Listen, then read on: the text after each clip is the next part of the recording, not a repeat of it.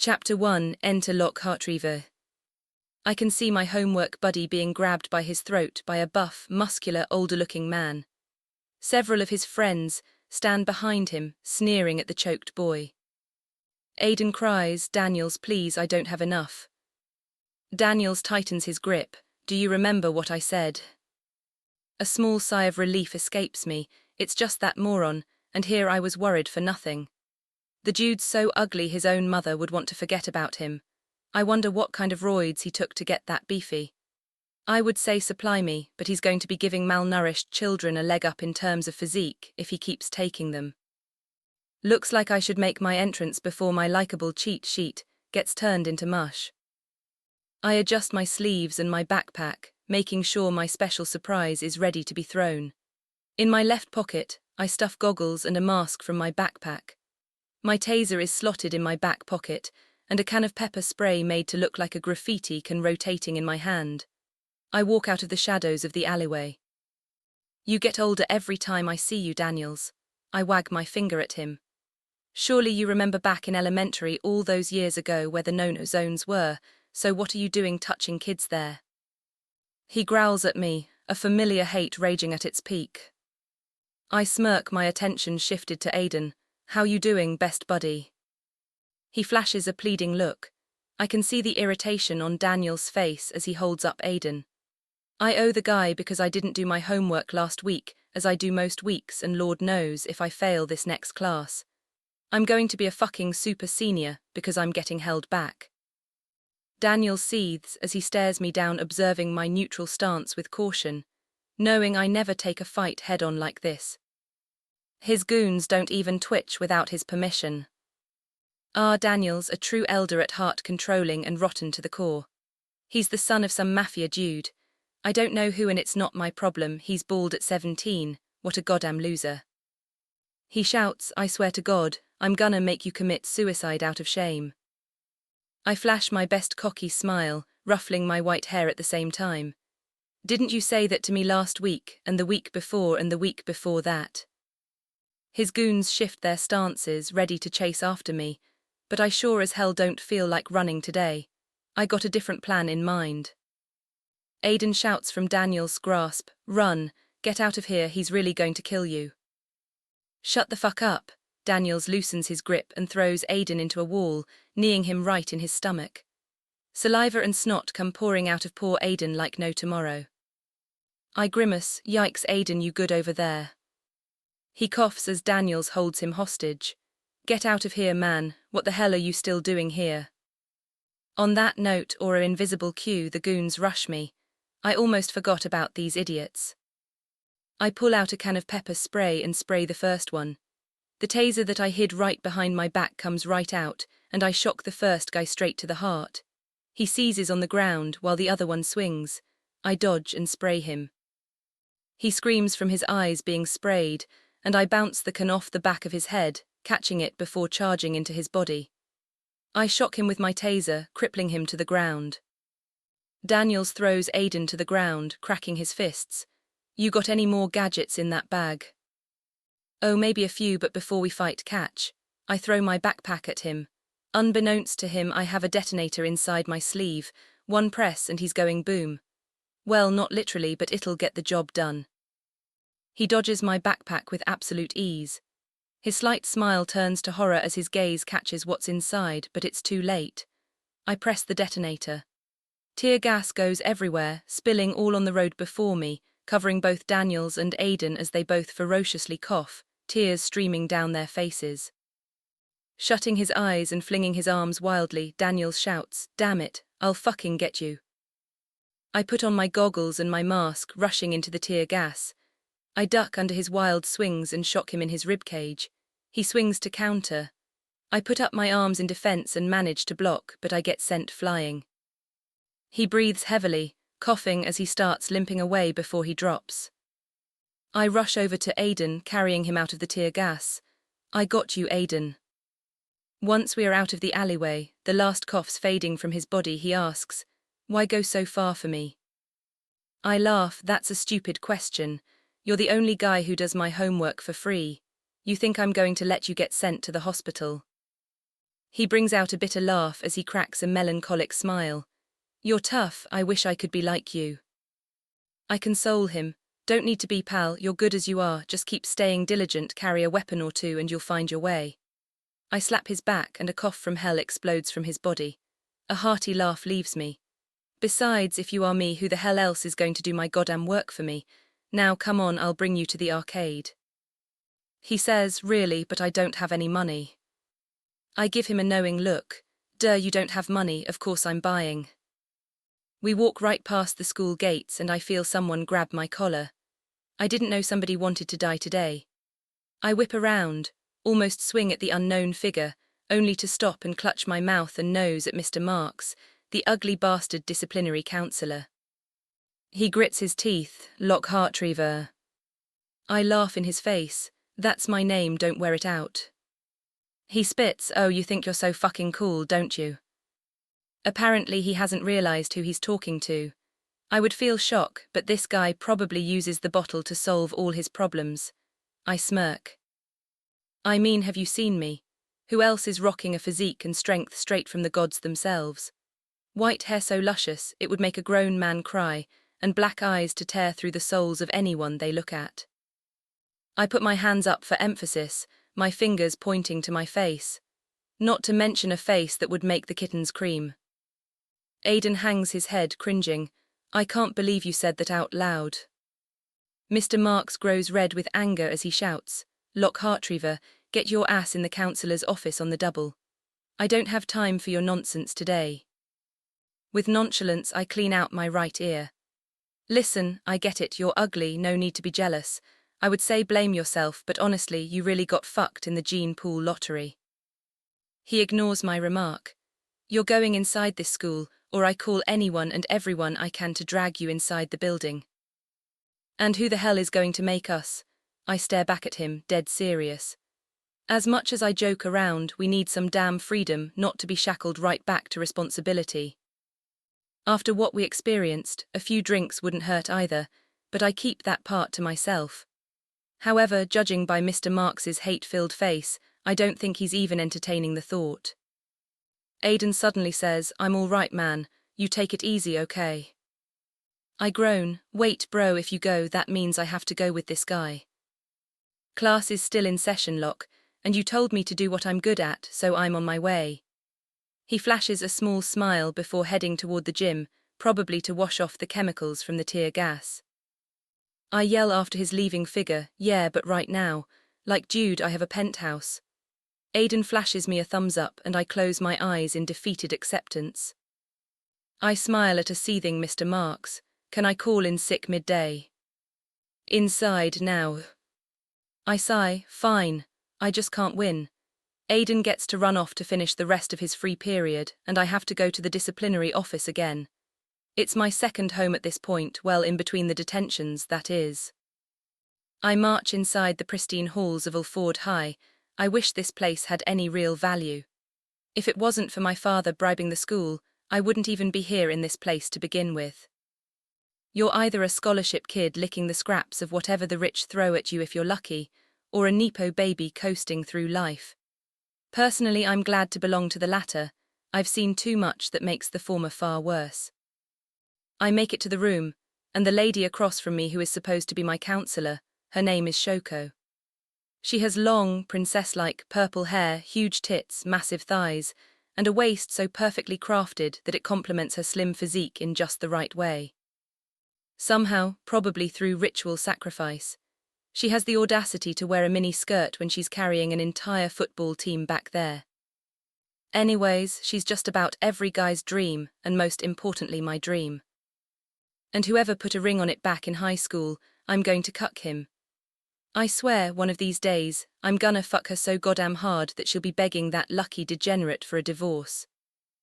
I sigh, sitting on the very nice leather couch that I have come to know. Leaning back, I stare up at the ceiling and close my eyes. It's funny, she usually says something when I enter, but she's been silent this entire time. Suddenly, I feel her hands upon my face and the back of my head just barely touching her chest. This has got to be some form of infidelity or something, because if I heard my bitch was doing this to another man, I would lose my shit. That man would pray every day that I couldn't find him, because he would be lucky if I only castrated him. I try to be nonchalant and smooth, but I can feel myself close to stumbling. Hey, Shoko, what's your skincare routine again? You don't look a day over 20. Despite the pleasant sensation on the back of my skull, her voice is rather stern. It's Mrs. Shoko to you. Now tell me, what are you here for this time? Chapter 2, The Call of the Abyss. She lets go of my face and goes to make tea. My eyes wander to her ass, but I don't look for long. Shoko, baby. She interrupts me. It's Mrs. Shoko. You can either call me that or get out. Damn this woman's ironclad defense. Yes, Mrs. Shoko. It takes a minute, but she eventually brings back some microwave tea and paper cups. I gulp down mine in one sip and she looks at me, shocked. How are you able to do that? That's boiling hot water. Another shot, no problem, I smirk. If you ever lock that door back there, I can show you just how I can gulp it all down. She closes her eyes, mostly in disbelief. Do any of your pickups actually work? Nah, I mostly get by off of women who want to make their boyfriends jealous. You might be thinking that's parasitic, but honestly, I consider it symbiotic. She takes a sip of her tea, and it takes everything in me not to stare at her luscious lips. When she opens her eyes again, she's a lot more calm. She looks me over, a complicated emotion splattered on her face. Lock, you're almost at the maximum amount of detentions, and your grades are average at best. I point, but I'm passing though, right? She narrows her eyes at me, and I put my hands up in defense. Listen to me, okay? It's for the sake of your future. You can't just keep running around like a stray cat, eating and doing as you please. The real world can be really cruel sometimes, and I don't want to see you get hurt anymore. I put my feet on the table and yawn. Here it comes again. I've gotten this speech since the start of the school year with her. I feel more strained each time I hear it, but this time she seems a little bit more somber. Listen, you've reached the maximum amount of detentions for the year, as you've done every year, the maximum amount of suspensions, as you've done every year, and you have a lengthy record of fights. You bring your weapons on campus like it's nobody's business, from pepper sprays to tasers. I know you told me to never bother asking, and for the past 3 years since I've come to know you I haven't, but do your parents celebrate you? Do you have anyone who's ever truly given you love? Parents, my mother only knows how to fool around with other men, and my father only gives a shit about running his company. He doesn't really care if I get into trouble or not. He only cares about his competitors. He told me he's getting another son when he has time to pick one that suits him, whether through adoption or through another woman. Not that I'll ever let him know that it hurts to hear him think so low of me. But to some extent, I should be grateful. After all, he's the only reason why this problem at the entrance of the school would disappear as if it didn't happen. I think around middle school, I wanted to inherit his company, but he told me not to bother with these words. A wild animal like you should just stay as far away as possible. He promised me a certain set amount of riches as long as I do 4 things. Don't mess with his competitors. Leave the city behind once I graduate. Show up to the events and do as I'm told when I'm there. No fooling around with rich women, be charming and respectful, don't be the dog that you are. Alas, I can't complain, life's easy for me, I shoot back. I asked if you were loved, not if it's been easy so far, but I can see that pained look on your face from here. I don't need an answer. This tough act I'm throwing up here really is distasteful. She really is the best I could ask for. Or, well, it's fine though. Soon I'll never see her again, and it's better to bury this city and the rest of these regretful memories behind. I throw a smile on. Well, if that's all, I'm gonna ditch again. Saying that directly to a teacher's face is so you, she chuckles.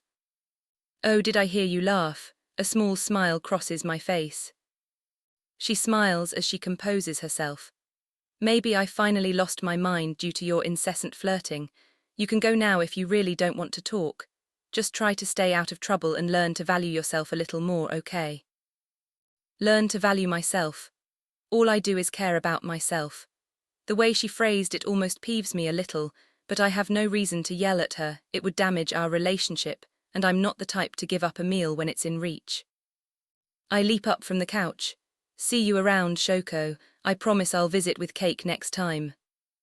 She pouts at me. Don't bother, just stay out of trouble, all right. With a smile, she sends me off and I'm back to the hallway feeling lonely as usual. I end up sighing because it's so boring. My pepper spray and taser were confiscated. I'll have to buy new ones, what a drag. I take a step down the hallway, each step feeling a little longer than the last. After a while I begin to warp. It feels painless as my skin spirals along with my vision. As the ceiling turns to mush, and the floor begins to melt into sludge, I hear a low, authoritative command. Step forward into the king's abyss. Darkness takes the sky outside. The land begins to crumble away. I hear the screams of the students inside the crumbling classrooms. The hallway starts to shift. The floor feels like quicksand as I sink into it. I move my feet forward in a panic. Taking that single step forward causes my body to be contorted and twisted. I'm blinded and I scream as my bones break and shatter. My eyes bleed until the pop, leaving me with nothing but darkness. A choking feeling ripping through my throat and chest. My heart thumps over and over again. I can hear the sound of the world coming down into layers, my mind splitting and ripping apart like brains splattering on concrete. Suddenly I'm hit with the feeling of my eyes returning to me alongside, an excruciating venom-like pain. I blink, and the next thing I see is an all-consuming darkness. A purple flame encompasses me, and that darkness ends, while I burn my senses, including my sight, become the foul-smelling insides of a giant dungeon-like gate, architecture spanning generational knowledge of craftsmen and spellcasters lost to miserable annals of time. I play games in my off time, but I've never seen something so detailed and realistic. Is this a game? The screams come a moment later, agony as I hear teeth ripping through flesh and bone, like a chainsaw through wood. No, it's a nightmare, one that I have been chosen for. Chapter 3, World Crossing. The next thing I know, I'm staring up at an empty sky. The clouds brush by without a second thought, the pain completely subsiding, the feeling of grass underneath me, and a strange wave of calm washing over me. Like the moments of terror I just experienced don't matter. I don't hate it, but it is suspicious. I normally love days like this because the wide open sun is beaming on my skin, but this is not one of those days. I'm in the middle of nowhere, leaves swaying just above me from the singular tree that lies atop a hill. I look over to my left and I see a small town. It leads to mountains in the far-off distance. I look to my right and I see nothing but more plains. I have no idea where I am right now. Maybe I got teleported or something. Wait a minute. I know this phenomenon, this is where I get superpowers. Status, I shout. A flickering black and white screen appears in front of me. Oh shit, that worked. I might not actually be a corpse in waiting. In front of me lie 8 stats which read. The stat. Class Sorcerer Rogue. Level 1, 0-100 XP. Strength 8. Agility 14. Magic 16. Endurance 10. Willpower 18. Perception 16. Affinity 10. Technique 5. Magic none. Abilities Mystic Eyes. Okay, not bad. I mean, I'm level 1, so of course there's room for improvement, but you know all good things come with time. I make a small stretch, but magic, I guess I better learn a spell or two as a top priority. It doesn't seem like I can check more info on any of the stats either. Let's just hope the locals can speak my language. After I finish some basic stretches, I run down to town. That's a short jog away, so it doesn't take me long to arrive at the entrance. It's populated with people in JRPG village-like clothing. The 2 men holding spears at the front seem to be guards. They stand at the front of the village. There are no walls, so it's not very secure besides them, but at least from this distance, it doesn't seem there are supposed to be 4 roads to enter in from. I get closer, and as soon as I am within talking distance, both men ready their spears. One more step further and I drive this spear through your insides. I put my hands up in surrender. Chill, man, I don't got any identification or anything like that. But the name is Lock if you're asking. One of the guards says, "Oh, never mind, he must be new." Are these guys even trustworthy? Maybe I should book it. Before you think about running, newbie, this guy over here is level 5 and I'm level 15, meaning we're both far faster than you.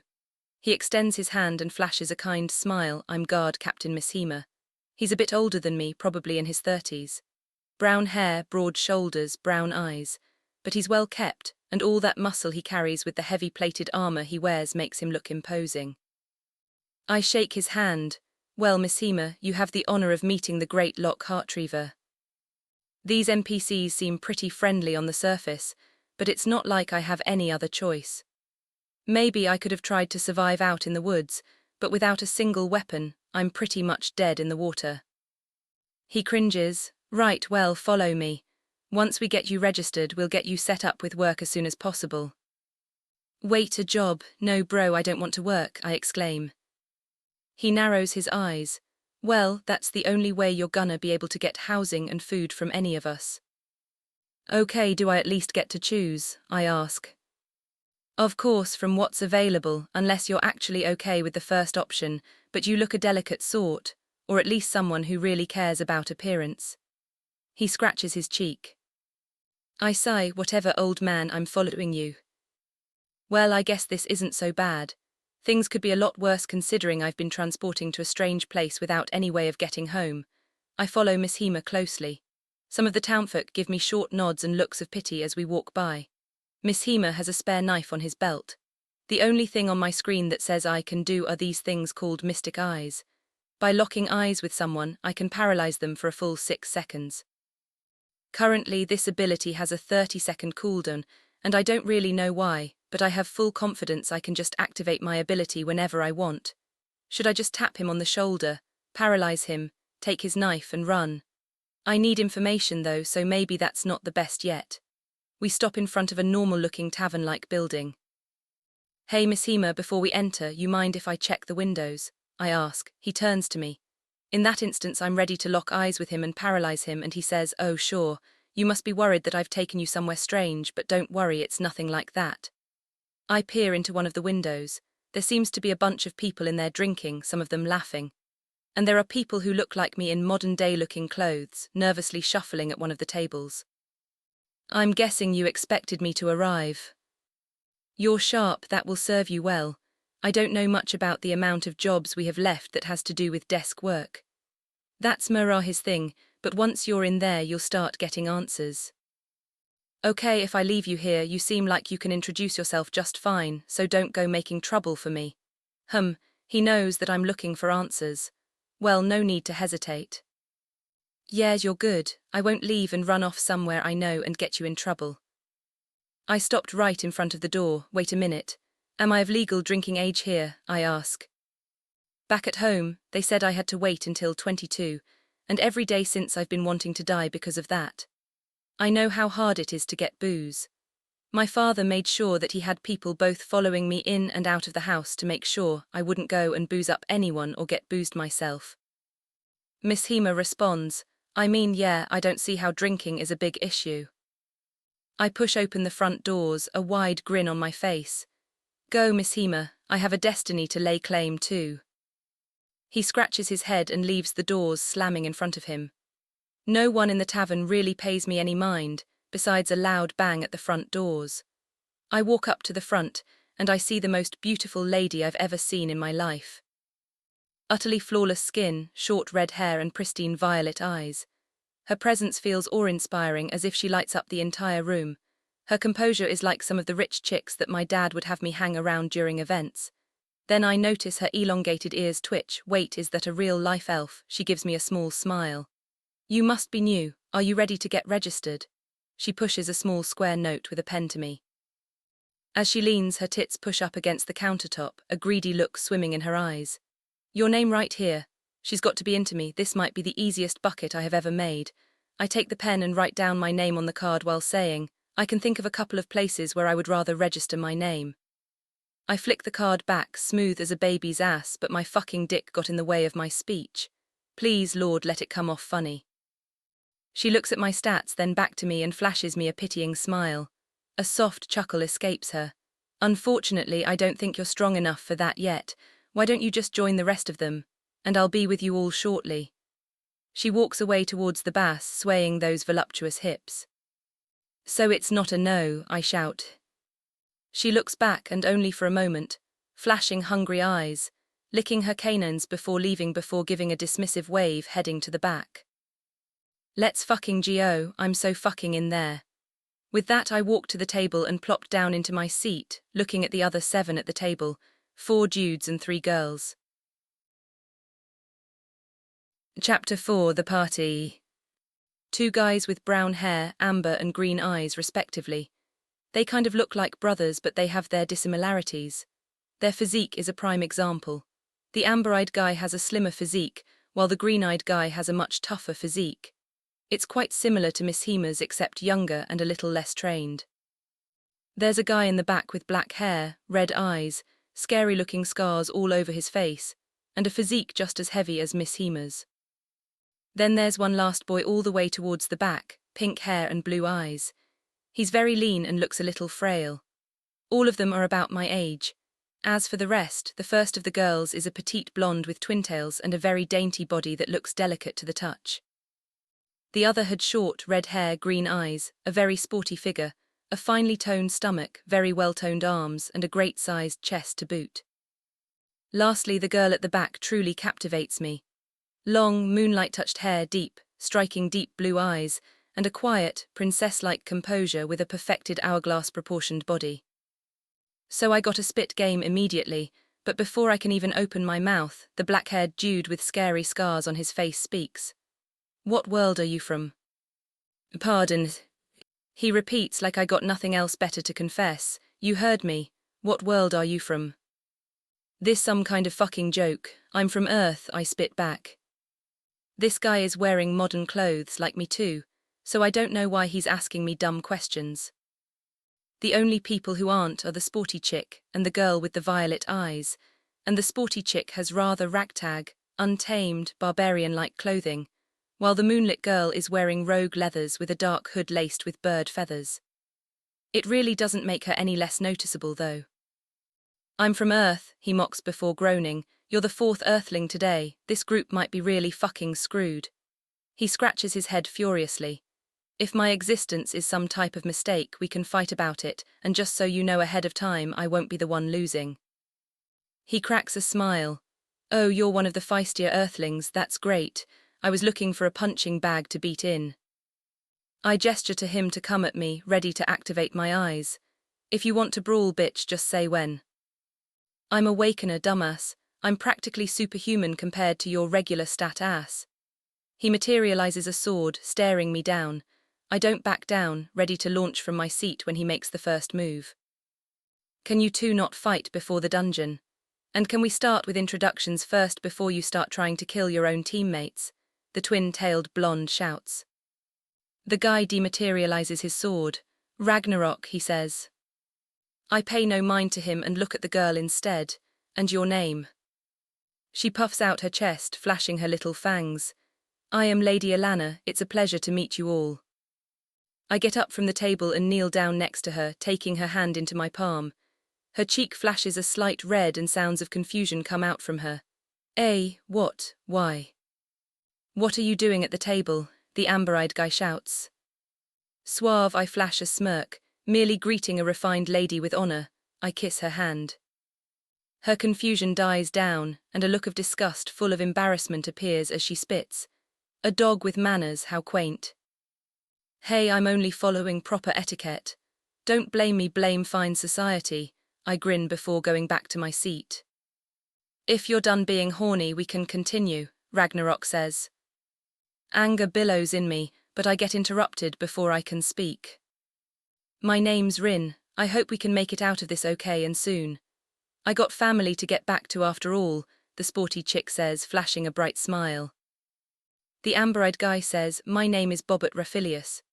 He gestures to the green-eyed man, and that's my brother Jimmy Raphilius, who smiles and nods, saying, I'm glad this is a lively bunch, it would have been far too depressing otherwise. The last pink-haired guy says, my name is Alvis, good to meet you all. Ragnarok spits in disgust, you don't look like you have any spine. Alvis shrinks in his seat. I'm sorry. Ragnarok groans, facepalming. I'm really gonna die here. Lady Alina says, quit crying, I'm sure he's doing his best. Thank you, Lady Alina, he smiles, nodding. She retorts, our distance in formal training, etiquette and background does not mean you can be spineless. I expect better behavior in the future, however, your thanks is welcomed. But the lecture behavior is fine, Ragnarok says, pointing to me. I can't really respond, he's right, so I shrug, with a cheeky energy to it. Lady Alina sighs, I can't help mutts who abuse the code of conduct for their own lecherous desires. I'm kind of feeling attacked right now, I say. You reap what you sow. Her gaze flickers to the moonlit girl. Hey, you silver-haired girl, what's your name? You haven't spoken this whole time at this table. I'm Sierra Valewood, I just feel a little uncomfortable being here. I say, I mean shit, baby, you can sit next to me. I'll make you feel real at home. Lady Alina cringes at me. Please, don't go next to the man who needs to be put on the list. Lady Alina, I'm wounded by your words. How could you be so cutthroat and callous to assume? Ragnarok shouts, weren't you hitting on the other woman at the counter 5 minutes ago? I put my hands up in my defense, she didn't say yes, she just didn't say no. Besides, you fail 100% of the shots you don't take, so it's simple, I just take every shot. Alvis said, I wish I had your confidence. Maybe I wouldn't be so nervous and queasy about what's coming next. Oh God, shut the fuck up already, your voice is poisoning the atmosphere, Ragnarok spits. Chill, Ragman, he didn't say anything wrong, only spoke the truth. After all, my confidence is something to be admired. I say. You call me that again and we really are fighting, he spits. I ignore him and flash a cocky smile at Alvis. The kid reminds me of Aiden a little. Alvis, right? Don't worry about it, Jude. I'm here, so that means everyone's getting out of this. Here's hoping you can do the impossible then, Lady Alina snorts. What do you mean by this, I ask. Adventuring parties, especially at the start, have about an 80% mortality rate, she says. You mean like 80% success, or, I say. You know what I mean, 80% of the parties that go in fail and die. The rest usually lose members all along the way. Normally, this could be circumvented by planning and studying, but most of the royals of the capital withhold the materials for the people. It's done in the name of trade, of course. It doesn't help that earthlings like you are sprinkled in, which is just like throwing toddlers to wolves, she complains. I interrupt her tirade. Well, Lady Alina, I don't know what type of earthlings you've met, but none of them are me. She perks up. Oh, and what's so special about you? I shoot a smug look at her. It's simple, I'm the best to ever do it. She questions, and what exactly is it? I laugh, it doesn't matter what it is, I am the best to ever do it. She sighs, I don't know why I even asked. The receptionist comes back and says, you guys can come in now. We'll be sending your party out first. Standing in the back room, we face a map of the territory. The receptionist says, hello everyone, my name is Marahi and it's a pleasure to meet you all. I am a member of what you earthlings would call an elven race. While we may have our cultural differences, I hope we can get along. For those of you who are already familiar with our customs, please be patient while I finish my explanation. Ragnar and Lady Alina shift, waiting for her to finish.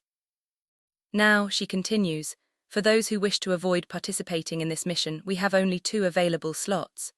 Those who win a small fight will be exempt from participation. She eyes me in particular before adding, and for those who want to avoid all responsibilities, you will be sent into the wilds without resources. I might add the fact few newcomers survive the wilds, especially at your levels. Let me begin by explaining where you are. You're in the small, sleepy town of Ironlight.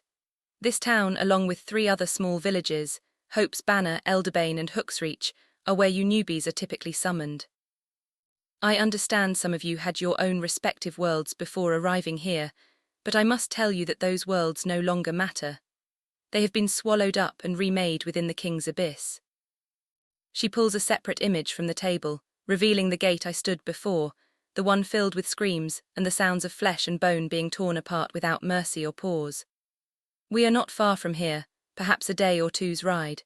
However, we won't simply send you newbies straight into the abyss. As instructed by the High Council, summoned individuals must repeatedly delve into the abyss due to population control issues. Gold, gathered from the abyss, serves as your currency and allows you to take breaks and live a normal life. But don't think it's easy, the death rate is still far too high. Fear, greed, and lust often lead to parties being wiped out. She rolls up the image and points back to the original map. Normally, we would send trained individuals into dungeons with you. However, given your numbers and current strength, you should survive as long as you remain calm. This will also serve as your trial to enter the abyss. Of course, there are monsters on the surface world and in the wilds where you can gather gold as well. But as I stated earlier, the mortality rate is high there too. And between you and me, I would rather face the abyss than the wilds. Chapter 5, 12 Strength. Sira raises her hand. Has anyone seen the end of the abyss? The receptionist returns to the table. No, no one has. Currently, humanity has only made it through about 3 layers. Our infighting has prevented us from pushing forward to the 4th. Larger teams are needed, but people are fighting over territory and resources. It also doesn't help that the 3rd layer is incredibly difficult, almost post-apocalyptic. So how did you guys get through the first 2? I ask. And here I thought you weren't capable of serious questions, she retorts. There are 4 crystals that stabilize each layer, either buried or present in a particular part of it. Breaking all 4 summons the final boss of that layer. Normally, that would be the end of it, but the other layers will also send their mark monsters to invade. To make matters worse, monsters still spawn on every layer, meaning humanity has to maintain fortified defenses even when they aren't diving. Our only real saving grace is that the gates to the next layer only allow monsters through at intervals, and on specific days and times. This means we don't have to constantly guard them, and can spend our time clearing out monsters in the wild, preventing them from overpopulating and creating more dungeons on the surface, which in turn would create more crystals. Ragnarok, precisely. She shuffles the map back into the drawer. For now, let's stop talking about layers and focus on what you're going to be doing. Does anyone want to back out of this mission? I was expecting at least one of us to back out, probably Alvis, but strangely none of us did. Strange, usually it's half the room, she comments. Bob speaks up. Well, I mean, even if we do get work here, we won't be able to handle the monsters outside, right? Jim adds, well, I gotta make it home. And if home is at the end of that abyss, then so be it. Do you all feel the same? The receptionist asks. Alvis says, I don't really want to spend the rest of my days working in this hot, strange world, one that could be swallowed up by monsters at any time. And what about you? You're from Earth too, right? The receptionist asks me. It really doesn't matter, I'll succeed wherever I go. God, are you always this full of yourself? Elena asks. I mean, have you seen me? I'm fucking fantastic. There's a difference between confidence and being obnoxious, and you're treading the line right now. And I think you're just hating on somebody who doesn't deserve the hate. The receptionist interrupts. Well, since no one's backing out, I'll prepare your rooms and supplies. We don't get many adventurous types coming to this place, mostly because of the hunt locations, aside from the place you're going to. Alvis asks, how many dungeons are there besides the one we're entering? Too many to count, and those are just the ones we know about. They mostly stay dormant, only leaking out the odd monster or 2. We can tell when they go into a frenzy based on monster activity. We have observers in the field who report back daily. Ragnarok chimes in. So that's why your workforce is so heavily weighted towards adventurers. You need as many people on the ground as possible to cover the sheer number of monsters running around. That is precisely correct. Now, if no one else has any questions, you can leave the room and go upstairs to claim your rooms, 2 people per room. Elena, Jim, Bob and Ragnarok all leave, leaving me. Sira, Alvis and Rin, each with our own questions. Alvis asks, what type of gear will we be given? Considering how many of you volunteered to stay, we need to be careful with our resources. So depending on your class, your gear will be rationed out accordingly. To circumvent any unfairness, you will gain some form of training tomorrow if your stats allow it. I see. Any more questions, Alvis? No, I can go upstairs and go to sleep now. He leaves the room. Rin then speaks up. What kind of dangers will we be facing? Traps, low-level monsters, false chests. You'll get a full dungeon debrief, both in written form and before you actually enter the dungeon. I wouldn't worry too much about that. Are there any good places to train around here while I wait for an instructor? The training fields are out back. Don't work out too late, you have a long day tomorrow. We'll ship you all out in 3 days. Okay. Rin skips out of the room, leaving only me and Sira. Sira asks, do you have a church or monastery in town? Yes, we have a prayer house. It's quite nice if you're into that sort of thing. It's more of a communal effort to care for it. I see, do you mind if I borrow the roof then? The roof of the tavern. Yes, but listen, if I hear or see you doing anything creepy. Sira interrupts her. No, nothing like that. I just need to pray before going to bed, if that makes sense. Marahi takes a small breath. Fine, do as you please, but I'll have the guard captain watch you. Understand, at least until the shift ends. Of course, thank you. Wait, hold on.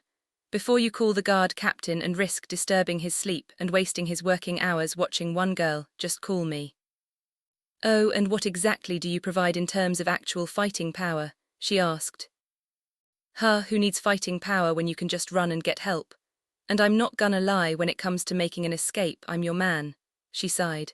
I don't want to bother Miss Hema too much, so I guess I'll leave it to you, but if you two are in cahoots, I swear. No, I don't know that man, Sira said. A slight pang hit my chest, but it wasn't enough to stop me. Sira quickly left the room before I could respond. Well, it's just me and you, Marahi. Tell me, what kind of strength do I need? She laughed. I should have expected this from you. I'm only into guys with a muscular build, sorry. Given your current class, it would be unwise. I'm not looking for wisdom, I'm looking for the number. You're a rogue, a sorcerer, a dual-class rogue. You want to know what that means? Sure, lay it on me. It means you should be building into agility, magic, technique, and affinity. That way, you'll have more versatility and elemental options. But don't put too many of your level-up points into technique, though, since you can train that naturally through combat. It isn't bad if you want a head start, or if you get any free points. You mean there are items that can give me free points? Yeah, but they're all properly expensive, hard to obtain or craft. Truly, alchemist is the most valuable profession. It doesn't even compare to the others. I mean, that's cool and all, but I'm still looking at strength total. You would need at least 20 strength. For the first 3 levels, I would consider that inadvisable. Anyone with eyes can see that. You get 8 points per level, meaning you'd have to invest half your points just to meet my standards, which could lead to your inevitable death. All right, I get it. But if I do get 20 strength, which should be impossible, I get to make you bite the pillow. I hope you're more creative than that. She waltzed over to me, quickly leaned in and stole a kiss. However, I don't mind giving you a taste of something you can't afford. She thinks I'm just going to let this moment pass. Hell no, I grab her by both wrists and force my way into her mouth. I expected an immediate, violent rejection, but instead we slowly ease into it. Within seconds, we're in rhythm. As I feel the warmth of her embrace and caress her skin ever so slightly, I reach for her dress, and then I feel a violent push against my chest, sending me flying across the room. I crash into the wall. Fuck, I shout, rubbing the back of my head. A smug smirk crawls onto her face. Didn't I just tell you that you're not strong enough? She gives me a fleeting goodbye. The door closes, but opportunity has not. God damn it, I'm going to have to put 12 points into strength. Chapter 6, Shadow of the Berserker. Marahi walks outside into the moonlight, shivering slightly in the open air. She watches me climb to the roof before heading to the barracks with a basket full of bread.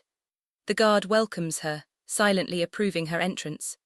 When she walks inside, she sees a group of drunken guards sitting at a table in the middle of the room, reveling in drunken laughter. One of them shouts, "Marahi, you free tonight?" Another retorts, "I'm sorry, but I'm not into those who are too crude. Leave her alone, she's just a damn elf." "You don't want to stick your shit in that, Derek. You'll take anything, won't you?" They all begin to laugh, a harmonious and instinctive sound like an endless choir. She opens the door to the back office where Captain Miss Hema sits. She plops the basket of bread on the table, takes a piece and sits in the chair across from him. How are the newcomers? Miss Hema asks.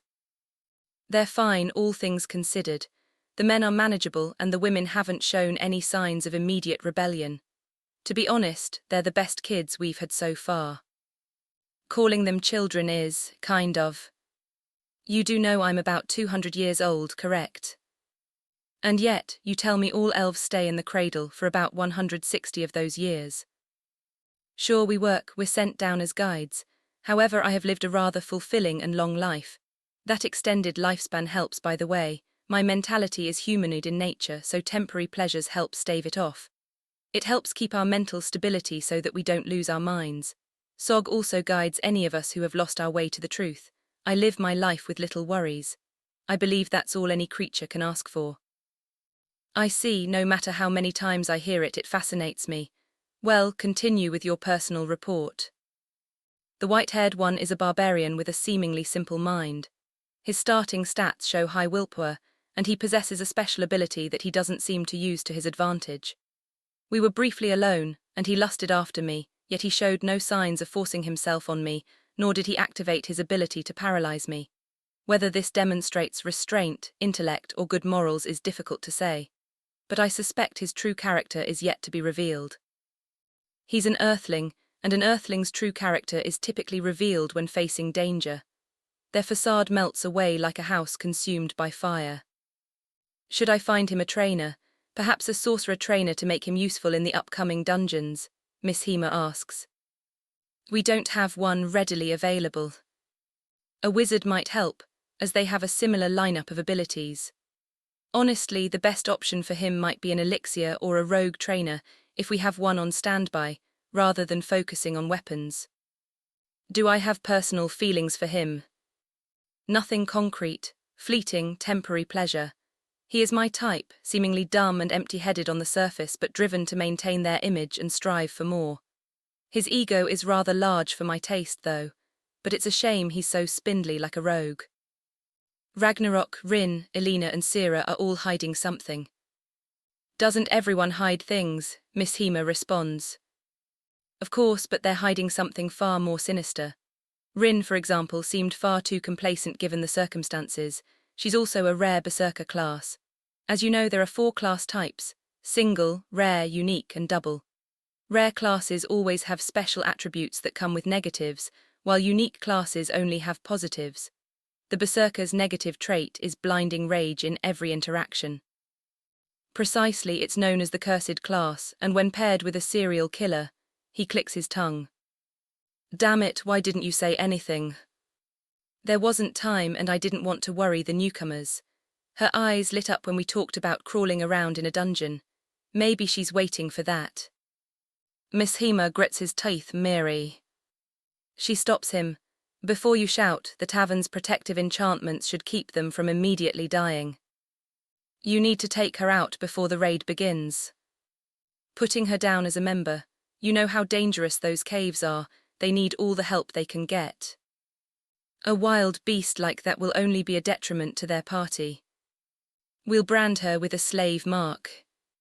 You know how I feel about using that type of magic. Do you have any better options? We still have plenty of scrolls left, especially since we established that prison system you've been longing for. You're not seriously thinking of interrogating a berserker, are you? It would be in accordance with the law. Those animals don't follow any laws, Miss Hema. Fine, continue with your report. We'll deal with her in the morning. Ragnarok claimed at the table that he was an awakened. You heard this? Yes, my ears can pick up and decipher any sounds within a 2-mile radius, so it wouldn't be strange for me to pick up on their conversation. Fair enough, I forget you can do that sometimes. Don't worry, Miss Hema, I won't tell the whole barracks about your escapades with apprentice Knight Risay. If you could stay on topic, that would also be great, he said sternly. Apologies, I have a way of pushing buttons.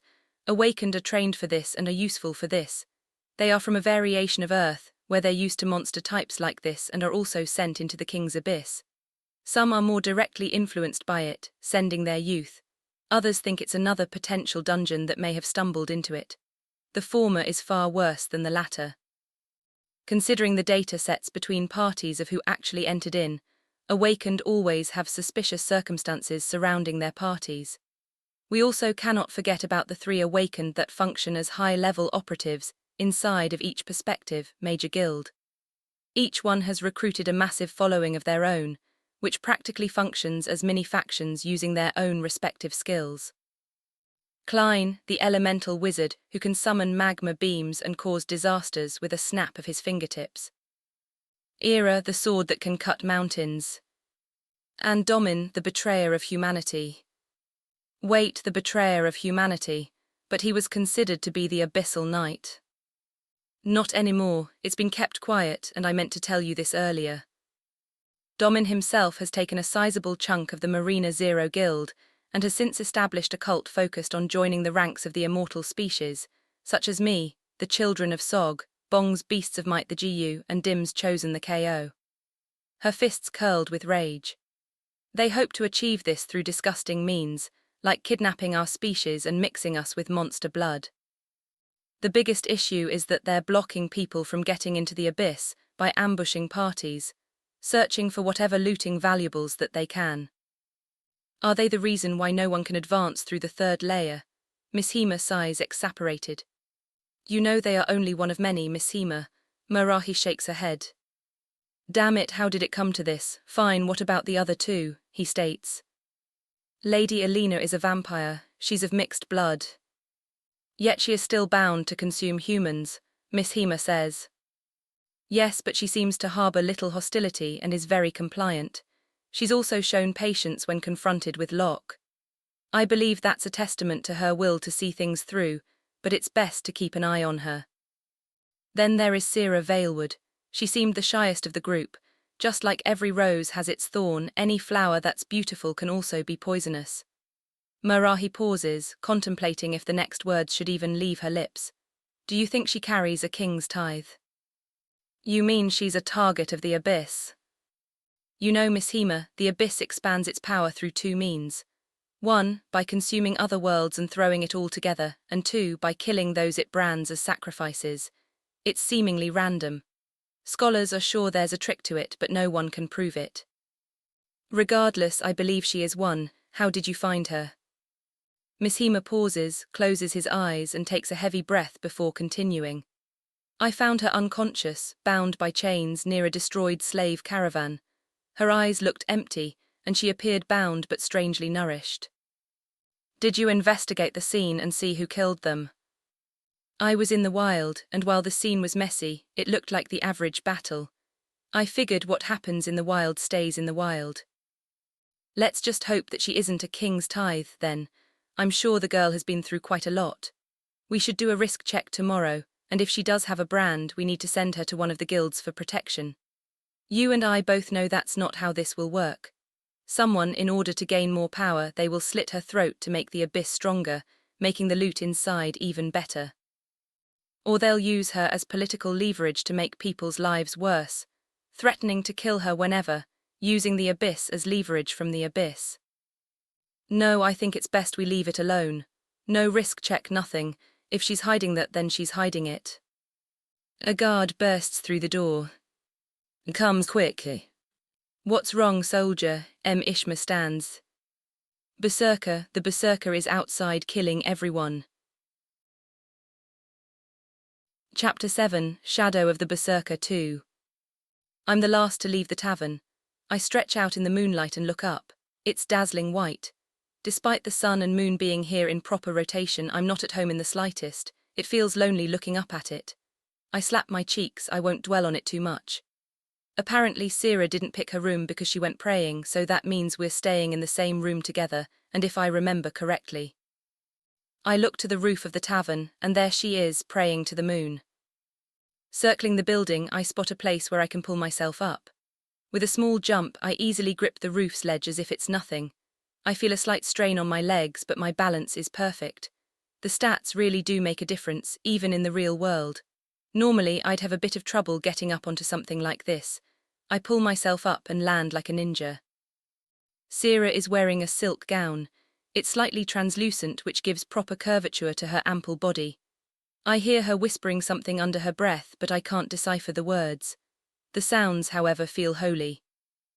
I think it's best to believe that gods aren't just a metaphysical concept before I start this conversation. I lean against the tavern's chimney, close my eyes, and listen. As I listen, the sounds feel less like words and more like a hum in rhythm with the wind. With nothing but devotion in her prayer, the song feels like a lullaby for dead children, her form shutting out all the noise in the world. Opening my eyes, I see from here. She looks lonely, not because of her nature, but because of what is thrusted upon her, like this borrowed song carried by desperate worship. I decide to keep it light. Hey, did you have a good talk?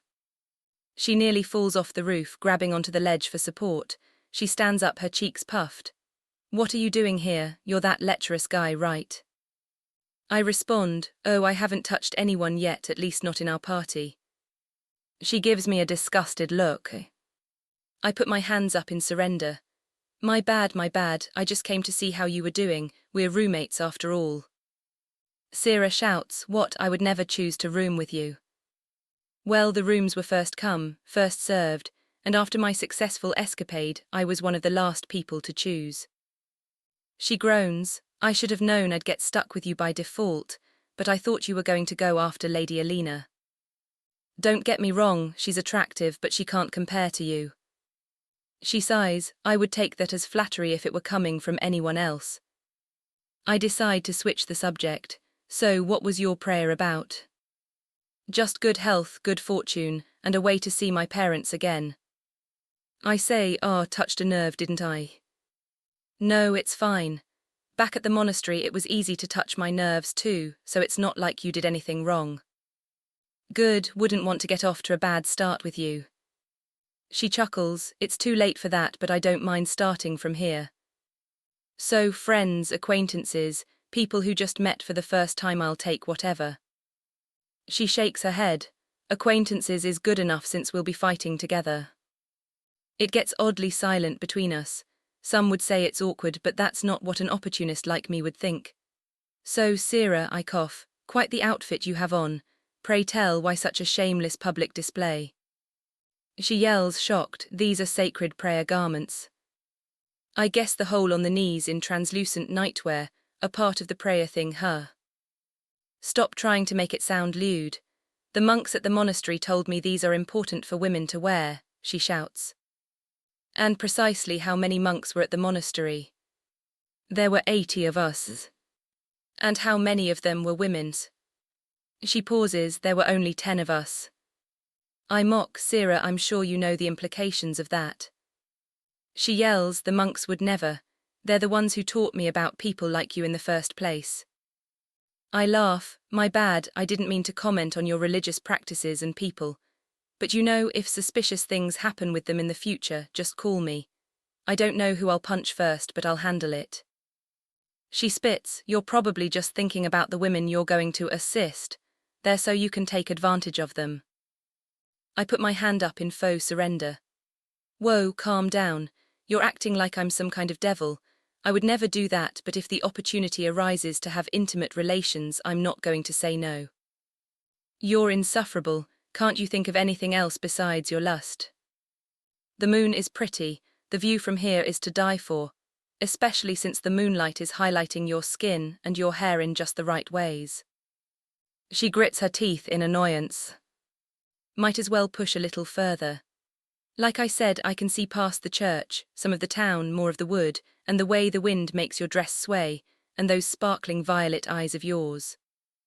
She flashes a look of annoyance while rolling her eyes. Heh, she's cute when she's mad. Do you hate yourself? I ask. Exasperated, she says, what? I shrug, because I would love to correct that. I'm leaving, she turns to leave the roof. I shout, wait, Sira.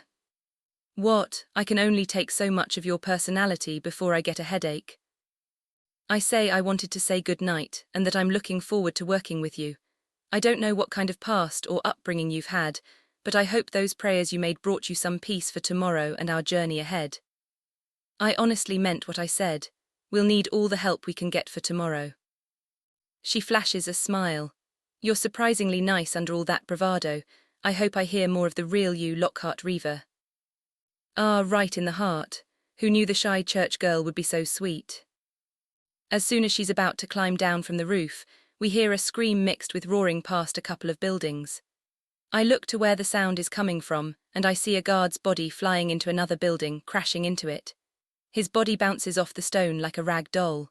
His blood splatters across the messy field and the building. Shit, we've got trouble. I jump across the roof. Sira, can you fight? Sira climbs down from the roof. I have some magic. Good, let's handle it, I shout back to her. After getting to the edge of the second building, I stand above the scene. Soldiers are surrounding Rin, each of them pointing spears at her, shaking. The woman's veins are popping out, her muscles are engorged, she's frothing at the mouth. One of the soldiers steps too close. She grabs his spear, yanking him forward.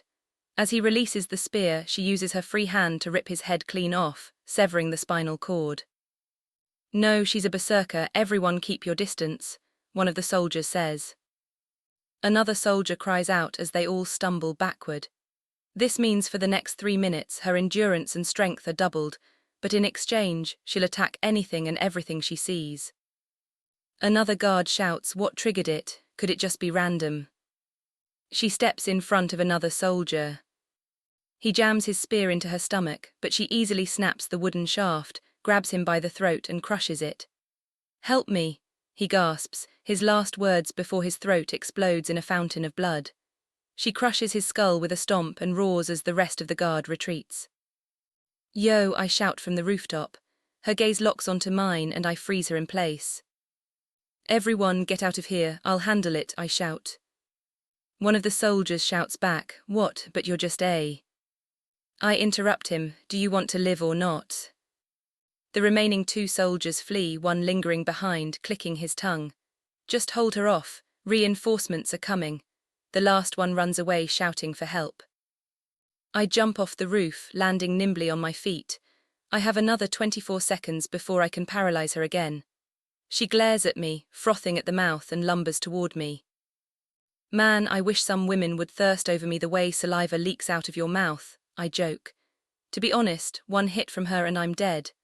I don't even think the words registered, considering she hasn't responded. She pauses only a moment, still frothing as if she's not there, before continuing to walk toward me. If I dash, will she anticipate my move and intercept me?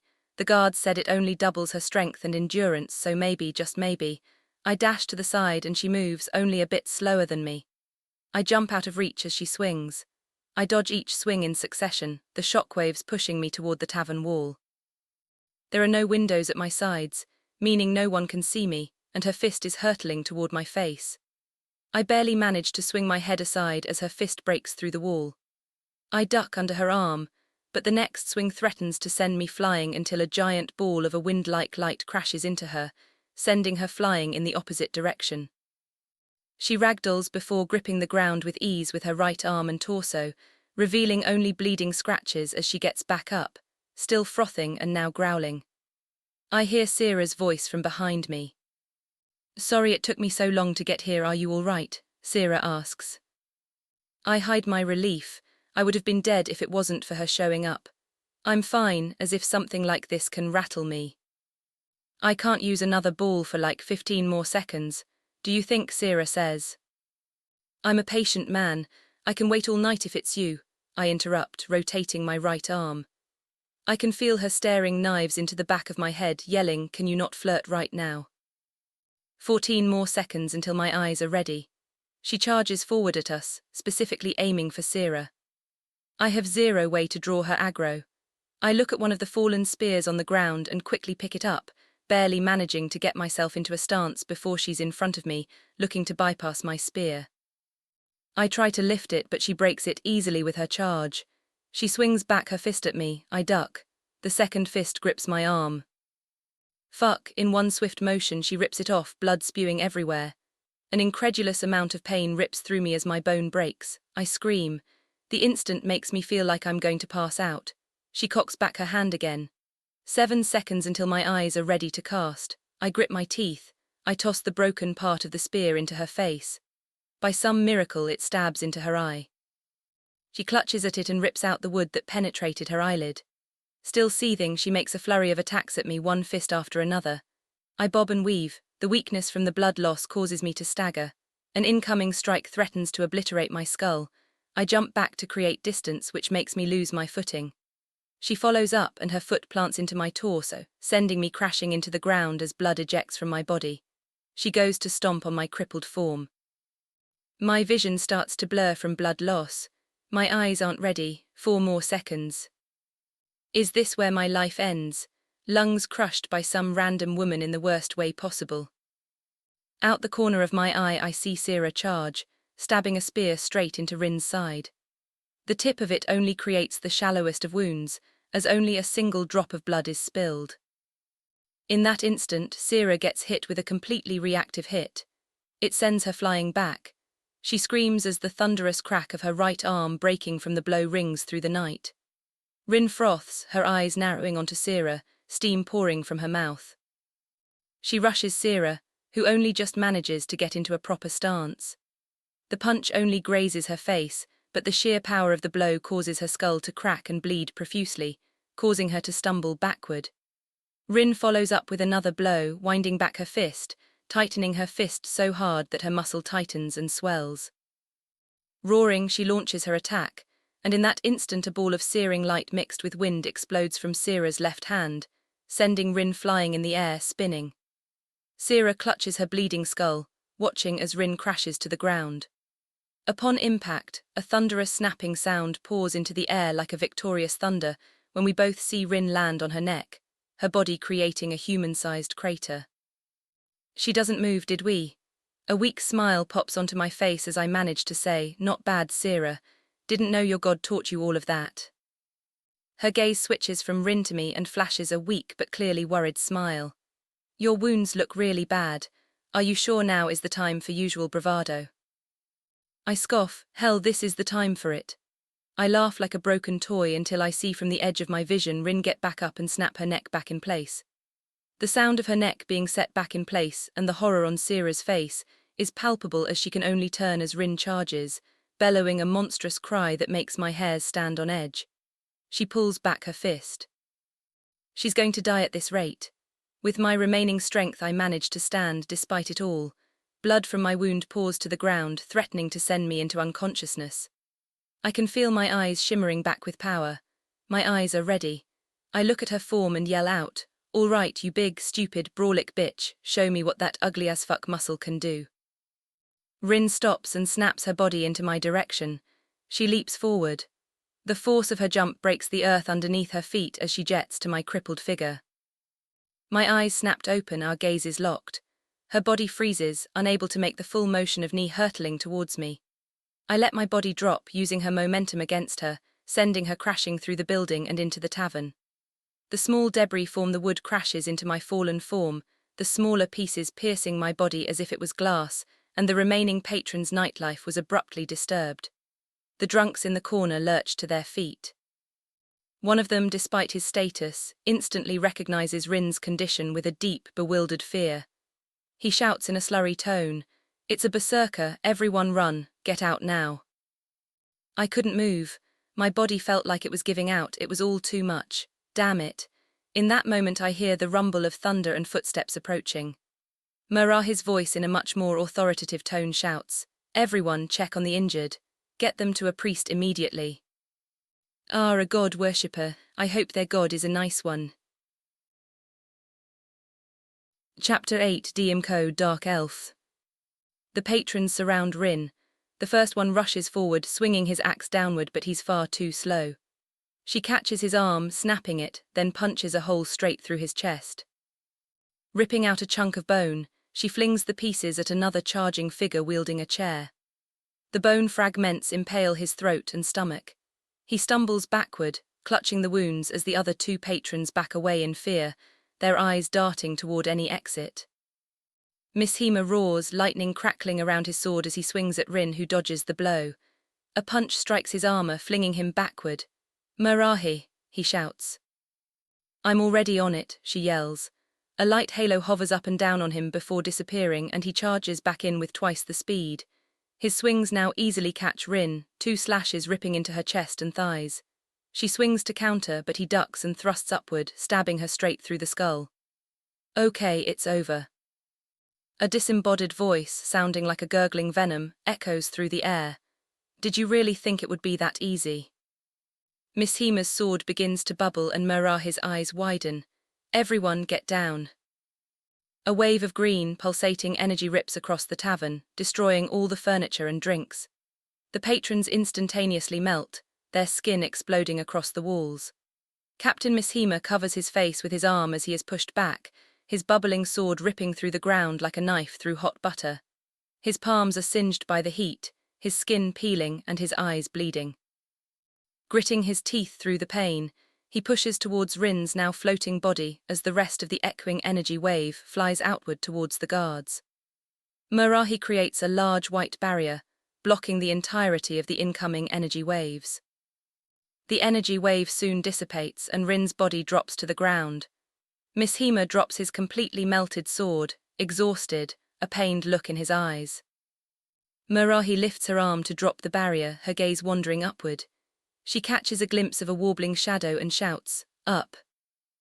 Miss Hima shoots his eyes upward, seeing a falling figure. It strikes downward with a knife cleaving straight through Miss Hima's chest armor. The force of the blow sends Miss Hima flying into the barrier, cracking it, blood spilling from the exposed wound on his chest. The figure lands and darts toward Miss Hima, looking to plunge the knife into the exposed wound. Murahi strains to create another barrier. Her muscles twitch and writhe as a barrier thin enough to just block the stab, as the knife collides with the translucent wall, cracking it. Miss Hima recovers and swings his sword downward, moving through the barrier. The assailant sees the incoming swing, sidesteps the strike and leaps backward. The hooded assailant reveals his muscular, scarred arms and motions for Miss Hima to step forward. Miss Hima spits out a wad of blood. "Need a spear," he commands. One of the guards tosses him a spear. As he catches it, he postures himself, taking a deep breath, letting his energy flow through the spear, making lightning crack off its tip. Miss Hima gestures for them to surround the man. Each guard gulps, then rushes forward to encircle the assailant. Miss Hima says, "Surrender now and you may keep your life." The assailant snickers. "Honestly, I didn't think you'd be so quick to kill one of my puppets. But honestly, I should have given more credit to one of the villages meant to foster heroes to travel the King's Abyss." Miss Hima announces, "You will pay for your crimes of possession and manslaughter inside the Abyss. This is your last chance to drop the knife and come peacefully." He laughs. "Let me guess, you'll put a slave mark on me. I didn't think the rest of you are so barbaric as to resort to such a thing, although knowing cowards like you, you'll probably sell me off to somebody who would put one on me. I know I'm quite the price on the market today, and it sure as hell would fix up the infrastructure of a backwater village like this." He grips his knife even tighter. "None of you are making it out alive tonight." A massive runic circle spans out from the center of the village past the tavern. Everyone's skin starts to boil. Miss Hima and the guards either go limp or crumple to the ground. Murahi bleeds from her eyes, ears, and mouth. Trying her best to stand strong, she bites down on her thumb, drawing blood, and paints a small rune onto her hand, which she smashes onto the runic circle. "You think I didn't plan for that either?" The cloaked figure flips back his hood, revealing a green-eyed, fanged elf. "Your lot has always been one of us. It's too bad you each and every one of your kind chooses otherwise." His sclera darkens, and draconic wings sprout from his back. DMCO, dark elf. The rune on her hand reacts violently and explodes, causing her to crumple to the ground, clutching her bleeding stump. But the runic circle under their feet fades. Everyone, however, is still massively sick, and Miss Hima is unable to move as the muscles in his legs pop and bleed on the ground. The blood loss renders him unconscious. Murahi tries over and over to stand back up, only to collapse further onto the ground. "You think I didn't study this village every hour of every single day while I stalked in those wilds? I knew what you were capable of." He walks forward, a shadowy knife materializes and raises high. "I'd say it was good knowing you, but you're a damn dirty elf. The last thing I ever want to see in my life is a fucking filthy elf." He brings his knife down, his entire body following, but her body suddenly disappears. His knife lodges in the ground. He looks left to see Bobbert holding Murahi in a princess carry by the staircase. "As if I could let you lay hands on a lady like this." Jim and Lady Alina leap from the second floor, landing in the middle of the room, readying their stances. Bobbert steps in front of them. The DMCO stares at them, hate burning in his eyes. He switches to a mocking tone. Here I thought you kids would be hiding upstairs all night, and where is that boy Ragnarok, and the other two, that perverted white-haired bastard and that ether girl scandalously protecting church pride on her knees in a way that would make most priests forsake their purity. The DMCO face palms. Oh, I know what happened. They are dead. You probably have your hands full with what I just pulled off, so how about a newbie like you just drops out now? Marahi says from Bob's arms, leave, you have to run. Bobbert says, quiet now, little lady. You have done enough work for a woman of your stature. The DMCO snickers. Well, you must think you are pretty fast, huh? A gentle wind circulates around Bobbert. As he gently puts Marahi down, who passes out from her wounds, he stretches his arms. Do you want to see how fast? With a single twitch of his stance, he disappears. Wood breaks beneath his feet as he instantly reappears in front of the DMCO, arms swinging. But just as contact is about to be made, both arms are locked by shadows, and the wind around him vanishes. The DMCO says, looks like you ran out of time. For a little one you scared the shit out of me. The shadows on his body tighten. And since you'll be a threat in the future. I don't know if you forgot that we're here. Alina shoots a small beam of red light at him. The DMCO easily deflects it with his left hand, sending it firing into the ceiling. Don't bother, just sit quietly as I kill everyone. You're not going to lay a hand on my brother, Jim shouts, running to make a jab, only for a shadowy tendril to swing him into a wall. This is your brother. The dark elf points to the struggling Bobbert, who tries not to choke as a vine of shadows constricts his throat, lifting him into the air. Man, you two are unlucky. The sharp crunch of breaking bones and the sound of tearing flesh are Bobbert's only warnings before his arms are ripped off, splattering to the ground. A shadowy tendril then penetrates his stomach and infests his body. His screams are suffocated by gurgling blood that pours from his mouth, pooling below his feet. Once his body goes limp, it drops to the same pool of blood, shackled by shadowy tendrils. Holy fuck, Alina says. You girl with the lasers, get on your knees right now, I'll spare you. Monster blood like yourself has plenty of uses on our side. I'll show you way more favoritism than these mere mortals, the dark elf says. Alina steps back, but her eyes show contemplation. Jim comes off the wall, shaking his head. He blinks, refocusing his vision, his gaze wanders to his brother's corpse, he shouts, Bobbert, no. Chapter 9, 3 Goddesses.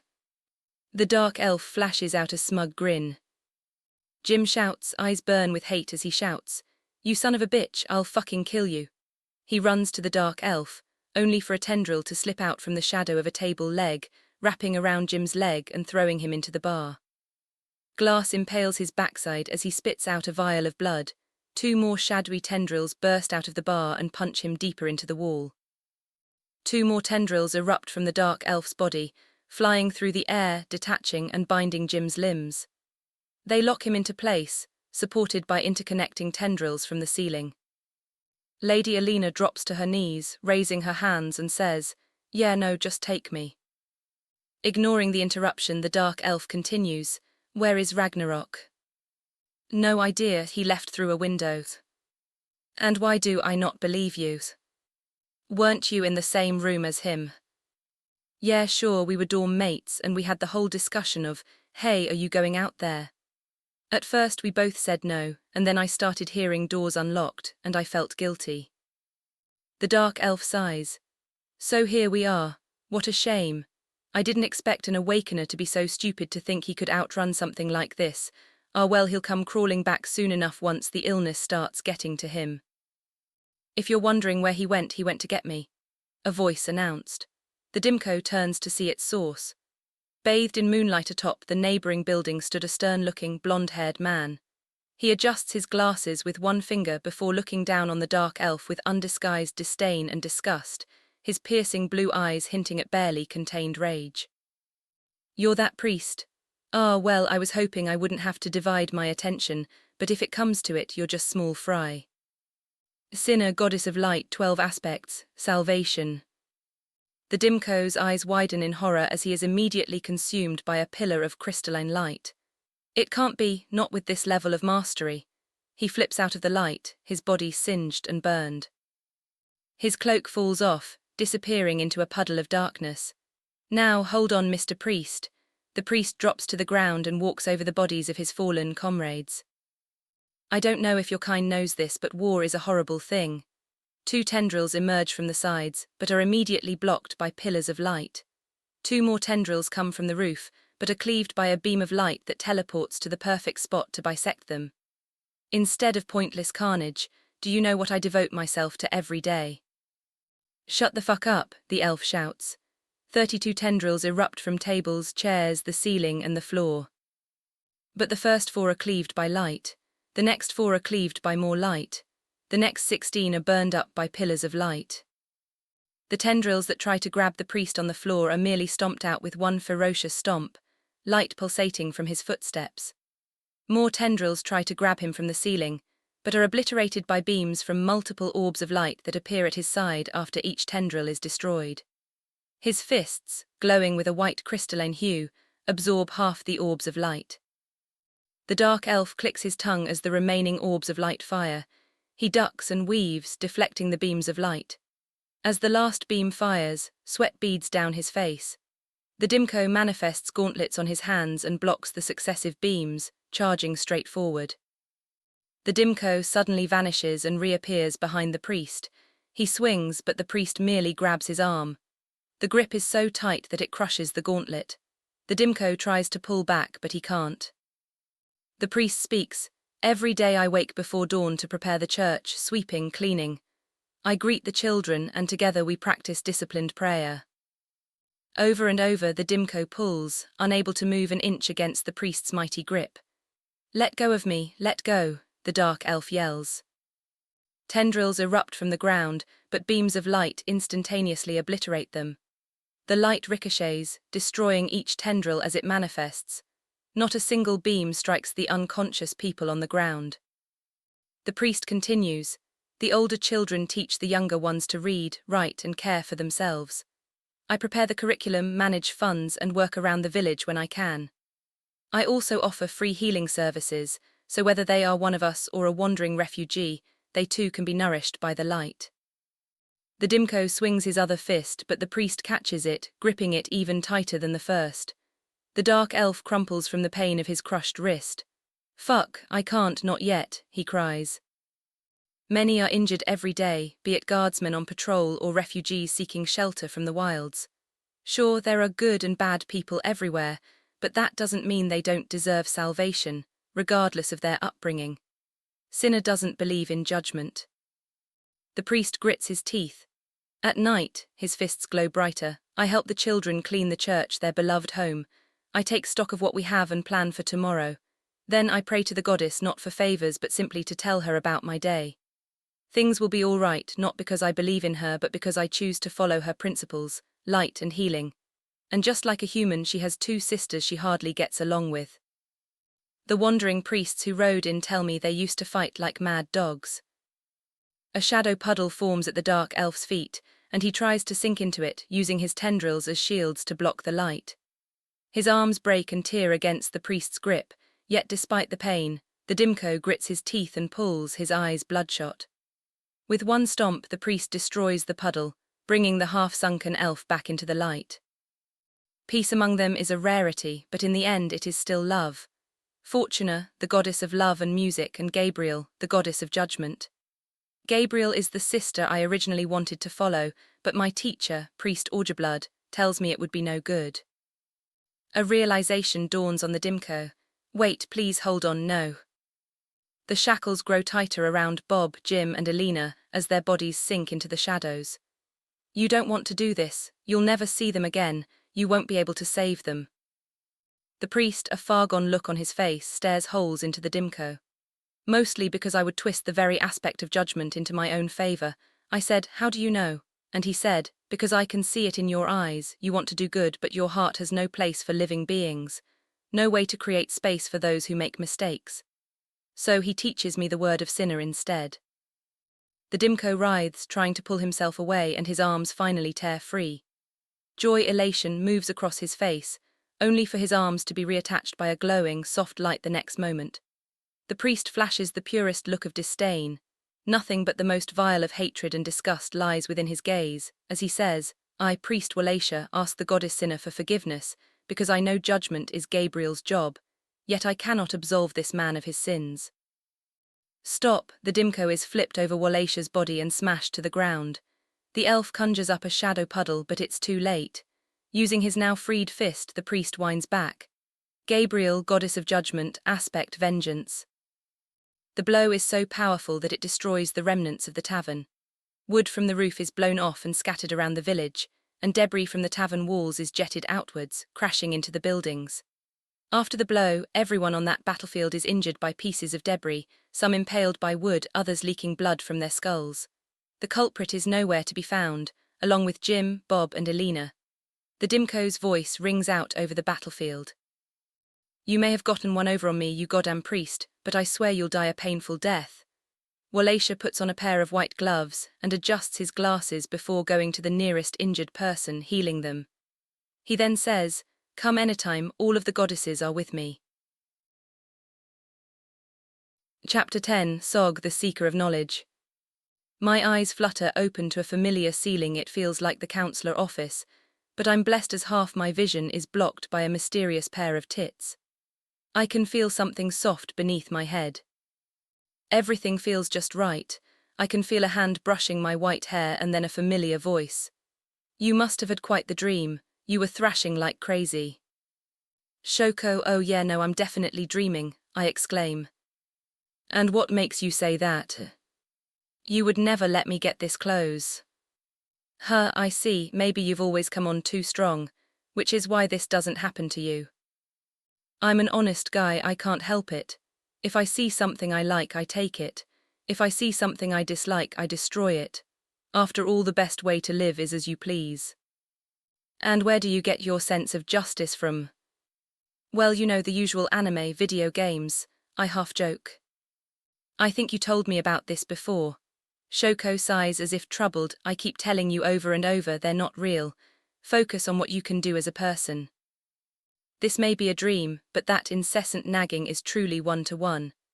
I let out a small chuckle and look into her eyes. What do you mean I always got my eyes on the prize? Careful there, I might push you out of my lap if you keep going. My bad, I don't want to ruin this special treat you've given me. I relax a little before continuing. The world is a lonely place. What makes you say that? I'm here with you now, am I not?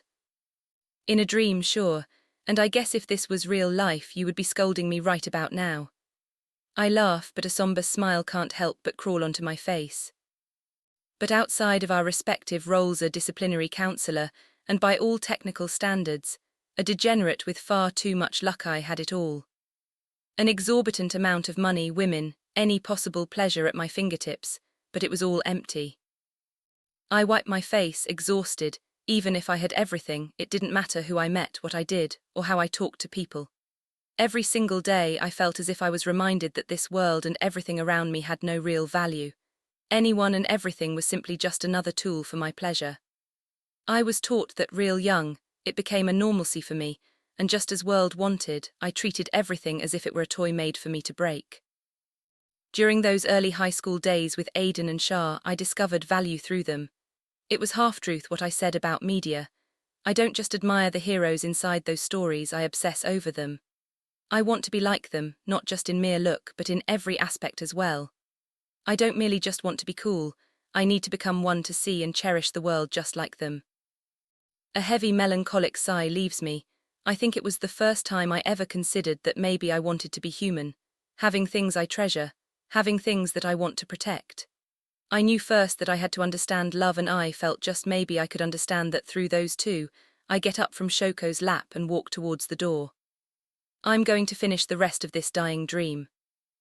How do you know you're dying? She asks.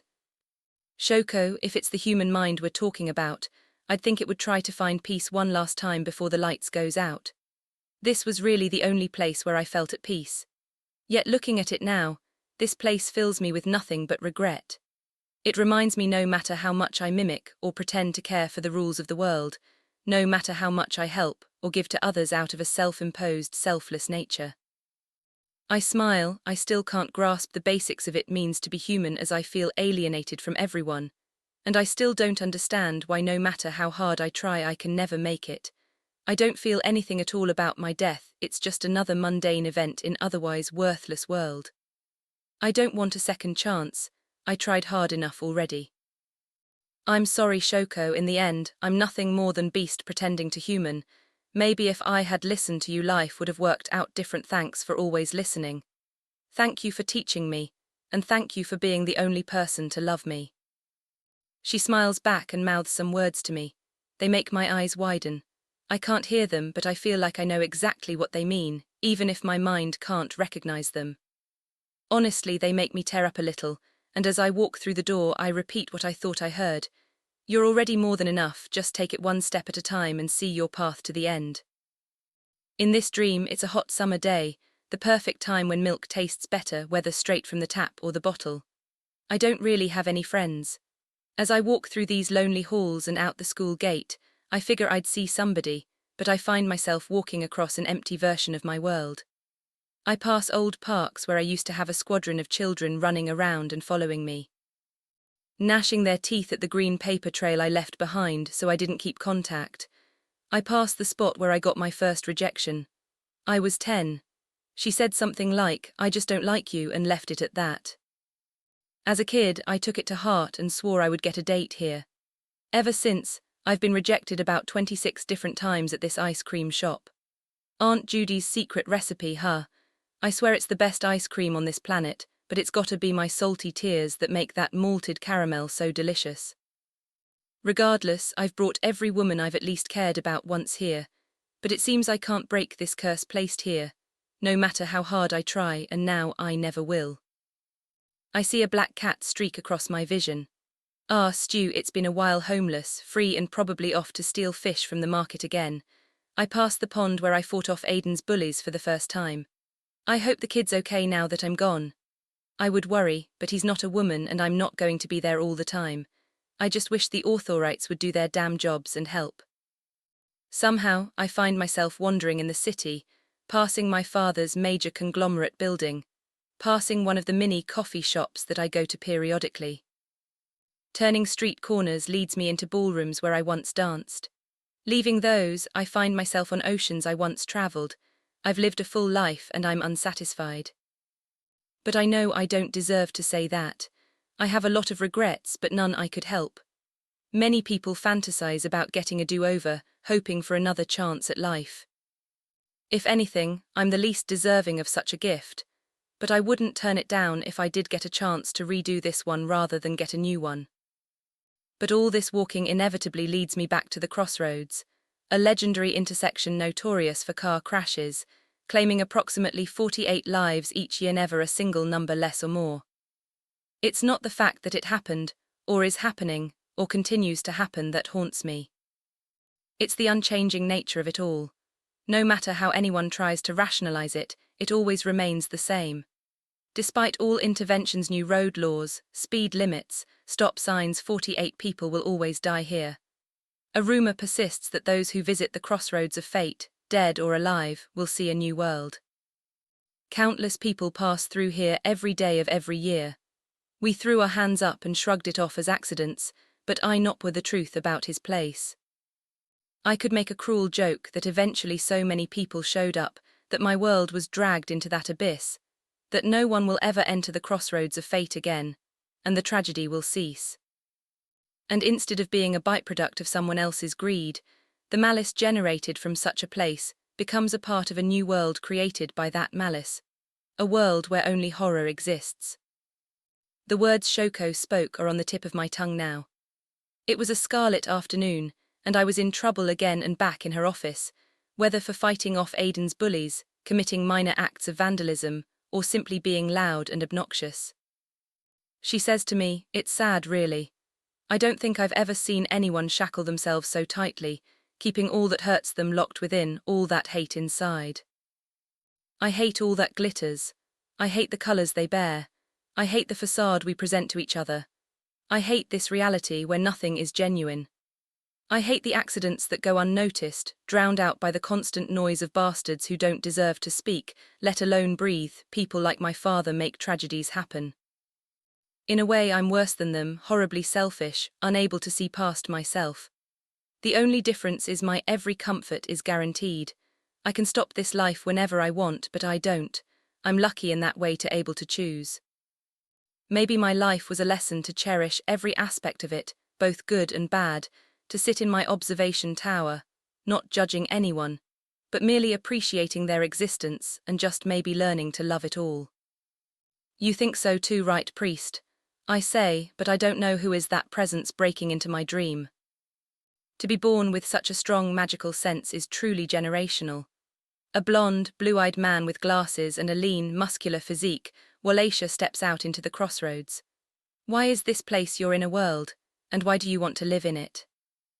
I can't brush it off by saying every animal wants to live someplace familiar, can I? I laugh. This is no mere man. My spine screams this is something far more dangerous, speaking alongside a man. No, with someone like me you have to tell the truth, it says. I can't run away from someone like you, can I? I scoff. Why the crossroads? Why do I choose this place as my inner world? Rather than all the other places I've experienced, I find comfort here for 3 reasons. I stare daggers at the figure possessing the priest. First, I don't want to become someone who easily forgets pain. I want to eternalize it, think about it, and come to a conclusion, even if it hurts over and over, even if I never forget it, even if it brings me nothing but grief. Clenching my fists, second after her death, along the way to understanding that pain, this place sort of became the physical manifestation of my identity. Stuck nowhere, being rejected, being hurt, being ignored, a brave fascination meant to be forgotten and obliterated, just like everyone who died here. And I miss the ones I lost to the road, God, I miss them. Lastly, beyond these roads, you can go and experience everything. They lead anywhere, so here and only here exists a world full of infinite possibilities. Now you tell me what really are you and why meet me here, I continue. Walacia's eyes glow a purple hue, and a large violet shadow blankets the surrounding area. Little human, I've come to make you a deal. I am Sog, seeker of infinite knowledge, he who resides over eternal life of the elven race. You died after you lost consciousness. A Sogel in your tongue, elf, used one of her 3 favors to ask me to save you. Ultimately, the choice is up to me because it's simply just a mere favor, and resurrection is a very powerful magic to use. However, I believe you are worth it under one condition, that this world that's yours, I would like this place to be the inner vessel of your magic alone. I want to see where these crossroads lead. I've never seen anything like it. Meaning attached to something so mundane makes it beautiful. What do you mean? Sog explains, I am a seeker of knowledge. By allowing a contract between us, I can observe your magical growth. This place is easily altered, capable of shifting into countless possibilities, though doing so would sacrifice the realm. Most sorcerers, wizards, and casters do just that when they discover inner world magic. What I offer is early access to your inner world under 2 conditions. First, I resurrect you, and second, you may not change this world until I say so. How am I so special, and are you really doing because of your need for knowledge? It shakes its head. It seems you don't listen. Half of this is a favor. Sorcerers, wizards, and all magic users innately develop magic based on their inner world, which they can initially shape a limited number of times. Most discover incredibly powerful magical combinations this way or repeat already solved methods to fit their abilities.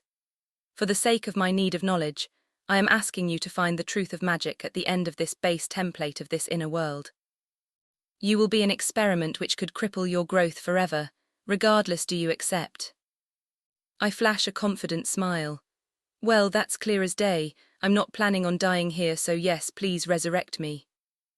Very well.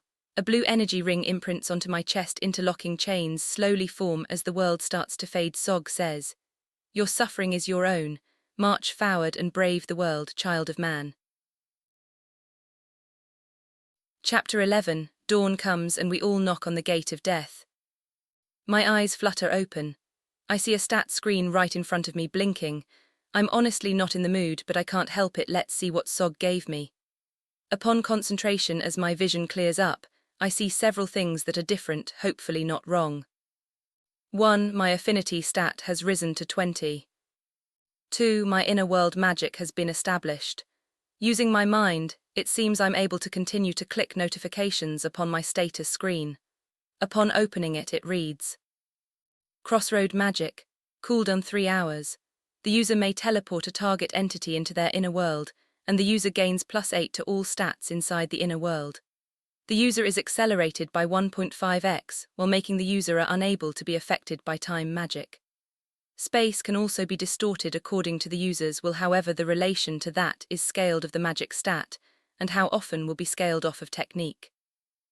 Any weapons, armor, or trinkets brought by either user will be brought into the world.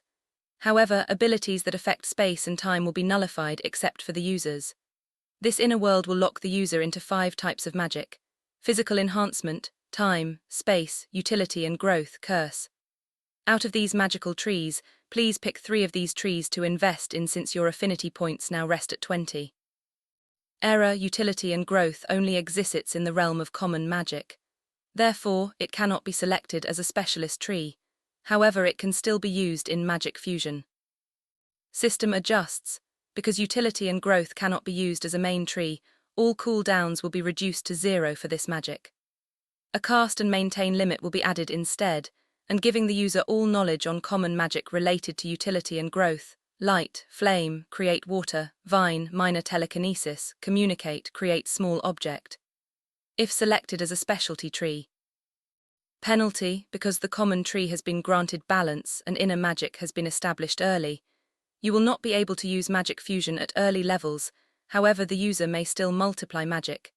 And until you are level 5, you cannot select more than one specialty tree. Since your inner magic was gained before level 30, any usage of inner magic will set your condition to the edge of death. I'm starting to get tired of reading the warnings and messages. I start clicking through them and swiping them out of the way with my eyes. Each tree seems to have its own special purpose. Time increases the effects of all my time magic by 2x. Space magic allows me to create my own pocket dimension like a free storage.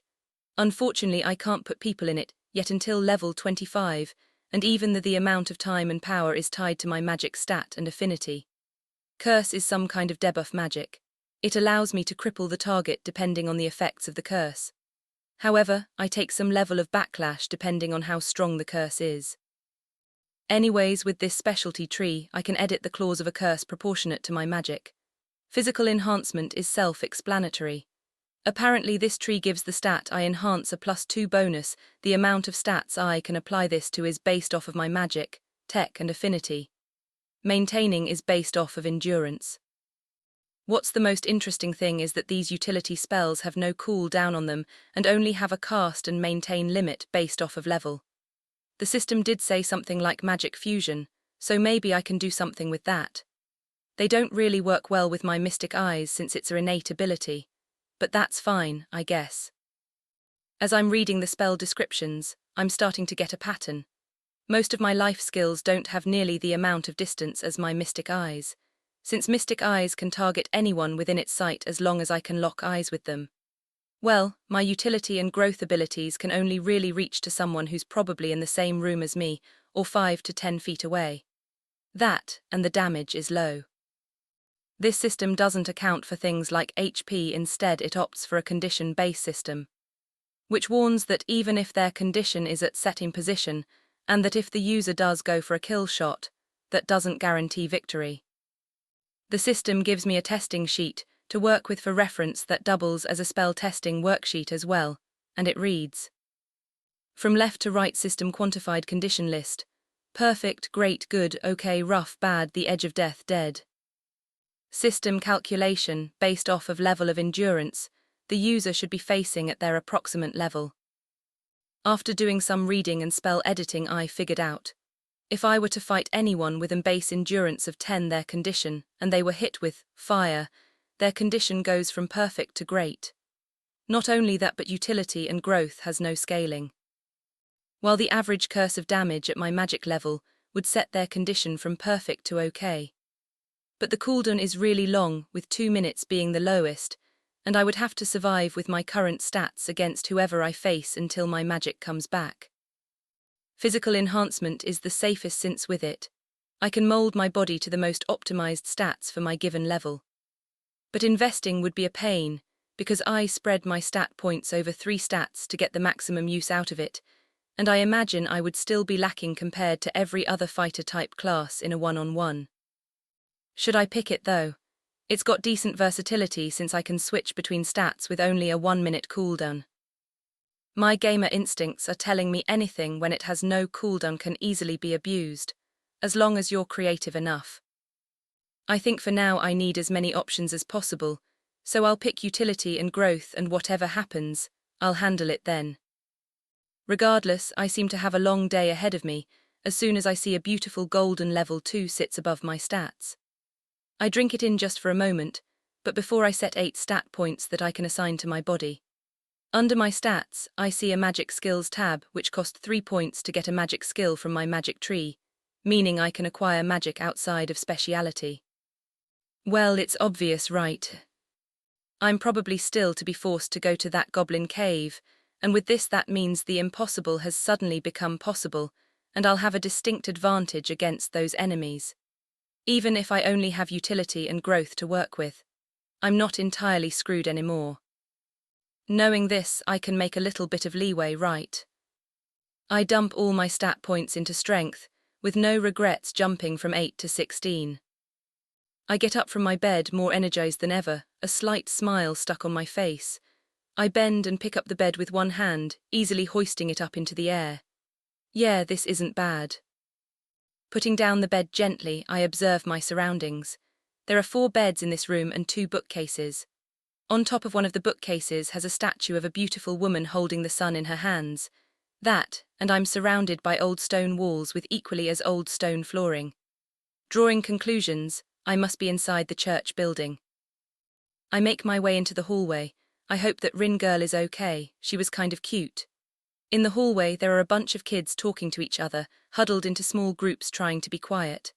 Others, mostly the older ones, are rushing down the staircase, bandages or some type of herbs in hand. I end up moving through them, and one of them that I bump into looks up and says, "Ah, he's awake." Huh, yeah, you got business with me. I don't hate kids per se, they just remind me that I'm not getting any younger, so they make me cringe. Several of them start to take me by the hand. We have to go see Marahi. I was going to resist, but upon hearing that name I readily followed them down the staircase, and we both start to hear a distant shouting. One of them says, "This is as far as we can take you, we have to stay upstairs." I nod, and now worry starts to enter the back of my mind. What could possibly be so terrifying? All these kids are upstairs. I make it down the stairs, and what greets me is something out of a horror manga. Hundreds with their bodies lined up on makeshift cots as black, tar-like goo gushes out of open wounds and orifices. A putrid smell of decay and disease threatens to force me to vomit. My eyes water from the smell. Children run down to lift them up and help them drink water, grinding herbs on the spot and burning a form of incense.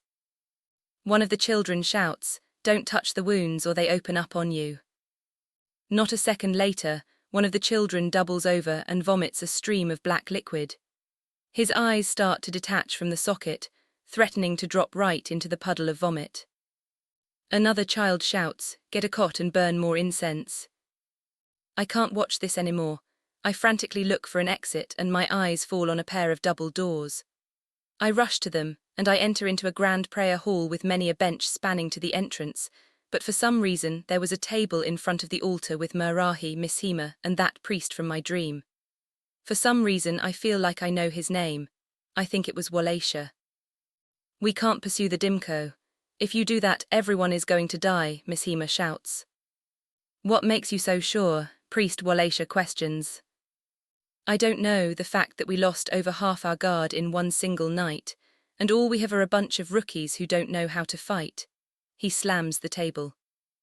Marahi says, "I wouldn't underestimate them. After all, they were able to put a hold on a berserker for quite some time. It's a shame we had to kill her, though." "Ah, Rin is dead. What a shame I didn't get the chance to know her." A nervous chuckle escapes me. Isn't this beyond me? Then that small prayer enters my mind. Scarlet hair blazing in the wind, leading to a world of courageous hearts. The world of carnage descends, and no one is innocent. Jellios lips still tell of tales with my name in unrequited reverence, as if I'm bound to possess all that is. Windows to the soul open up and reveal the true nature of humanity. Brains splattering on hot, summer concrete in the middle of a crowded station. It was my fault. I should have died at birth. Instead, the rain washes away the sin of my existence, the echoing voice drowning in red along with its courageous heart. The father chokes what little love was had between himself and the child of man. Hate fuels every cell of his body, yet he yearns only for love.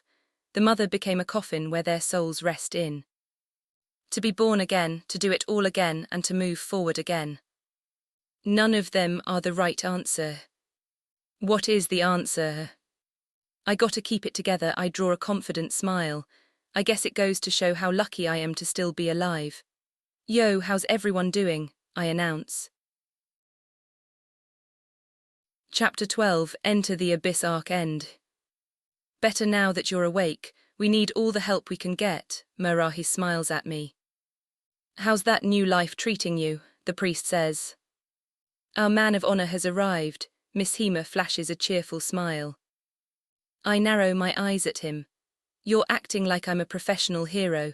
Weren't you just talking about how I was one of the newbies who can't fight? The point still stands. You don't have it in you yet, but I did want to say you did well last night. Without you, there would be a lot more people dead right now. Marahi says, we have one more favor to ask you. Didn't I just say we're not sending out the newbies? Miss Hema chides. Do you have any other options, guard captain? Marahi asks. He groans, fine, but as scouts they won't be mainline fighters. You trying to get them killed? I thought you would have advocated for keeping their lives intact, the priest says. No, but we lost most of our scouts last night, and we don't have anyone nearly as fast except for the rogue, Miss Hema says. I already heard you. All I gotta do is jump in there and find the shaman, right? I yawn. A necrotic shaman. A being, no, a monster really, that rots the body and mind, turning the souls of whoever trespasses into their slaves. This one just happens to be a master of rituals as well, and since he got past Wallachia, I doubt he's working alone, Miss Hema says. That would make a lot of sense, all things considered. I had him in my grasp and yet he was still able to get out somehow. Wallachia says. Don't blame yourself too much, you're meant to be a non-combatant anyways, Miss Hema says. Okay, well then there's the other question, I say. Who could have possibly helped him? Right, you don't know anything, listen up, I'm only going to explain this once. There are rogue god pantheons, the ones that you know which have formed on their own inside the king's abyss as monsters, the gods of the races. Both are more of a neutral party with their own interest, with the rogue gods leaning with a violent streak. Miss Hema continues. The ones that the priest's Wallachia knows, which are the general good gods. However, all of these are considered to be outsiders to the actual canonical pantheon of the king's abyss, the first of which is the king's temptation, Urias, and then the second being the king's salvation, Sophia, and then the king himself. These three rule the abyss. Miss Hema explains. How did you guys come up process information since you haven't even been down past a third layer? I ask. A scholar happened to find in coffin with a journal that belonged to the king's son. The book said the son wanted to be buried as close to the sun as possible, but his elite guard that was supposed to take him up there must have died either to the king's curse or something else in between. Regardless, everyone now knows the information on the gods of this world and is such common knowledge. Miss Hema says. What about anyone who's organically been here? I ask. It's the other thing that we can't find. Everyone who's supposed to be organically a part of the king's abyss is dead. All we have is what they left behind from both technology to their writings. It doesn't help that some guilds like the archaeology faction are keeping information from the rest of us. Miss Hema states, spite lingering in his tone. Marahi clicks her tongue in disgust. Ah yes, the biggest bastards within this hellscape. Wallachia scratches his cheek. They're not so bad, Marahi, they're just trying to survive like anyone else. What makes them so bad? I ask. Archaeology is actually another semi-common class. Normally, it's kept in only singular or rare. They're also known for being abhorrently weak. However, each member of that class can automatically detect treasure and disarm traps, and any bonus rooms or space automatically become available. Last but not least, they have the ability to duplicate equipment, even relic grade, the highest tier of equipment. Even duplication spells can't even do that. So for a while they were subjugated to slave labor, Marahi explains. So how was the guild established, I ask. Marlowe Jester is a cunning rare class archaeologist, not to mention lucky, which is what you need most in this profession. But he's still not a talkative man about his past. Most information gatherers say that he started off as only a duo with his partner Ninja Class, Naja the Red Blade, and together they established and founded the Archaeology Guild. Miss Hema explains. Why don't the mercenaries and the people working under him just turn on him, I ask. Marahi interjects. He's strong despite being an archaeologist, that and his innate ability. Think about your eyes for a second. You wouldn't call it a sorcerer ability, would you? I nod. His ability is simply called counterfeit. It works exactly the same as duplication, however. On the day of the Hidden Earth carnage, he revealed its true power. Two factions who were warring for the equipment market had about 15 to 25 people, a party who would do large dives and establish outposts inside the abyss. How many of parties do you think were on the battlefield that day? Marahi says. Maybe 10 to 15 of parties on both sides. Sounds like a lot for any task to me at least, I say. There were over 500 parties of mercenaries on his side alone. On the other side, it was a 1,000. The old guild leader Don Hanamo, his original master at the time, the same one who was said to imprison his partner Nami, all died on that day. Marahi states. I think for second, counting the math in my head, are you telling me over 20,000 people died that day? I exclaim. Those that could be accounted for, yes, she nods. How, I ask. During those days, most equipment was distributed through the Archaeology Guild. They not only financially had a complete chokehold on the market, but physically as well. Considering how Marlowe's master was, but because he didn't understand counterfeit, that led him straight to his death, although no one can really blame him or feel sorry for him for that matter. Marahi explains. So what does it do, I ask. Miss Hema says, it's a skill that duplicate any item and replaces it, allowing him to destroy his duplicate. Whenever he wants, not only that but the original item becomes a counterfeit, and officially under his jurisdiction, which allows him to destroy it whenever he wants. When another person duplicates his counterfeit, he can control it as well. An archaeologist can only ever duplicate the original piece one time, which is why you need a factory of archaeologists in order to make an incredibly high profit. And it must be the original piece in order to be duplicated, which counterfeit counts as. Miss Hema explains. Miss Hema continues, counterfeit does not pop up on any readers except exactly as duplicate.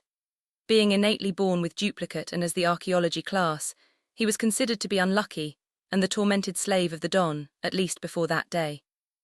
I guess it goes without saying that he leveled up, was able to upgrade his counterfeit skill to multi-target, and then proceeded to push everything on the market out as counterfeit, since that's what his job entailed. Spot on, and since they work exactly as the original, the day he removed everyone's relics, well, they were easy picking for him. The Don had known habit of changing out relic sets, which was specifically crafted this set for this battle, which was all counterfeited by Marlowe himself. Marahi explains. Okay, but what does this have to do with our shaman? I ask. Marlowe hates starting villages, that's a known fact, Marahi spits. The priest says, if it was him and not some outer god, I guess it would make more sense even if it was Dim. I don't think he would approve this sort of reckless behavior. Even though based off his scriptures, he wouldn't be against this practice, but I can't think of any reason for him to attack starting a village other than if we created some sort of great offense. Which we haven't, because I'm here and I would have told you not to. DMCOs have a lot more freedom to pursue aggressive action, however the ritual magic is tied to the god's plane, you need to have some level of access in order to use it. Marahi states. I interject. What about if he had some sort of relic to copy ritual magic? It's certainly possible, and it would be easy for him to wipe his hands of the whole thing, since he could destroy his relic at any time. Marahi says. So we need to capture him alive, I say. Marahi shakes her head, no, considering how slippery and planned he is, it's better just to knock him off. The sooner we kill him, the more Wallachia can overwrite his magic. Since Wallachia has to override his magic, I doubt that means he can come with us, right? I say, knowing damn well I need that man. Unfortunately so. I wish I could help, but I have been forbidden, he says, gripping his fist in frustration. If you push yourself, we all die, Marahi states. Yeah, I get it. It's because the ritual will take hold and eat us from the inside out, the priest sighs. It's fine, you still have me, Miss Hema says. No offense to you, guard captain, but you need to sit this one out too, Marahi says. Wallachia shakes his head. She's right, doctor's orders. And why is that, he gruffs. Despite your status as a level 15, the ritual magic plus the fight has done quite the number on you. And I'm surprised you can even still keep your composure without doubling over in pain. He laughs, it's my job to be and do so. He seems fine to me, I say. Captain, can you undo your breastplate and remove your shirt? Marahi says. Sure. It takes him quite a while to unhook his breastplate, but then I see why. Pulsating red and black knots oozing out green liquid, stitched like seams across the body, leaking out some form of yellow pus. His arms are all knotted and twisted. I'm surprised he could even move them, let alone slam the table with such force. See, I'm right as rain, he smiles, but I can tell he's hurt about not being able to show up. He puts his shirt and breastplate back on. I hope that's sarcasm, given your current condition, Myra says. Knowing the captain, I doubt it, Wallachia shrugs. Well, Myra, what about you? Aren't you coming with us? I ask. I have to stay back and defend in case there are any summoning circles that are hidden anywhere. She sighs. We sent requests for reinforcements, but those will take days to show up. And I doubt anyone will believe a report to begin with. Why is that? Not many would believe that a necrotic shaman could do something like this. They're mostly used and known for inflicting copious amounts of poison damage that's uncurable, not causing widespread plagues using ritual magic. Wallachia says, other priests would have just burned the village down by now, as is their God-given duty. Isn't it a little excessive? I mean, burning down an entire village just sounds a little, I say. We do what we have to do here in the abyss. If it were to spread to the wildlife, the damage would be untold to the ecosystem, and we still all have to eat here, Wallachia says. My stomach rumbles for everyone to hear. I laugh and scratch the back of my head. Speaking of food, I'm going to get breakfast and it sounds like the meeting's adjourned. I'll head to the tavern, yeah. It's important that you meet Apprentice Knight Rose. She'll be leading you on your scout mission. She should be at the tavern, if not, ask around. Miss Hema. Another woman, I smiled. Make no mistake, she's not interested in any men, Miss Hema cautions. I click my tongue. Man, of course I'm that unlucky. All right, Rose is at the tavern, right, and everyone's at the table already. Yeah, what are you, prophetic? Wallachia asks. Nothing of the sort. You guys are just easy to read, that's all, I grin. Okay, one last big question. Exactly how many people like our assailant are there? I ask. Plenty, but there are about 45 that worthy of note with bounties. But it goes without saying they're all incredibly strong. I ask, how did they get so strong? They dive into the abyss when you kill monsters in the wilds. You don't gain a lot of XP, even though the monsters are tougher than outside. It's the other reason why we all stay stagnant out here, Marahi says. Well then why avoid the abyss if the only way to get stronger is asterisk in the abyss? I ask. Besides killing people for XP, you are correct. The abyss is the only way in and forward, and also the deadliest, Marahi says. Oh, I see where this is going. Think his motive is purely just experience, I ask. We're thinking it's a multitude of things, Wallachia says. Could be experience, his hatred for humanity since Iron Light is a mostly human settlement, and it could also be a threefold issue if the Archaeology Guild is involved, Wallachia explains. Okay, so what do you want me to do about it? Look for clues while you're there. We told this to other members. You can go to your breakfast now, I won't keep you, Marahi says. All right then, see ya. With that I waved my hand at the three of them, turning towards the door. Chapter 13, Crossing Swords. It's one of those days when the tavern's empty. I wonder if it's just 'cause everyone's sick. The guards outside were watching the forests, acting like the apocalypse was coming at any moment. I mean, this is a pretty serious situation, sure, but no reason to get your stomachs in a knot. I entered the newly refurbished tavern. I could have sworn Rin crashed into a wall, but that must have been my imagination. Everyone at that table looks grumpy as hell. Man, maybe I shouldn't show my face after all. Ah, fuck it. A little bit of socializing has never killed anyone. I reach my hand towards the bread baskets as I walk up to the table. Honestly, we should all collectively just leave. We would be a fine party inside the abyss. Ragnarok says. And leave everyone to die, Alvis states. Said the guy who was too much of a pansy to show up last night, Ragnarok spits. I mean, what would I have done? And besides, it's not like you showed up either, Alvis points out. Yeah, but you hid because you were scared. I hid because I know when to throw in the towel. We are not the same. Ragnarok chides. Sira shoots worried glances at Alvis, while nibbling on her cookie. She looks cute doing that, so I won't bother her. There's a woman at the table wearing a weird mix of heavier breastplate and some lighter rogue leather, long, pretty light red short hair and blue eyes. She would look like a porcelain doll if not for the scar across her right eye. Ragnarok, would you seriously leave everyone here to die, even if it means death for yourself? He scoffs. Of course I would. I'll get to the nearest town from here or teleport through a gate to the entrance of the abyss. I'm sure I can find somebody to cure me. Just because your priest is half-assed doesn't mean everyone else is. I finally jump into the conversation, easily nabbing bread off the table and pulling in a seat for myself. You'd think a night like this, a man would change a little bit, you know. Ragnarok groans. I wasn't there for that night. I smirk. I know. You were fucking hiding away in your room like a rat who can't help himself when a cat shows up. He laughs back. I'm sorry, didn't you die? At least I could wholeheartedly say I don't owe the gods any favors. I take a chunk out of my bread. It's actually quite fluffy, although a little dry. Along with the bread there is a lemonade pitcher and a couple of cookies. I pour myself a little cup, washing it down before responding. I say I don't owe anyone anything. You see, that's my point.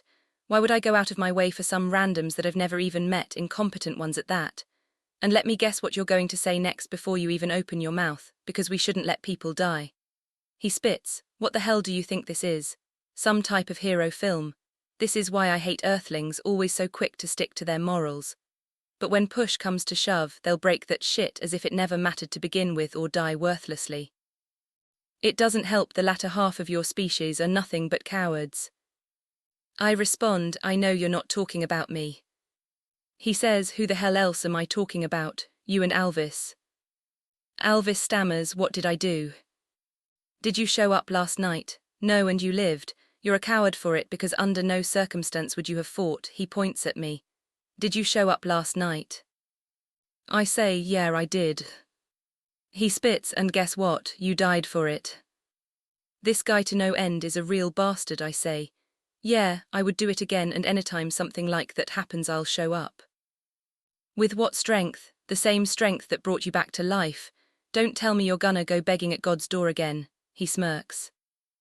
Get on your hands and knees, begging and slaving your life away just to pretend you're some type of hero to the people.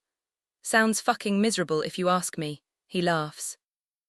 I'm not the type to do that, Ragnarok. I think you misunderstand something about strength. It isn't about how hard you hit or what you can destroy. Sure, it was the strength of my character that led me to my supposed death. And you could say, if it wasn't for the weaknesses of others, that strength would have never been buried to begin with. But it's the very same strength that you insult that kept me going, I announce. Please enlighten the room if you're so inclined, he smirks.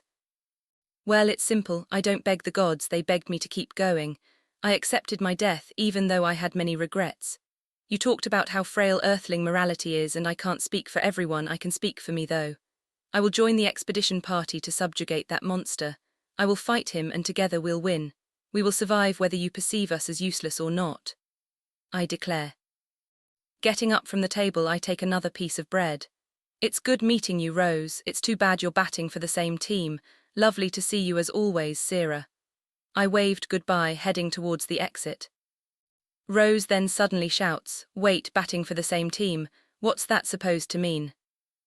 Confused, I start fumbling my words since there is no real way to ask this question.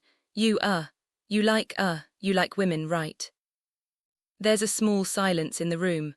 Ragnarok suddenly bursts out into laughter, Alvis just shakes his head, and Sarah puts her face in her palms. What did I say? What did I say? I exclaim. I'm dating Miss Hema, she shouts. You what? I exclaim, are you kidding me? The guy's pushing 40 and she doesn't look a day over 20. How old are you? I ask. 19, she says. What, that goddamn lucky bastard. It should have been me, not him. There's no way he can handle all that at his crippled age. Wait a minute, why did he tell me she's batting for the same team unless? I'm sorry, it seems I have far more to discuss. I sit back at the table. About my relationship with him, she asks. Oh, nothing of the sort, however I would like some questions. I have no idea what to ask, but I have to lead this in an elegant and diplomatic manner. I'm leaving the conversation before it begins. Sarah stands up. Hold on, I haven't said anything rude yet. Give me a chance, I say. The last time I gave you a chance, you flirted with me the whole night. She narrows her eyes. You didn't hate it though, I point. I didn't dislike the attention, but you do it with everyone, she groans. I don't do it with everyone. I mean, you don't see me flirting with any of the guys or like some random woman on the street. I mean, sure, there are plenty of pretty girls out there, but I only ever lay my eyes on the very best. You only care about looks, she retorts. Too easy. Nah, I mean, of course you have to be attractive to you, but really it's my gut instinct telling me that you're better than everyone else, I say, putting on my best face, but really I'm struggling to keep it together. But before I can utter my next words. Do you hear this fucking guy? Ragnarok throws a thumb at me with that trademark smug tone of his. We can take this outside whenever you're ready, I slam the table. Can you two not fight before the raid? Rose shouts. This fucker's been asking for it since he touched down. I think it's about time I give it to him. Ragnarok says, materializing his silver sword. It's all right, Rose. Sometimes you got to give a man a lesson so he learns where he fucking belongs, I spit, jumping up from my seat. At least use wooden swords, you two. The priest is busy as it is, Sarah sighs. Rose then jumps up from her seat as well. I think that's a good compromise. Maybe getting some aggression out between you two will help us unite better as a team. Yeah, when I put him ass up on the ground, he'll definitely understand what it means to be a team. But honestly, if you were just to shut the fuck up instead, I'd take that too, Ragnarok says. Yo, magic is allowed, right? I ask. It's a spa, Rose's eyes shoot wide open. It's nothing insane, just let me use utility and growth, I say. Sarah questions, you didn't have that when we were fighting against Rin. That's because it's a purely mundane, common everyday magic. There's no reason to ever use that in a fight, Rose says. So I'm good to use it, right? I ask. I mean, I guess I don't know what you use that for though, she scratches the back of her head. He doesn't know I can keep up 5 of these at one time. Thank you, my dear eldritch elf god. I'll make sure to make prayers to you every single night before I go night-night and before I have sex. Chapter 14, It's Personal. He scoffs, I can't fucking believe this. You think you're going to win with some special eyes and home support magic. I'll show you the difference between us. We walk out to the back of the tavern, and I make a slight glance at the massive field we'll be fighting in. It's a big white square with a line put straight through. Training weapons lined back to the fences. A thought ends up in my head that I find myself saying out loud, oh yeah, the tavern's repaired. How the hell did that happen? Rose says, as if saddened to mention the wizard.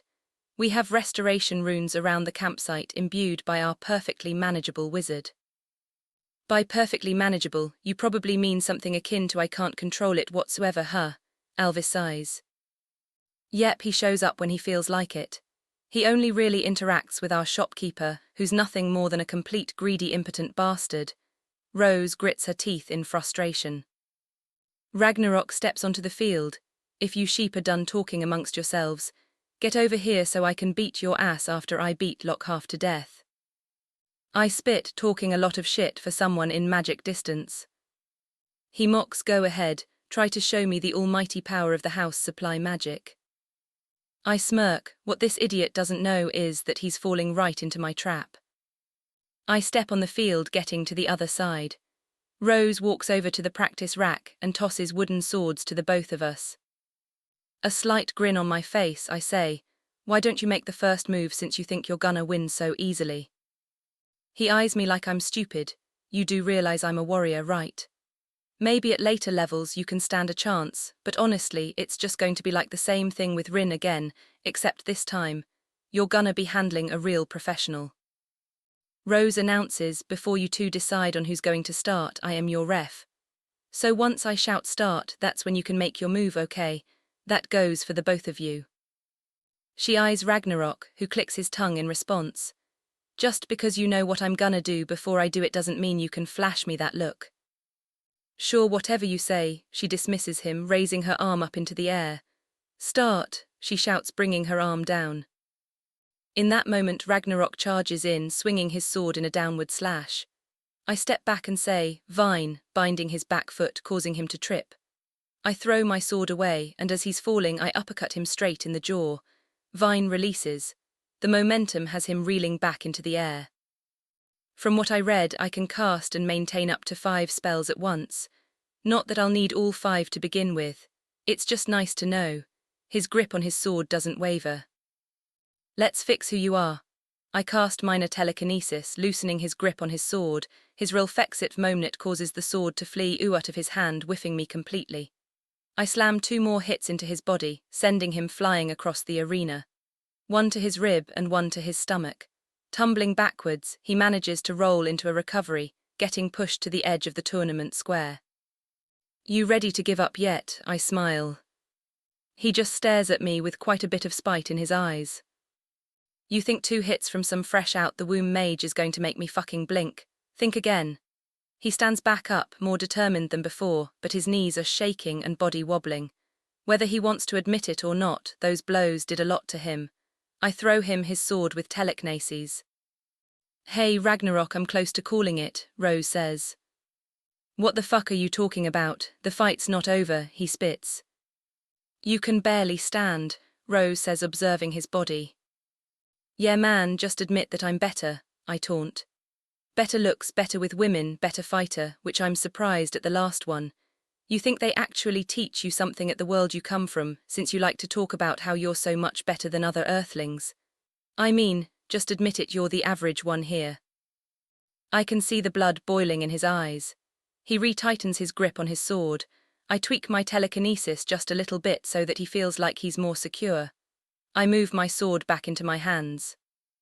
Rose looks to me. Hey, no using your hands, by the way. I ask, giving the wooden sword a couple of test swings. Wouldn't swinging an object at him hurt more anyways? Not in this case scenario.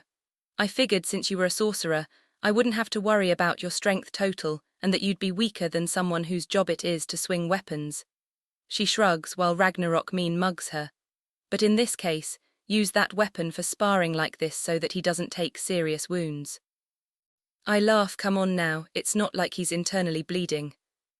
Ragnarok paces back and forth in the spot for a couple of seconds. I'm good, are we good to go? Yeah, but I'm awarding round 1 point to Lock, Rose says. That's bullshit, I mean round 1's not even over. You didn't let me finish, she says. I'm going by a 3-hit system. First person to get 3 hits wins, the uppercut counts as 1. The other 2 hits, 1 to your rib and 1 to your stomach. Normally I wouldn't bother, but we have to meet up with the others soon. I raise my hand, seeing this is the time for questions. What Lock? She states, a little stern I might add. I have one question. If we get back early, how about dinner tonight? I ask. No, she narrows her eyes at me. Phooey, I slump. I can feel Sierra's gaze burning in back of my skull. Could she be jealous? Although I do have one question for you, she says. Go ahead, I'm right here. What's your strength total? Please, elf god, let this be going where I think it's going. 16. Ragnarok's eyes open wide in shock. The fuck is wrong with you? So there is something wrong with you. Her eyes widens. 16 strength. You're a sorcerer, Rose stammers. Yeah, and I used my level up to put all my stats into strength, besides numbers aren't an equivalent to power an individual has. I'm more than just a mere stat table, I say, talking out of my ass. Ragnarok blinks continuously. Are you a dumbass? Do you know how to read? Like I just feel bad if I'm bullying the illiterate.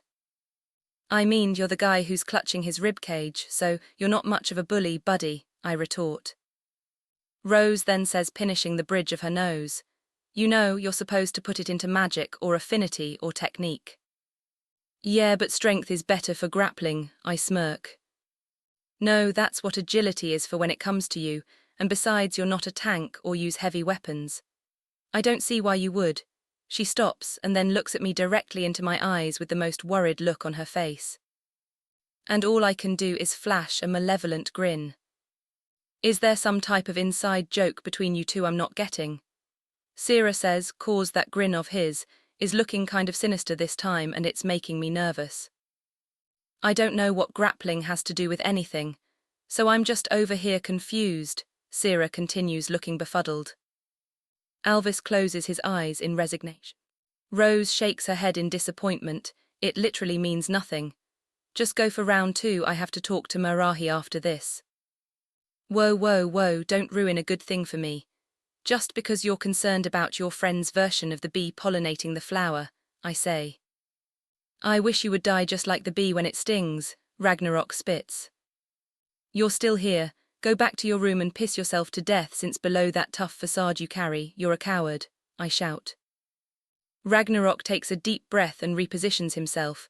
His sword stance is far lower. This time he's checking for vines, at least he can pat.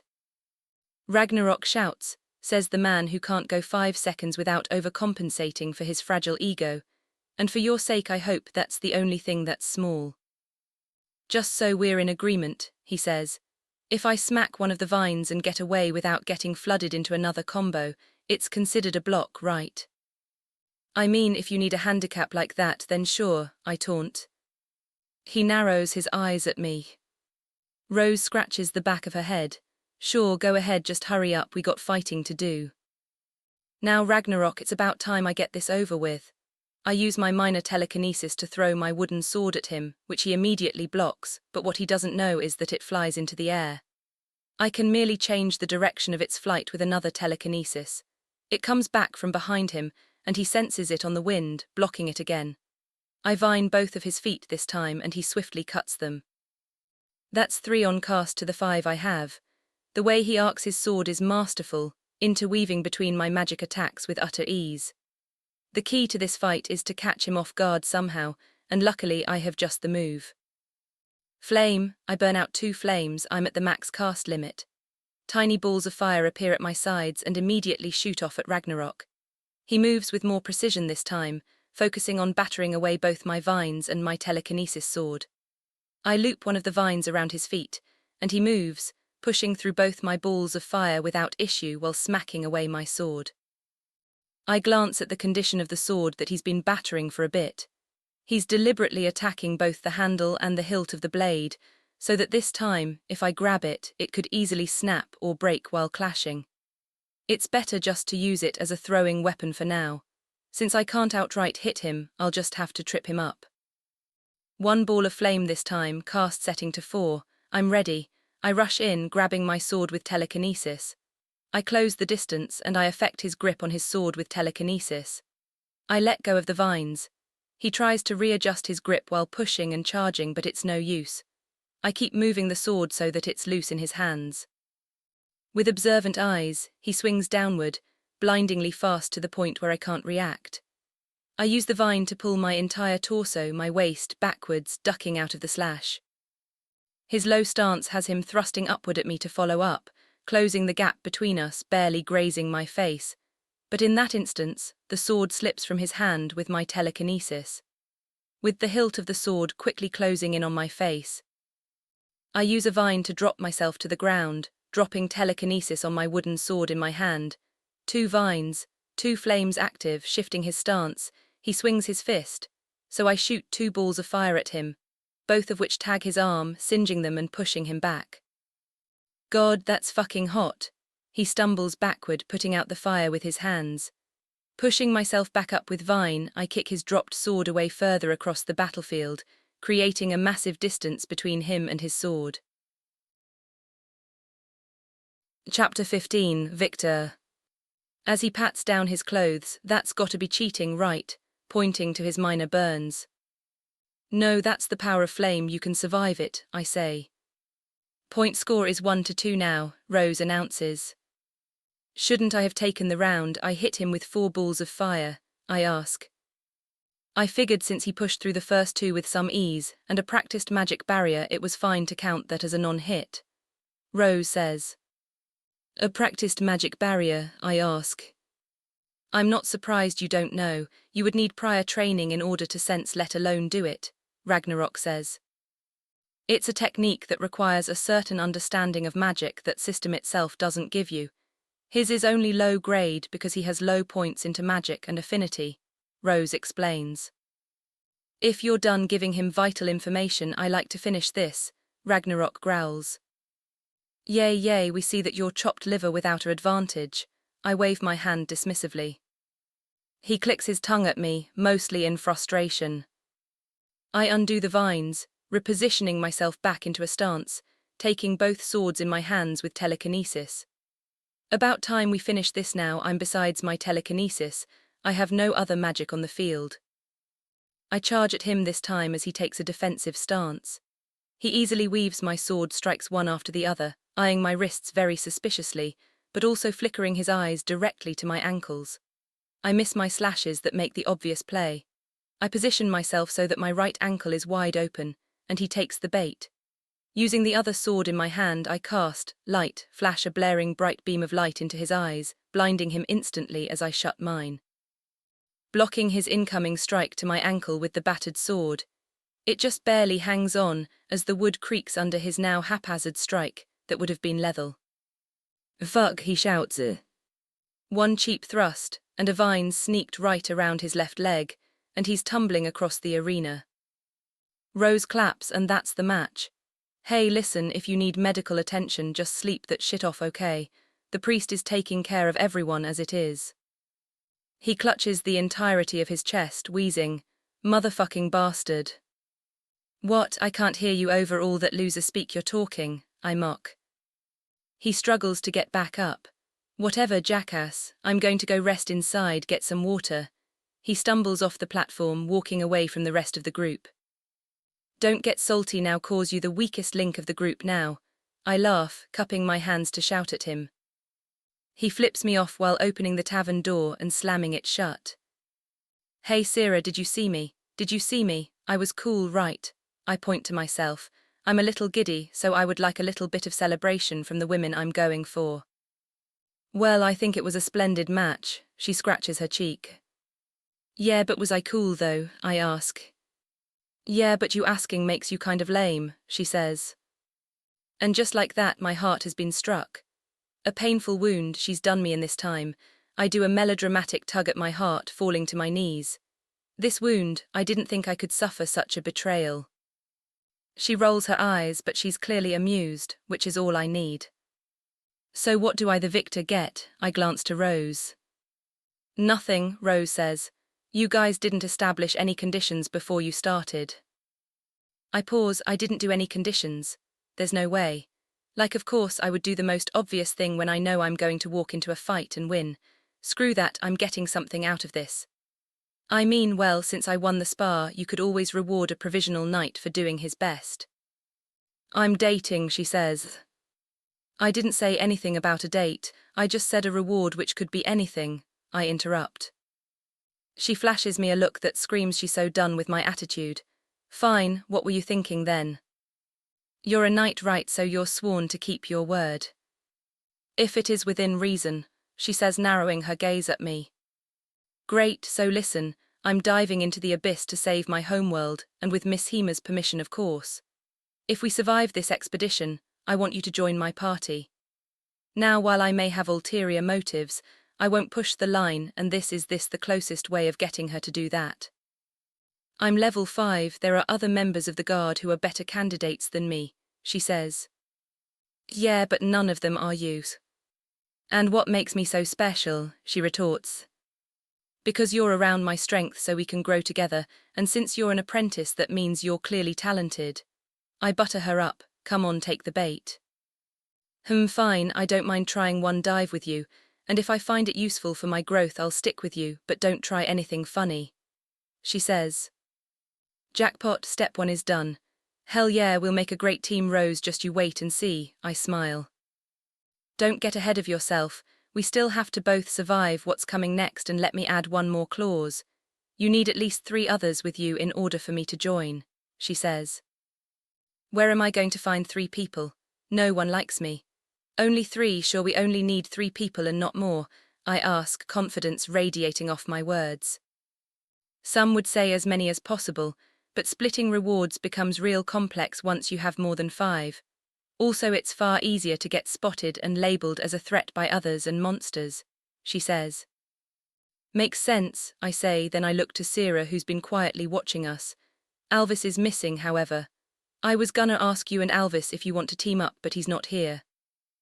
If you can agree to help me back to my monastery, then yes. As for Alvis, he went inside to check on Ragnarok, she says. Very well, it's a shame that you said yes, I exclaim. She narrows her eyes, I'm having second thoughts. Don't, I will help you return to your monastery, no questions asked, I smile. She nods caution within her movements. Chapter 16, Breaking Force. Ragnarok sits at the newly repaired countertop, taking one of the cheapest drinks from the bar and chugging it down, talking aloud to himself. It's bullshit the way he was. How does he have that much at his disposal at level 2?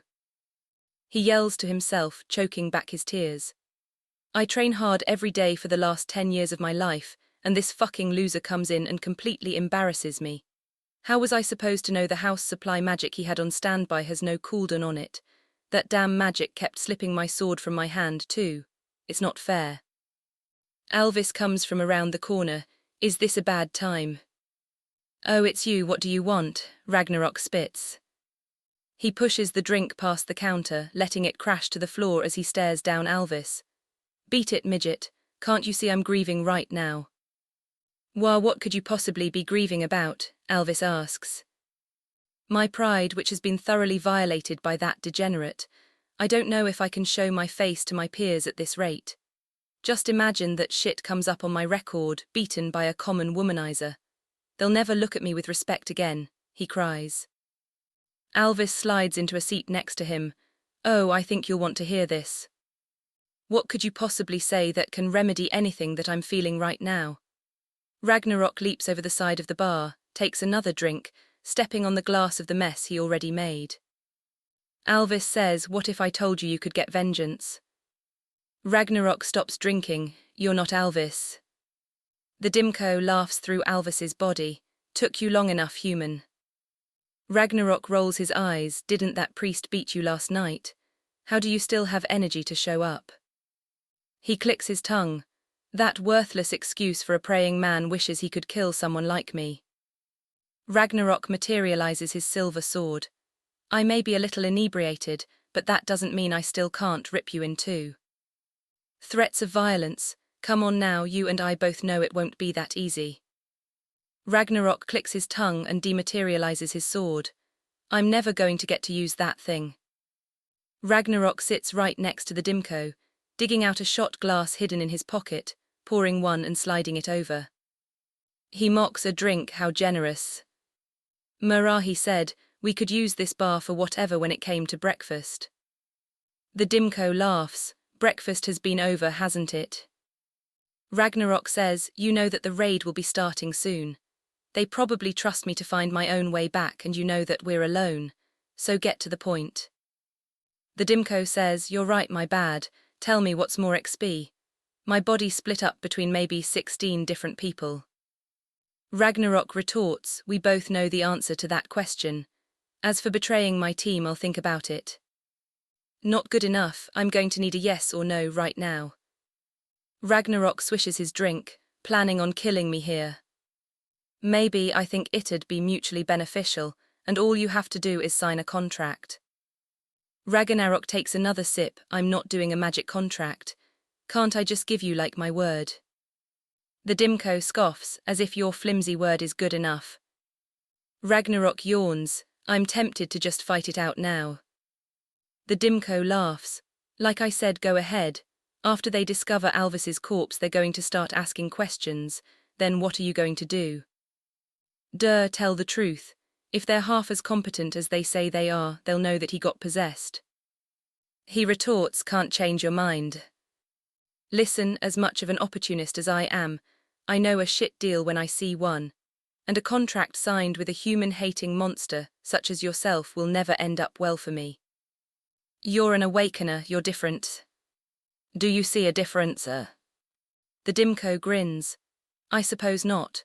When it comes to your kind, all you have ever been is wriggling, writhing, and disgusting flesh puppets that deserve to be bled from the planet.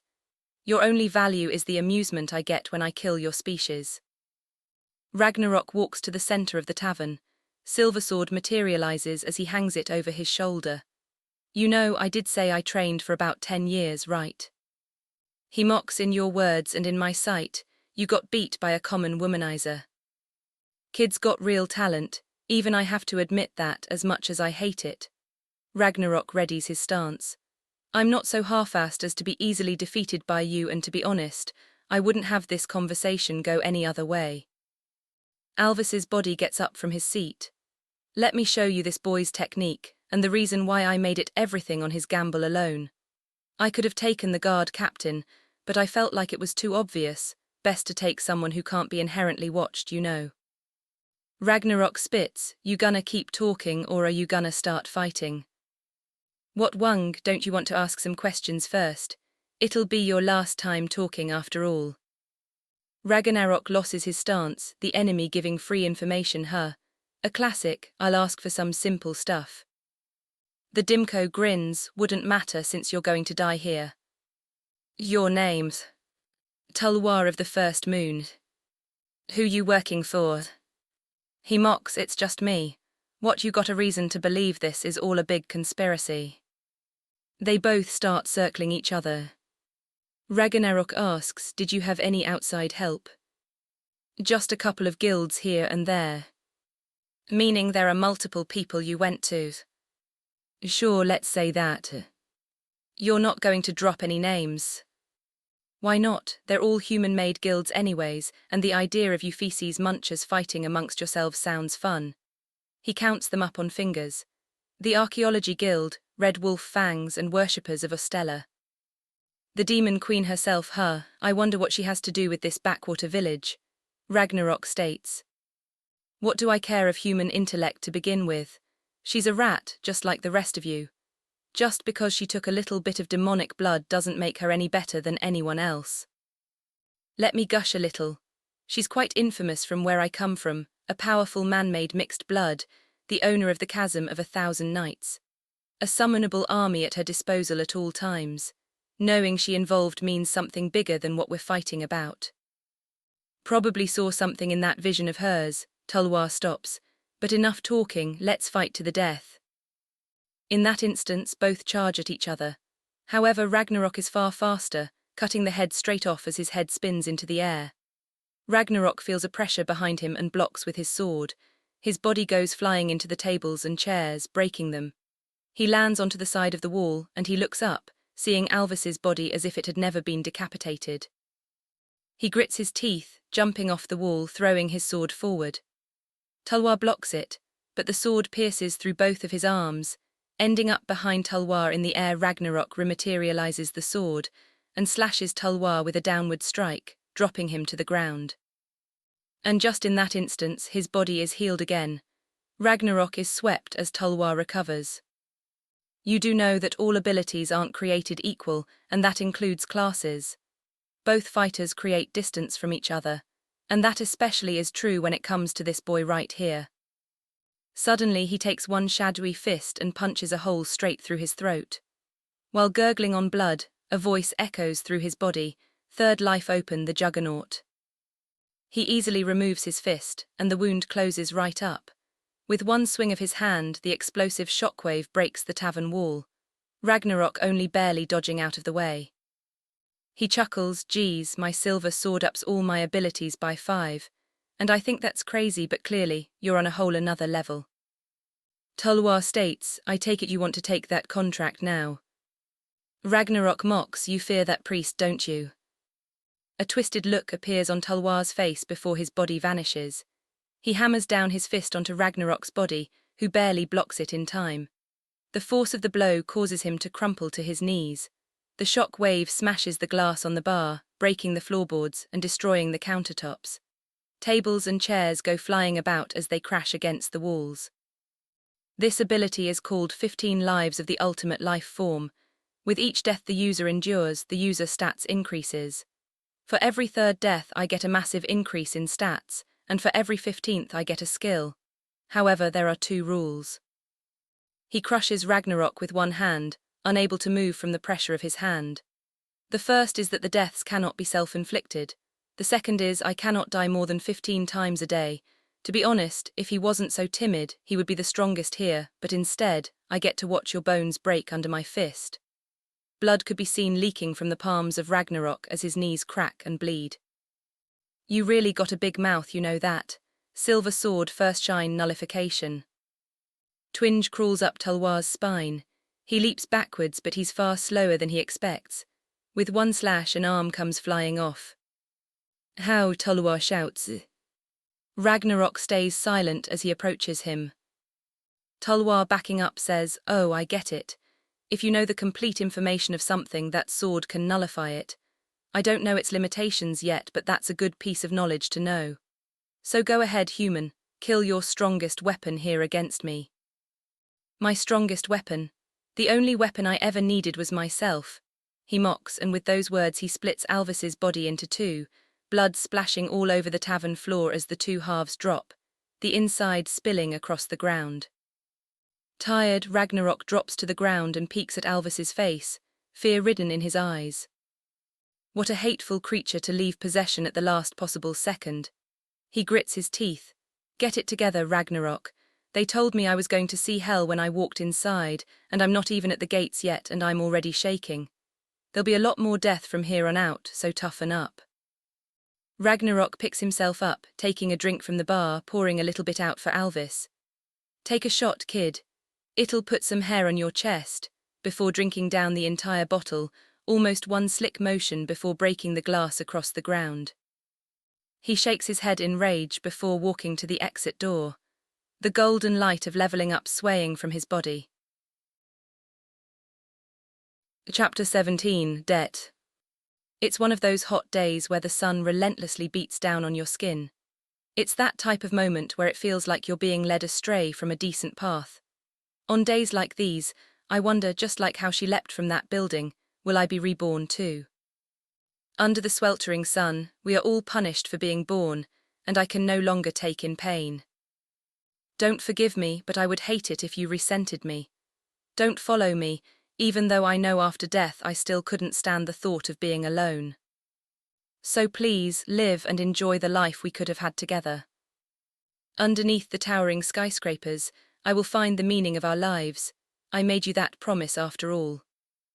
A giant ominous shadow leaks out of the forest and into my vision, snapping me back to reality, fighting against the light and covering the trade roads.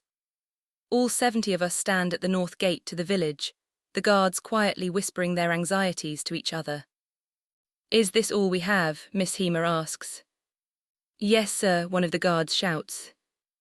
Ragnarok, who joined us a little later, me, Sarah and Rose stand at the front. Jim, Bob and Lady Alina are missing, and apparently Alvis was too scared to come, according to Ragnarok. Since we didn't have time to check, I didn't bother pressing him. To be honest, I just hope we're going to be okay. Miss Hema announces, "All 70 of you are our last line of defense," A necrotic shaman, a high-level entity, has struck a base in the surrounding wilds and is looking to consume our village. What he wants and what he's after doesn't matter to me. What he plans after doesn't matter to me. What I'm concerned with is that he has targeted the entire village with a plague curse. By the next day, everyone and everything will be dead unless we kill him. If you want to say the words, "This has nothing to do with me," and wait for your death, I implore you to leave right now, for the horrors you will face will be unimaginable. Ragnarok spits, way to get morale up. A guard says, "Miss Hema, you can't be serious." Miss Hema flicks a signal to one of the guards who then gives him a spear. Miss Hema tosses it at the wood as it flies through the air. The shadows on the ground grab it and snatch it, breaking it into pieces before crumbling into the absorbing shadows below. Miss Hema, even though he's quite loud, feels soft-spoken in this moment. I am serious, and I don't want us to suffer any cowards. I need fighters who choose to face death with nothing but gall and foolhardy courage, because every last one of us is marching to our deaths. Besides that, I don't want to take away anyone's final moments with their loved ones, since the likelihood for success is low. If you wish to give up, I won't fault you. He roars. I, however, will fight to the bitter end. No one will take the home we've built. No one will trample on this safe haven. It doesn't matter if it's some DMCO gods or the king of the abyss himself. To my last breath I will defend my home. Some cheers erupt from the crowd of guardsmen, while others look on with grim determination. "Wizard," he shouts, and through the crowd of guardsmen, a man with thick-rimmed glasses and messy black hair comes stumbling out. I hate sweating. You're making me stand out, and amidst all this heat. Are you insane, Miss Hema?" "Rujuro, now is not the time for arguing. Now is the time to do what I pay you for." "All right, your ever-beloved strategist, wizard and merchant is here to help." He steps in front of Miss Hema and turns to the crowd. "Listen up, you fucking luggets. Here's the deal. I will give you all some haste magic to increase your speed. As for the scouts, analyze," he points me out. "You be grateful." "And what exactly am I supposed to be grateful for?" I ask. He smirks. "You get to learn some basic time and space magic. Not only is it expensive, it's relatively offensively useless in most cases.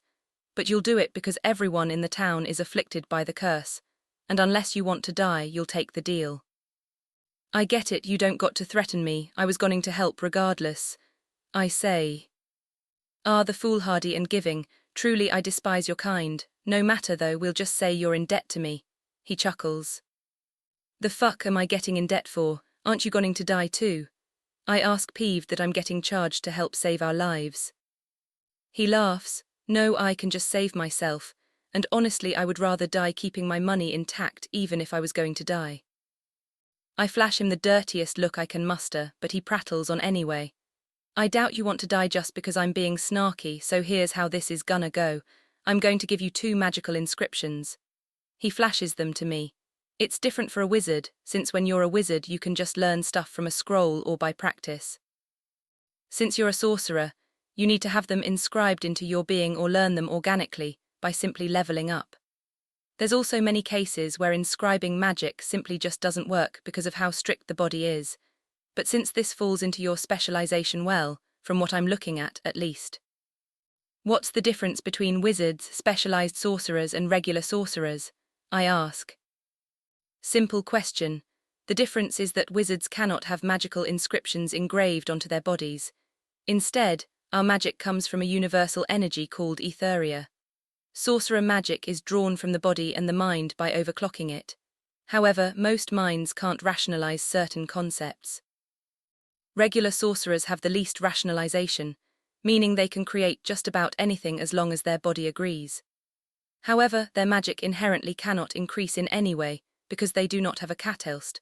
So instead their magic works in unwritable past and future memory, channeled through the body, meaning once you cast one spell through an inscription, that's the spell they can use with no modifications. In exchange, any magic gives positive or elemental attributes to their bodies. And while wizards need tomes and levels and scrolls to use magic, they can also experiment as they please, since we can use etheria as a catalyst for rationalization.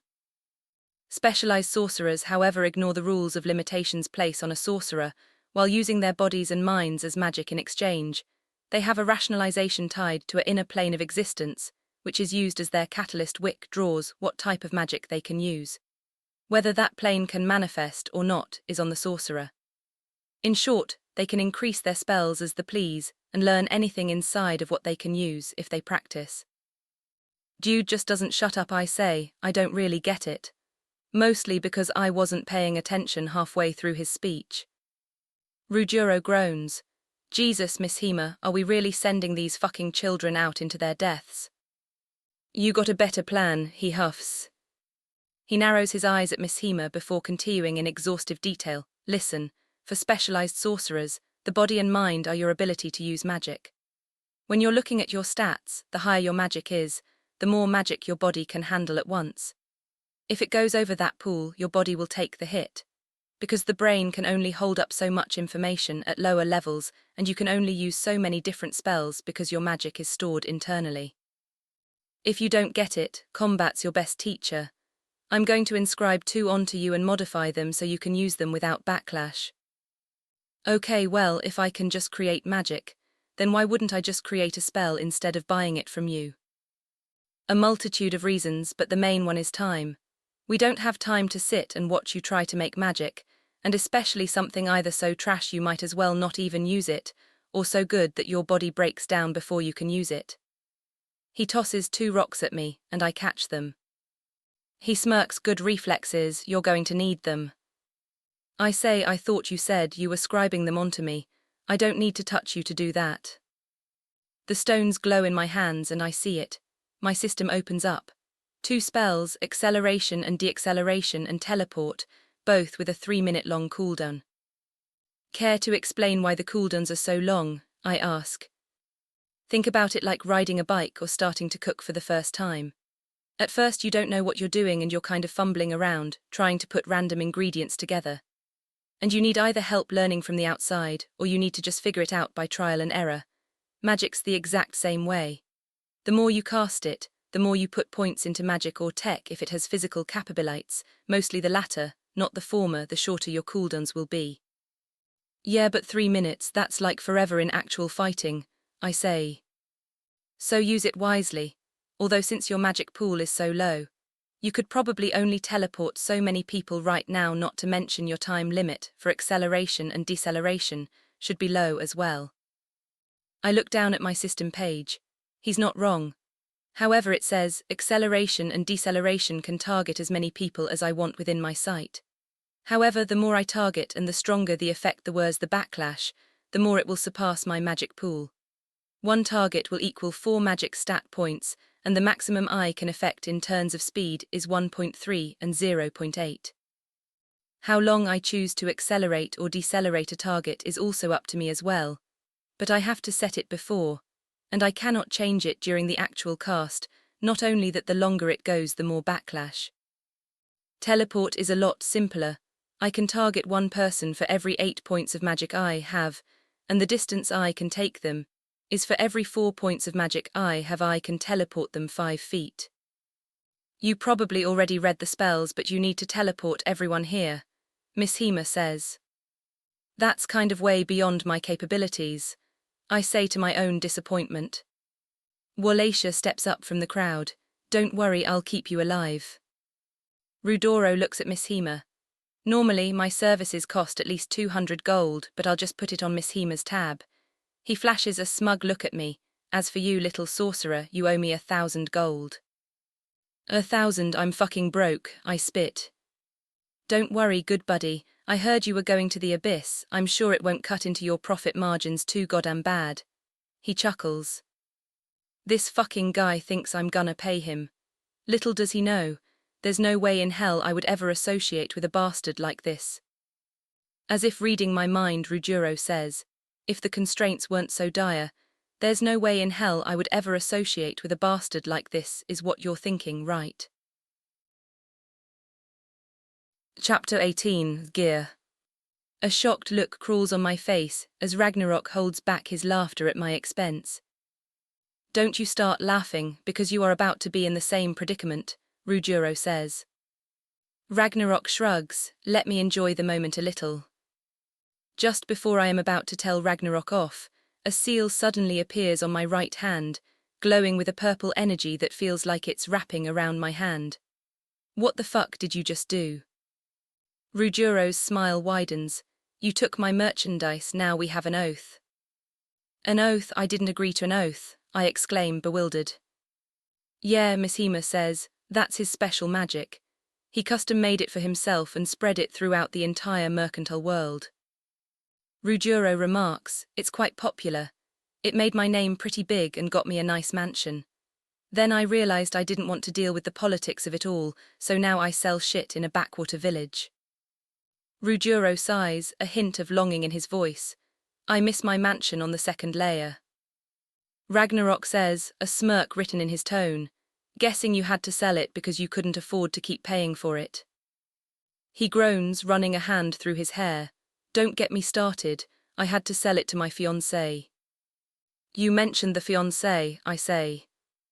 Rujuro smiles, oh go ahead, trust me, take her off my hands, I don't give a shit. I mean, is she hot, I ask. Oh gorgeous, but like I'm not into it. That's giving some type of vibes, Ragnarok says, raising an eyebrow. And I don't care, what's your address, I ask. Sira shouts, her voice laced with exasperation. Stop chasing the nearest skirt you can think of. And all I'm saying is we're not doing anything besides traveling together, so why is it any of your business what I do? After all, I need a conquest after I leave here, I smirk. Sira groans, partially pouting, partly in disgust, but that's what I want. Her name is Valeria Thornbreaker. Matter of fact, she should still be waiting at that mansion for my return, although she has her own mansion at the other end of the Solstice City. Miss Hema coughs, interrupting our banter. Can we get back on topic? We're burning time. My bad, old man. He tosses me a card and disappears the moment it comes in contact with my hands. System access to the Thornbreaker domain. Oh shit, systems can do that too, I state. They're kind of like omnipotent managers. Don't think about it too hard, Rujuro shrugs. Hey Ragnarok, Rudruro says. What, he asks. Rujuro materializes a giant, jet-black volcanic lance. He tosses it to Ragnarok, who catches them with ease as if they're as light as feathers. That'll be about 6,000 gold, he smiles, holding out his palm. Ragnarok narrows his eyes at Rujuro with suspicion. Why is your inventory so expensive? My stuff isn't expensive. I was just saving this stuff as collateral for a rainy day, he responds, retracting his palm. Unfortunately, it seems my day is infinitely raining, he grimaces. Rujuro then turns to Sira, who recoils slightly, her eyes shout, please no. Is there any way I can? Here, he extends out his hand to show a small silver amulet. Excuse me, what is this precisely? She asks. Oh, it helps you cast your magic a little faster. I noticed that most beginners have a charge time in between your casts, so this should eliminate that, he states. And precisely how much gold is it? She says. Oh, prayer amulets like this are common. Even our dear priest carries one. I'm assuming that you get your magic from your deity or at least bloodline, he laughs. It's inherited, she smiles. Okay, so bloodline it is. Good to see my eyes still got it, he says, a small chuckle to himself. My class in my system said I'm an ether witch, so I was wondering how that would work out, she says. Rujuro scratches his chin and his voice grows low as if he's talking to himself. Must be a unique variant since I have never heard of witches like that, although most witches are just kind of like pseudo-alchemists though. Some have patrons, gods, or the like. I guess you're more of a cleric variant considering the charge times and the praying. Whatever that thing should do. I'm confused about what you're saying, Sira states, unsure if she should interrupt his rambling. He points to me. Just know that you're like that guy over there with just far less versatility, since you can only work with the one element. Anyways, be about 250 gold for you. I'm calling bull, I spit. What are you talking about? He cringes, taken aback by my outburst. Only 250 gold, don't you have to do something special for her? I shout. Aren't you all about advocating for my well-being? Sarah says. Are we dating or fucking in any way? I ask. What, no, she exclaims, her face flushing a deep shade of red. Then I do not care about your well-being beyond your physical and mental health, I say.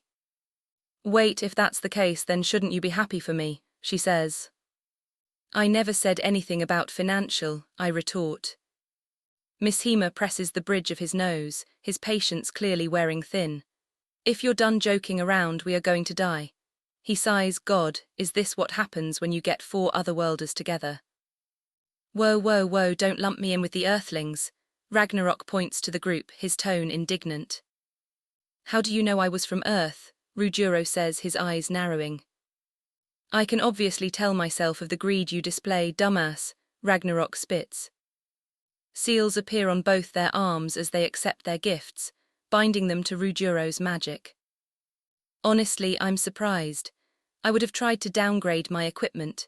Ruggiero looks to Ragnarok, half curious whatever the other emotion is I don't want to know. You kidding me? I feel like I'm not gonna find this unless I was on the 3rd layer or something, he laughs. You got a good eye, friend, Ruggiero remarks. Is there a time limit on this debt? Ragnarok asks. Nah, nothing like that, I'll just take the gold automatically from you when you get it, Ruggiero says. You installed teleportation inside of your special magic, he says, shocked. Oh hell yeah, man, you think I wouldn't? I knew there were monsters inside of the abyss, but this is crazy. What level are you? He says, his voice filled with disbelief. Well, I'm only level 5, and all of my spells are all non-combative, Ruggiero says. So what I'm hearing is that you're a bitch. 100% of the time, all the time, I state, my tone dripping with disdain. He suddenly gets into my face, a cocky energy radiating off his body. I may be a bitch, but I can smell it off you, the fact you will never be richer than me. Ragnarok scoffs, didn't you have to sell your mansion? If your weapons suddenly explode mid-combat, that wasn't on me. That was you, he shoots back. Sarah opens her mouth to speak, but upon hearing those words she closes it. I push Ruggiero back, creating some space between us. Listen, I don't care what kind of special trap you put in the magic inscriptions. The one thing you're not gonna do is talk to me with that musty-ass breath. What are you going to do, hit me? He smirks. I paralyze Ruggiero with my gaze and hit him straight in the face. Blood spills from his nose and a tooth comes out. Oh, what the fuck, I thought you were a sorcerer, why are you hitting so hard? He cries out, clutching his face in pain. Miss Hema looks back again, his eyes wide with disbelief. No, you wouldn't. You didn't put all your points at the strength, did you? Oh, I did, I smirk. What kind of fucking sorcerer would do such a half-ass thing? Ruggiero screeches. Miss Hema pauses, his eyes narrowing in suspicion. No, you didn't do this just so you could have sex with the elf, did you?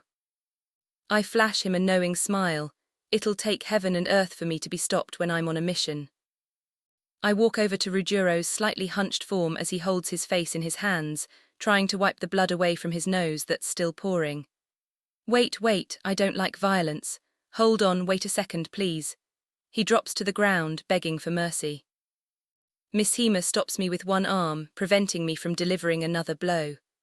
No, as much as I would love to watch him get pummeled right now, we have a plan to enact. Ruggiero gets up, only partially recovered from the blow I gave him. Serves you right. Miss Hema flashes him a look, of get over yourself, dude. To be honest, it's a little satisfying to see. My bad, got ahead of myself, don't worry. I won't lose my head over a violent customer. Had plenty of you before and I know exactly how to handle them, he states, staring me down. Ruggiero, Miss Hema glares at him with the most intense stare I've seen since I met this man. Ruggiero rubs the back of his head and sighs. Right, I'll see you lugs later. Try not to get yourselves killed. Chapter 19, Tulwar's Breaking Point. Brother, wake up. Elena wakes to Jim's cries over his brother's body. The leaves rustle, shadows stretch and bend, and the light obscures. Soft footsteps tread across the grass. Long, pointed ears twitch as green eyes shimmer in the dark. It's okay, human, you'll be joining him soon. I'll kill you no matter what. Jim roars as he lifts himself from his brother's body and charges into the darkness. Elena shoots a light right between his legs, shattering his kneecap and sending him tumbling to the ground. He cries, clutching his ruined kneecap, "Why? I never had any alliances to begin with. I have to stay alive and do what's most convenient for myself. It's truly nothing personal," she states. Those red beams seem plenty useful. The shaman steps out of the shadows, a cocky smile plastered on his face. "But it's not like it matters. You can't touch me with those." In one swift motion, shadows bind Jim, wrapping him in place and sealing his mouth as he struggles. "You're going to ask me for a favor, aren't you?" she sighs. "Aren't you my ally? You can't be sitting around here doing nothing." He laughs. "I'm surprised someone like you values allies, figured you be the anxious type," Elena says. "Rude, but of course I do. I wouldn't have gotten this far if it wasn't for my allies. Besides, it's not like you're those humans anyway." He points. "You got vampire blood in you that actually makes you valuable. You think someone like you going away will kill every single mixed blood on the planet, just because they have an inch of human in them," Elena retorts. "Oh, it's not too far off, but I owe a vampire a deep debt.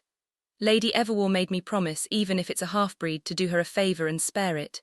So this is your chance." "My, how generous. I could backstab you at any time, you know." "All of what you stand for became clear enough when you shot Jim right between the kneecaps, right? But I don't hate that about you. Actually, I prefer it." "What do you mean by that?" "It means I know your allegiance lies with yourself, meaning you'll do what I ask you to." "I mean, of course, that is what a partnership is after all." "And say I lose, do you think they're going to let you live after what you've done to them?" "Trust me, I know how to play up the damsel in distress when need be." He chuckles. "You're funny. The only thing you're going to be doing is going up into the trees and shooting them down from above when I send you to a given spot. And if I switch to the other side?" "To be honest, if you do switch to the other side, I'll just kill you along with the rest of them. You're really not necessary for this plan. You'd be a damn fool to believe I'm trying to have faith in non-factors and things I can't control." "Then why let me live, and why are you doing all this?" "That oath with Lady Everwar, and it's obvious, isn't it? I hate humans." "Is that really all why you're doing this?" He sighs. "I'll put it to you like this. Have you ever looked at something and thought how filthy it was?" "Plenty of times, but I don't understand what that has to do with anything," she responds. "It's the same concept. Every time I look at a human, I think how filthy they are. Every time they breathe, I think about how I can silence them. Any time they begin to think and make up their ideas, build, create, etc., the greatest thing I hate about humanity is their imagination. Mere animals should have never been given such a gift, to then use it to act like gods the moment they get power. How utterly depraved." The DMCO continues. "Sogel's teachings preach that all life must be respected, and their knowledge obtained for a greater universe. Built upon eons is the only way we will reach all life to the eternity that is the gods' plane. Only with harmony can we build such a utopia." The DMCO says, sorrow written in his tone. "In paradise I tried to believe those words. But as I observe them, I realize maggots have more value. I judge them thoroughly. Incessant greed, the hunger for carnage, the constant seeking for dominance and control, and their lust bottomless and never-ending. As long as it turns on a couple of signals in their brains, they'll touch and do whatever they want as they please. It's their freedom. That is the final nail in their coffin for me. As long as I'm alive, I will kill every single human. It all starts with iron light, and I'll make my way up. One by one, I'll make my deals to settle this wrecking. One by one, I'll make my promises and break them as need for my goals. I'll get stronger and stronger until there's not a single human left, even if it takes the entirety of my heart." "Sure, but it's not like I see your point. Maybe it's the human blood in my veins, but what more is there?" she asks, as if seeing through those words something a little more. "I already told you. It's simply and merely because I hate humans. Do you really need me to pinpoint it?" "I guess, but there's not much else to do, so humor me." "Fine, if only to stave off boredom," he sighs. "I first started hating humans the moment I saw one. I was looking at the pool in paradise, where the food is an infinite abundance, where the sun always shines, where the fountain of knowledge is infinite and for everyone. The world is truly at peace. There is little violence. Everything moves as it should with purpose and clarity. Once we reach the age of 60, you're sent on rigorous training for the next 20 years to go to the lower worlds and help save the other species, as per the Sogel's will. However, Sogel has a brother who also shares paradise. His goal is completely different from the elven god. Dim's wish is to make the elven race the only race, and if not the only race, then the most superior race, and then through that extension, claiming all the lower worlds. Elena chides, he sounds like a brat with dreams far too big for himself. He continues, except this brat you speak of is a god, and will always be better than any one of you mortals ever could imagine being. Anyway, the center of paradise is a singular pool. This allows you to view and see the lower worlds. You always have the choice to choose the Sogel's way of seeing the world or Dim's, of course. Most people pick what the Sogel has to say. He's our main caretaker after all, and he's the person who watches out for us. The first ever events of discrimination happened because of this, but I'll skip over that since it's taboo to talk about that with outsiders. Trouble in Paradise thought it wasn't ugly up there. It's far prettier than you could possibly imagine. He clears his thought, of course. Sogel stepped in and made sure that wasn't the case along with his brother Dim. But it made me curious. What's so bad on the other side that we need to even potentially harm each other? So I went to go check. He states as if haunted, death. That was the first time I ever encountered it, watching another human kill another one. I have read that it is a terrifying thing for humans. However, for elves it's different. It is a sacred cycle of rebirth. I know that they will come back someday, maybe a little different, but that doesn't matter in the end. The shell will always rot, but the spirit endures. He continues. Killing will always be a meaningless act with no value, because you take away that spirit's experience in its current life. To put in perspective, you see murder as taboo. We see it as a violation to the cycle of life if not used for its true intended effects. He explains. So I couldn't understand. Why would a human kill another? I became obsessed. Every day I went back to that pool to see humans killing other humans. Their rage, their greed, destroying planets and worlds without any remorse. Their apathy so thick they would shed responsibility to anything, any concept, anyone, as long as it's not themselves. I watched all life under their oppressive rule crumble and fade, a self-inflicted torture that has infected all of life itself. His eyes sharpen, his ears twitch, and his teeth clench. This is what I'm supposed to be protecting. This is what I'm supposed to be respecting. The maggots in the dirt have more value than these lust-driven parasites. I'll kill them. I'll do whatever it takes to kill them. He regains his composure. I made an apology to Sogel, for I could no longer consider him my own. I went to the conversion ritual willing and determined to become a KO, and just like that, I was chosen. He preaches, Dim told me the only way to kill a monster is to become a bigger one, to grow so massive and so tall that nothing can question you. That is the only way you can set your impenetrable will upon the world. That is what his chosen are meant to do. There are only 5 of us here so far, and I am the weakest. When I was sent down here into the abyss, I had to grovel, beg, and steal just to survive. The littlest monster could defeat me. I pledged false allegiance time and time again. I've lied, killed, and stolen just like a human. In those moments is where I felt empathy for that species. I have been in the mud and dirt just like you, and I realized I didn't create this world. I realized gods did not create this world. I realized it was a human king sitting upon a throne of bones that created this hellscape. My fire has only grown. The king's abyss is the worst threat to all of existence, and once again, it is a man-made creation that defies the concepts of the universe with the sole purpose of repeating depravity. He stared her down. So I suggest, Lady Elena, you rid yourself of any doubts and be ready to slaughter with reckless abandon, because humanity is worthless. Chapter 20, Lock Heartreaver's Resolve. Ragnarok separates into a group with 5 knights, and Rose separates into another group with the other 5 knights who came and scattered into the wilds with us. I try to teleport as many as I can, but there are many of us and time is burning. From the edge of the woods, We dive deeper and all split up into our own separate paths. There's no way to really keep track of one another. It's our biggest concern, but Rose says she has that handled and can't tell us in case the shaman is watching. Anyways, it's now just me and Sierra, who's looking positively delectable, might I add, but her energy is off. She's usually quiet, but I can feel this immense fear coming off her body from here. It'll be a problem if I leave it alone. As we make our way through the brush, I say, "What are you so tense about?" I ask. "Is it that obvious?" A weak smile crawls onto her face. "I was trying to hide it, but the monks always said I was terrible at lying."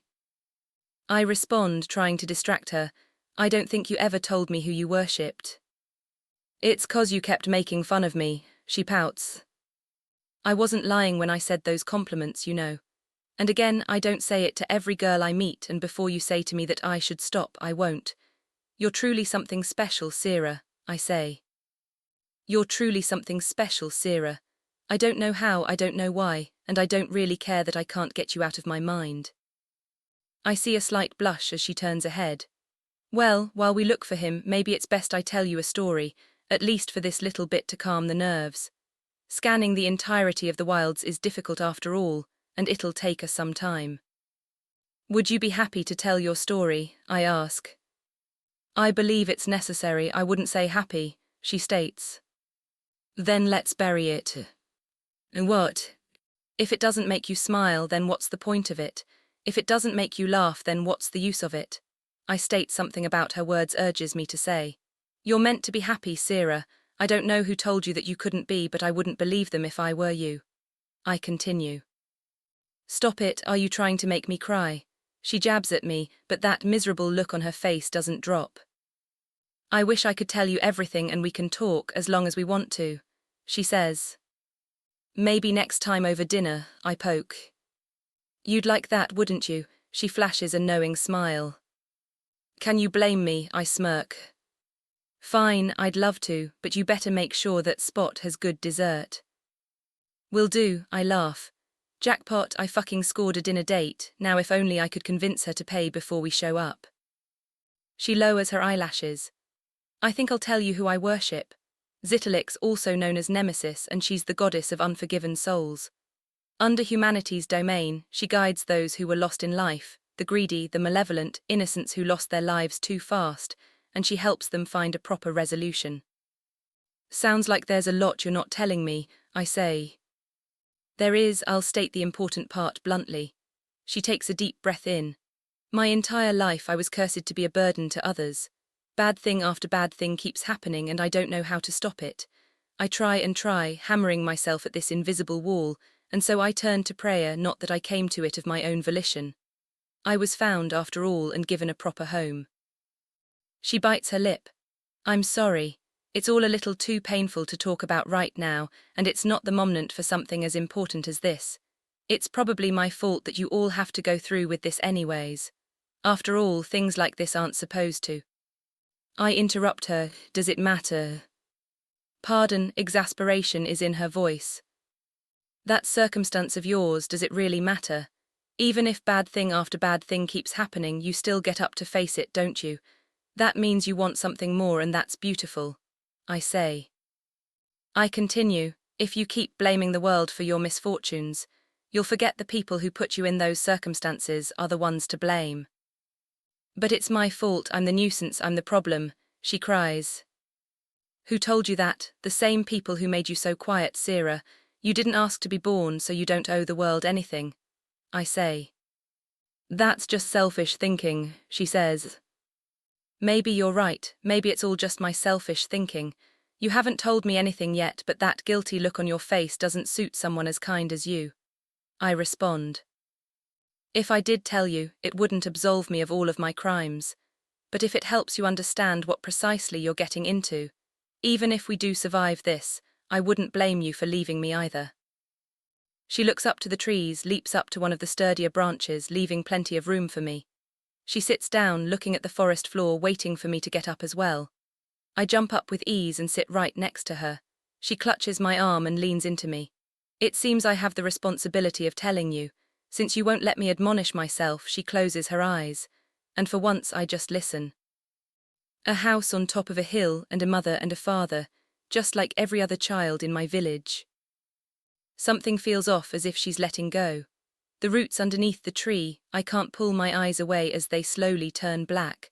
A bleeding red crawl across the ground as the shrubbery dies. I was normal in every other aspect. I kept up with my lessons, never shrunk or got ahead. She continues as if nothing has changed. I was sociable, playing games with my friends for the little time I had them. I ate, drank just like anyone else. I was forced and stuck to do farm work and chores around my house like anyone else, but tragedy comes in waves and never lets you go once you're in its throes. She says, I kill everything I touch, Lock. I discovered this when I was the age of 7, when my mother grew gravely ill after giving me a hug. Afterwards my father kept distance, but just like a proper parent he loved me all the same. However, the others cannot say the same. She rolls up her sleeves, showing off bludgeoned, scarred arms. I didn't notice this on the roof, damn my lust. They're the reason I always wear long-sleeved clothing. They stoned me when I would walk by their houses, when their fruit patches would dry out, when they light the lamp posts at night. They scolded me when they were broken after I walked by them the next day. In fear of death, they didn't touch me, scared that my very flesh would kill them too. Originally, I was going to be given to some lord somewhere as new military gear so that they could be spared taxes for the year. Once I reached 10, mostly because no one wanted to really believe what I could do and it scared them. I had no control over it, so therefore no one helped me. Day in, day out, eating nothing but the scraps of the world that wanted to leave me behind, dreading the wars I would be thrown in. And just like that, time passed and I reached the age of 12. She leans into me harder that moment. I notice a thigh strap on her leg. She unhooks it, and it peels back a patch of skin. On her inner thigh, a pulsating red chalice dripping blood into a holy pond, filled with bones of innocent children, their cries of tortured agony, whispering through unpeeled skin, the image engraves with thorns as if being locked away, consistently beating like a heart. I didn't want to believe it was real, she continues. What happened that day, autumn? It's my favorite season because no one can really tell if it was me who was killing the leaves this time. I was feeling the cool breeze upon my skin. I had a good day that day. My mother's health was recovering. My father left me out some cookies that day. I had wrappings on my hands to make it so I can touch things and they weren't coming loose. Yes, everything was perfect that day until my vision went dark with the bag over my head. I screamed, I cried, I shuffled, all the restraint in my body had snapped. I didn't want to die, nobody truly wants to die, I blacked out. And when I came to, the first thing I felt was my skin being set on fire. My entire village, with long streaks of shadow etched into the village, this incredibly luminous purple energy radiating off of it. Red, so much red everywhere. Her pupils dilate and her grip grows tighter, her mouth starts to salivate, the leaves start to die. Fuck me for being into high-maintenance women, Sira, stay with me, I shout. My neighbours, their bodies were flayed and put on pikes. The kids who used to bully me were slashed and splattered across the roads we once played in. I started running back to my home, running up the hill, seeing the corpses of guardsmen scattered and splashed across the fields. When I opened the door, I saw my mother's terrified face holding on to my father for dear life. She was scared of me. She starts to cry. Lock, she was scared of me and I couldn't do anything about it. I shouted for their names, but I couldn't hear them, my vision warped. I felt like I was being choked, pulled, like a deep greed had just laid claim to me without my consent. She wipes her tears, still clinging. The next thing I knew, the system screen appeared and I was in front of a monastery. The monks took me in once they saw me on their doorsteps. I don't why after listening what propels me to say this, but regardless I'll stay true to her, and to myself, I pull her in closer despite the surrounding rotting wood. Is there anything you wish for that I can grant? My touch causes her to jump like a wriggling cat, as if she's made a mistake yet that she can't rectify. Her expression switches from that to joy as she looks up at me. Thank you, Lock, I have never felt this close to someone, she states.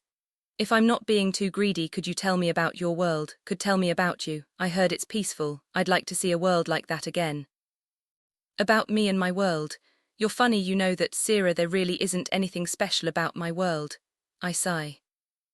But the monks say there's something special about the world awakeners come from, that it is a peaceful world. she says.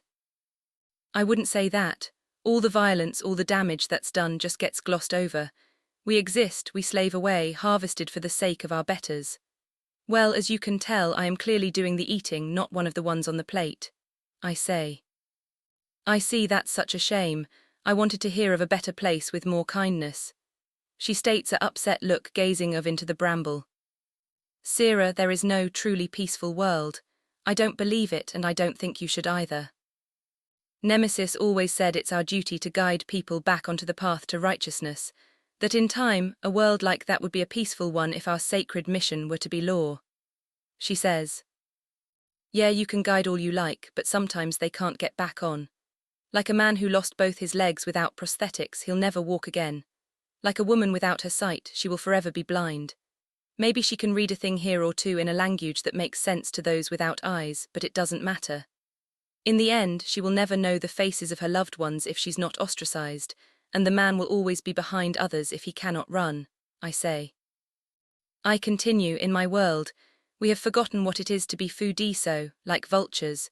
We peel off the skin of each other, pluck out the bones of our resolve and futures, and flap our wings in utter glee when someone who could not play the part of cannibal dies before us.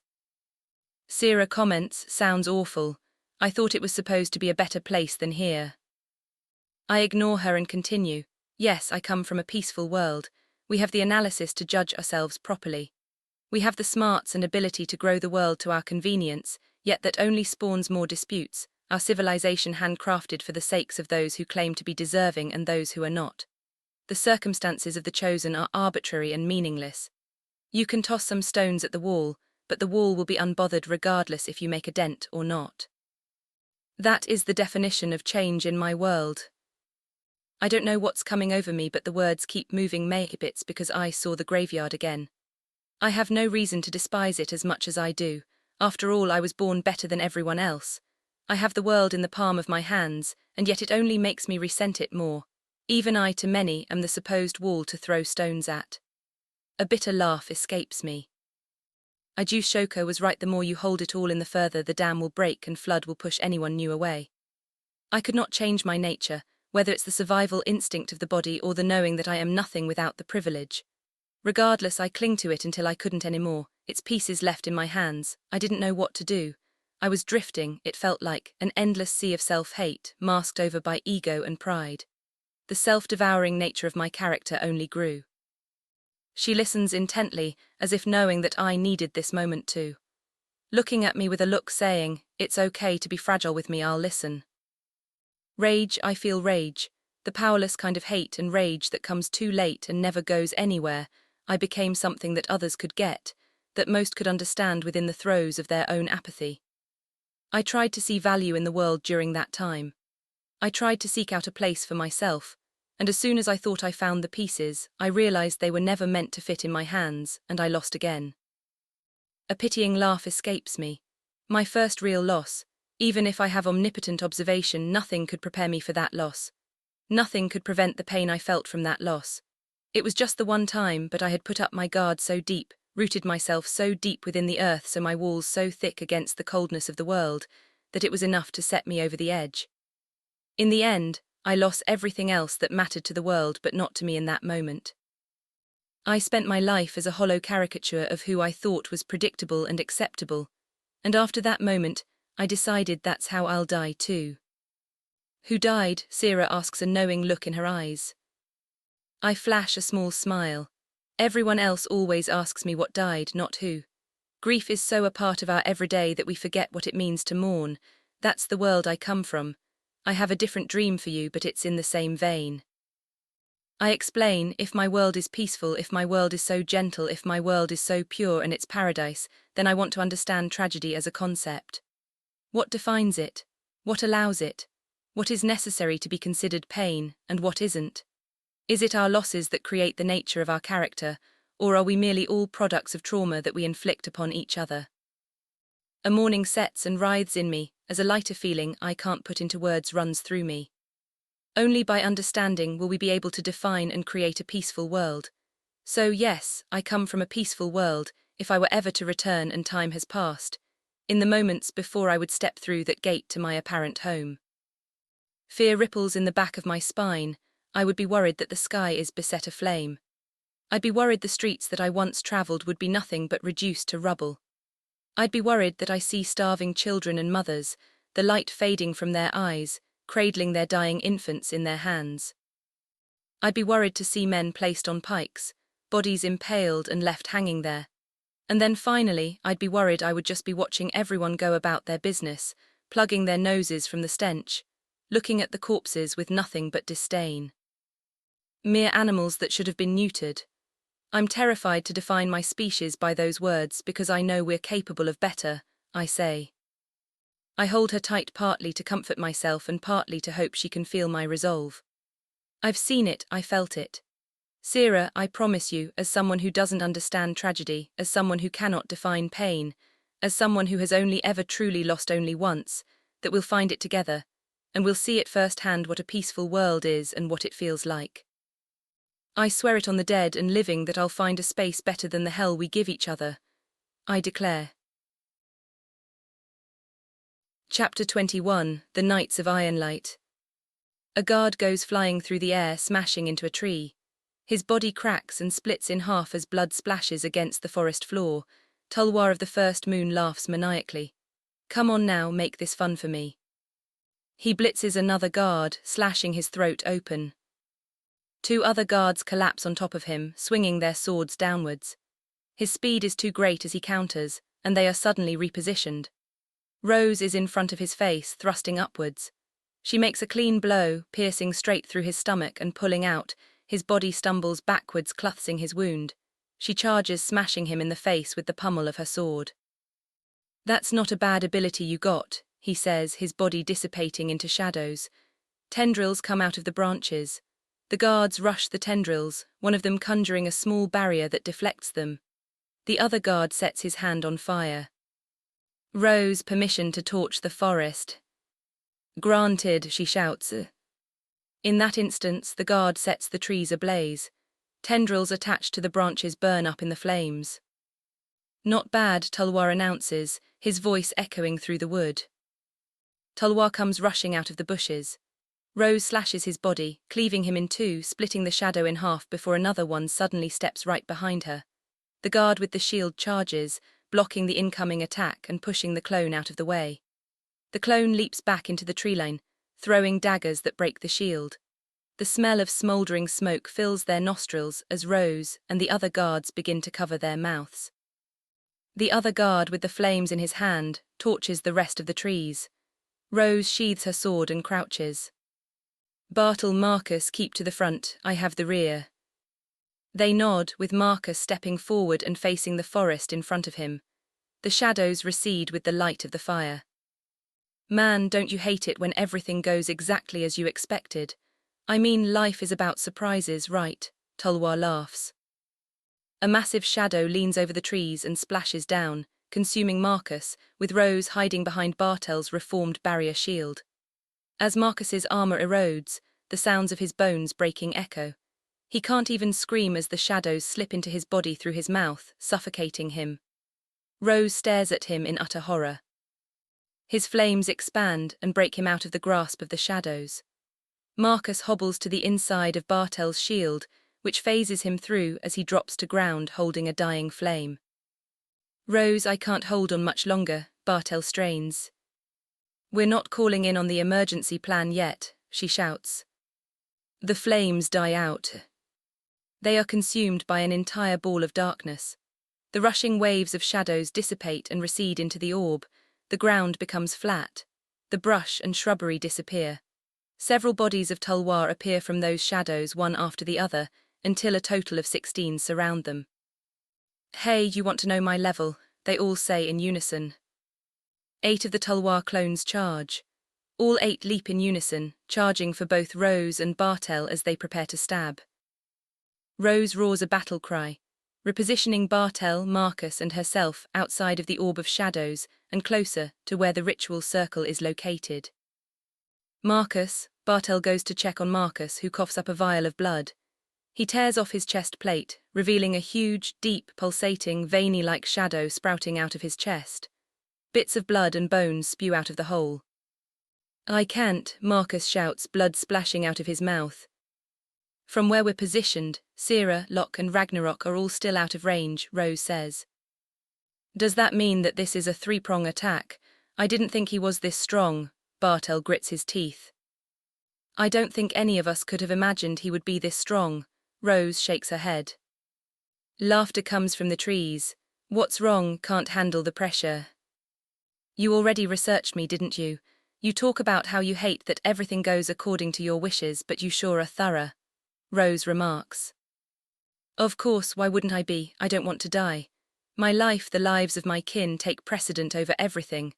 After all, we are the most valuable, he says. Quite a human-like mindset if you're asking me, Rose spits.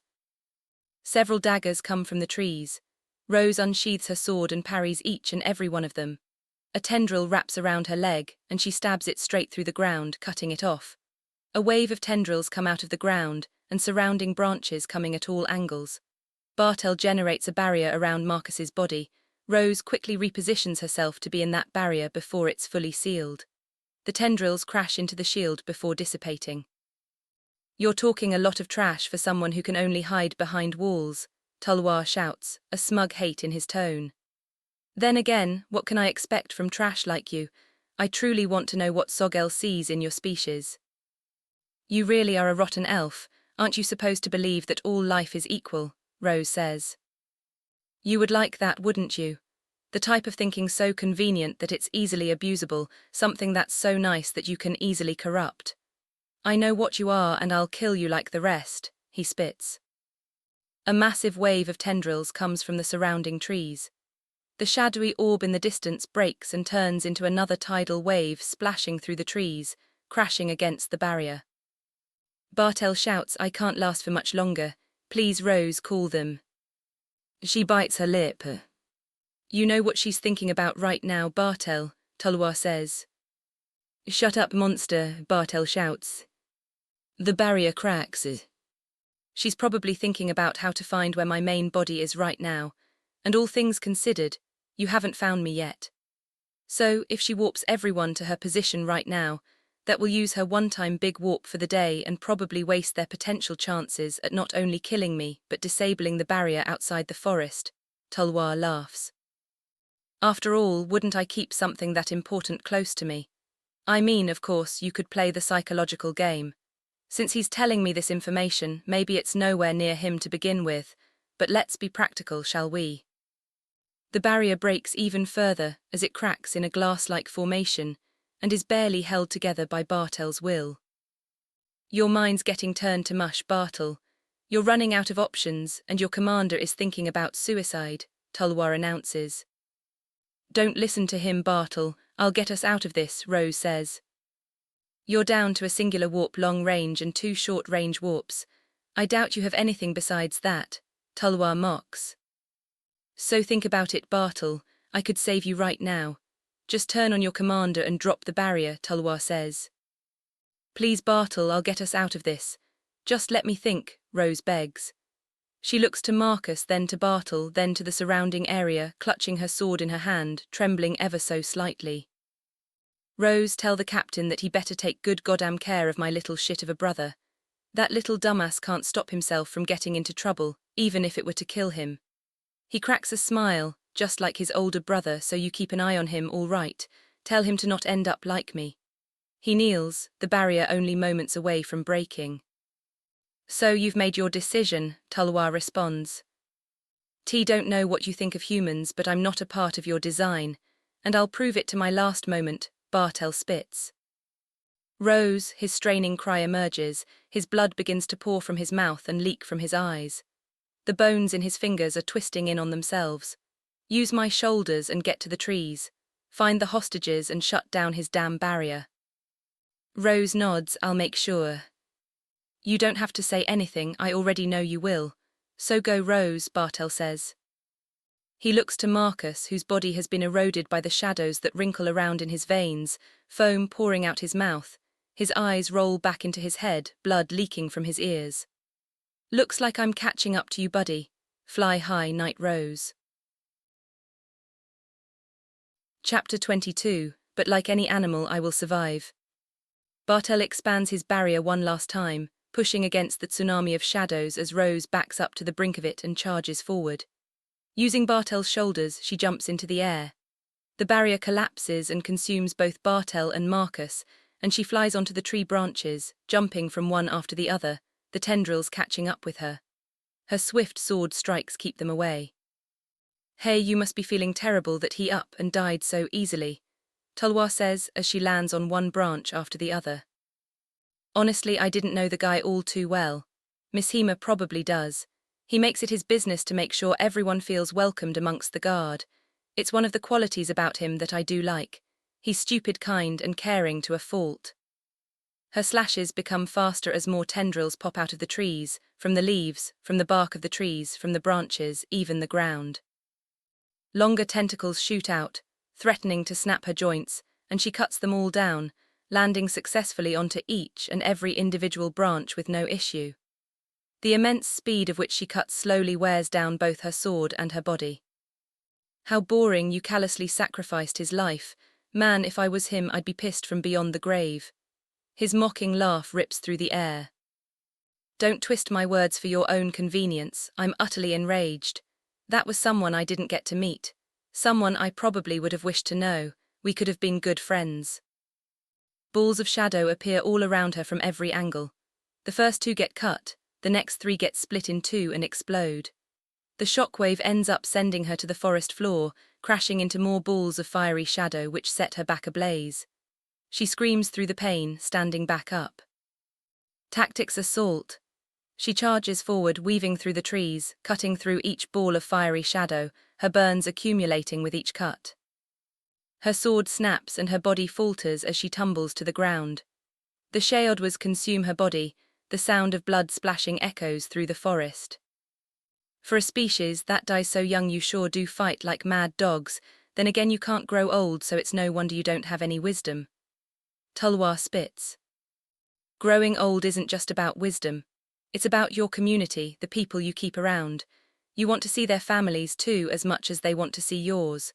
So I really can't stand bastards like you who trample on that." Now cutting apart the shadows, she emerges from the liquid darkness, deep and small gnashes pouring blood into the murky magic as the tendrils threaten to pull her back down. Now roaring, her pace quickens as she leaps back into the trees. The sense of fatigue her body shows in between her slashes dissipates.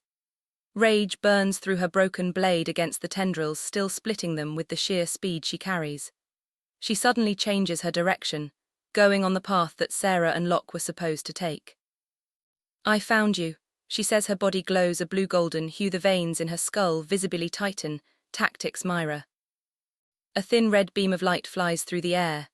Reflexively, she blocks with her sword, but it is broken. That attack that would have hit her blade instead pierces her stomach, the beam ruining her momentum. She flies into a tree and crashes onto the ground, blood leaking from her skull as her body seizes on the ground. "Congrats," Tulwar mocks, his voice fading to the trees. "What?" she stammers, but she can't get the words out. Warping through the shadowy tendrils in the woods is Elena, flitting her blonde hair. Her blue eyes suddenly glow a sinister crimson. "I don't ask for your forgiveness.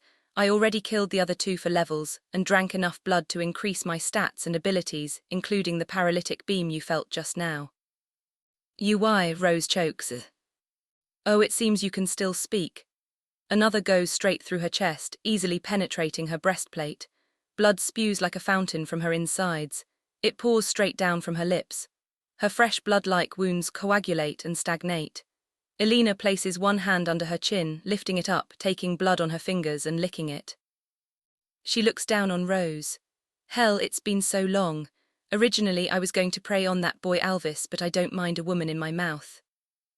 She says, "You know, my parents instilled this fear in me that I would die soon as a mere fledgling, even though I was blessed to live with a long life. So long as I consume, I won't die, and I only have to do it every now and again, because I am half vampire."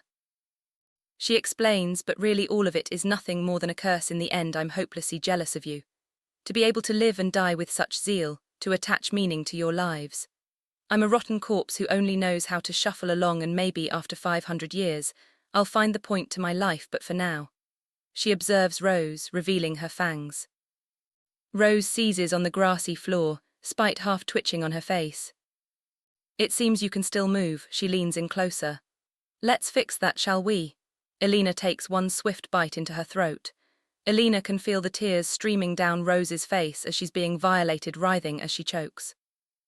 Oh, not what you expected, right? She mumbles, drowning on Rose's blood.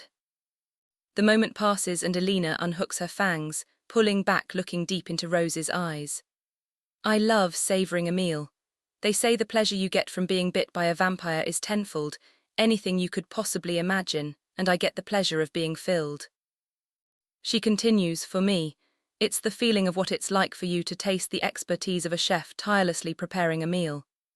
It's quite the pleasure in it of itself, since you can taste every experiment they had when building their skills. A sly smile etches onto her face. Well, I don't have to describe it to you. You already know what it's like to be filled, don't you? She smirks, although from what I can taste, he's a little slow in understanding what your desires are, but you forgive him for it. She mock gasps, even hoping to build a family.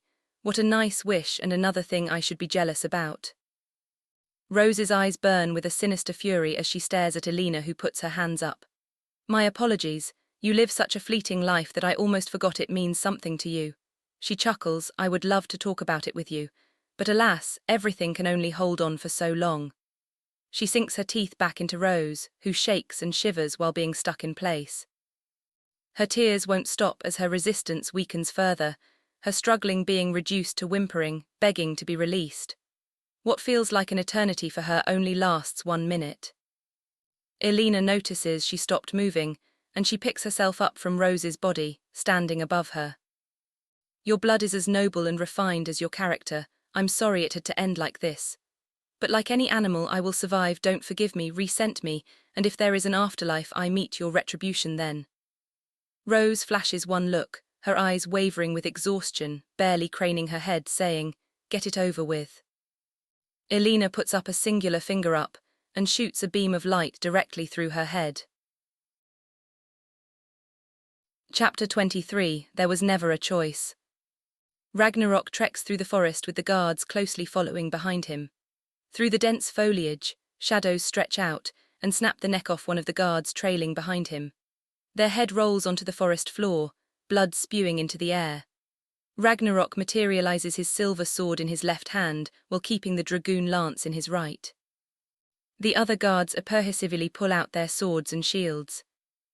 Ragnarok announces, locked into a commanding fervor, full retreat. An ethereal but familiar whisper echoes through the branches. For them, no. Before the other guards can even react, 2 more have shadows hook into their faces, flinging them up into the tree line, their bodies vanishing within the thick leaves.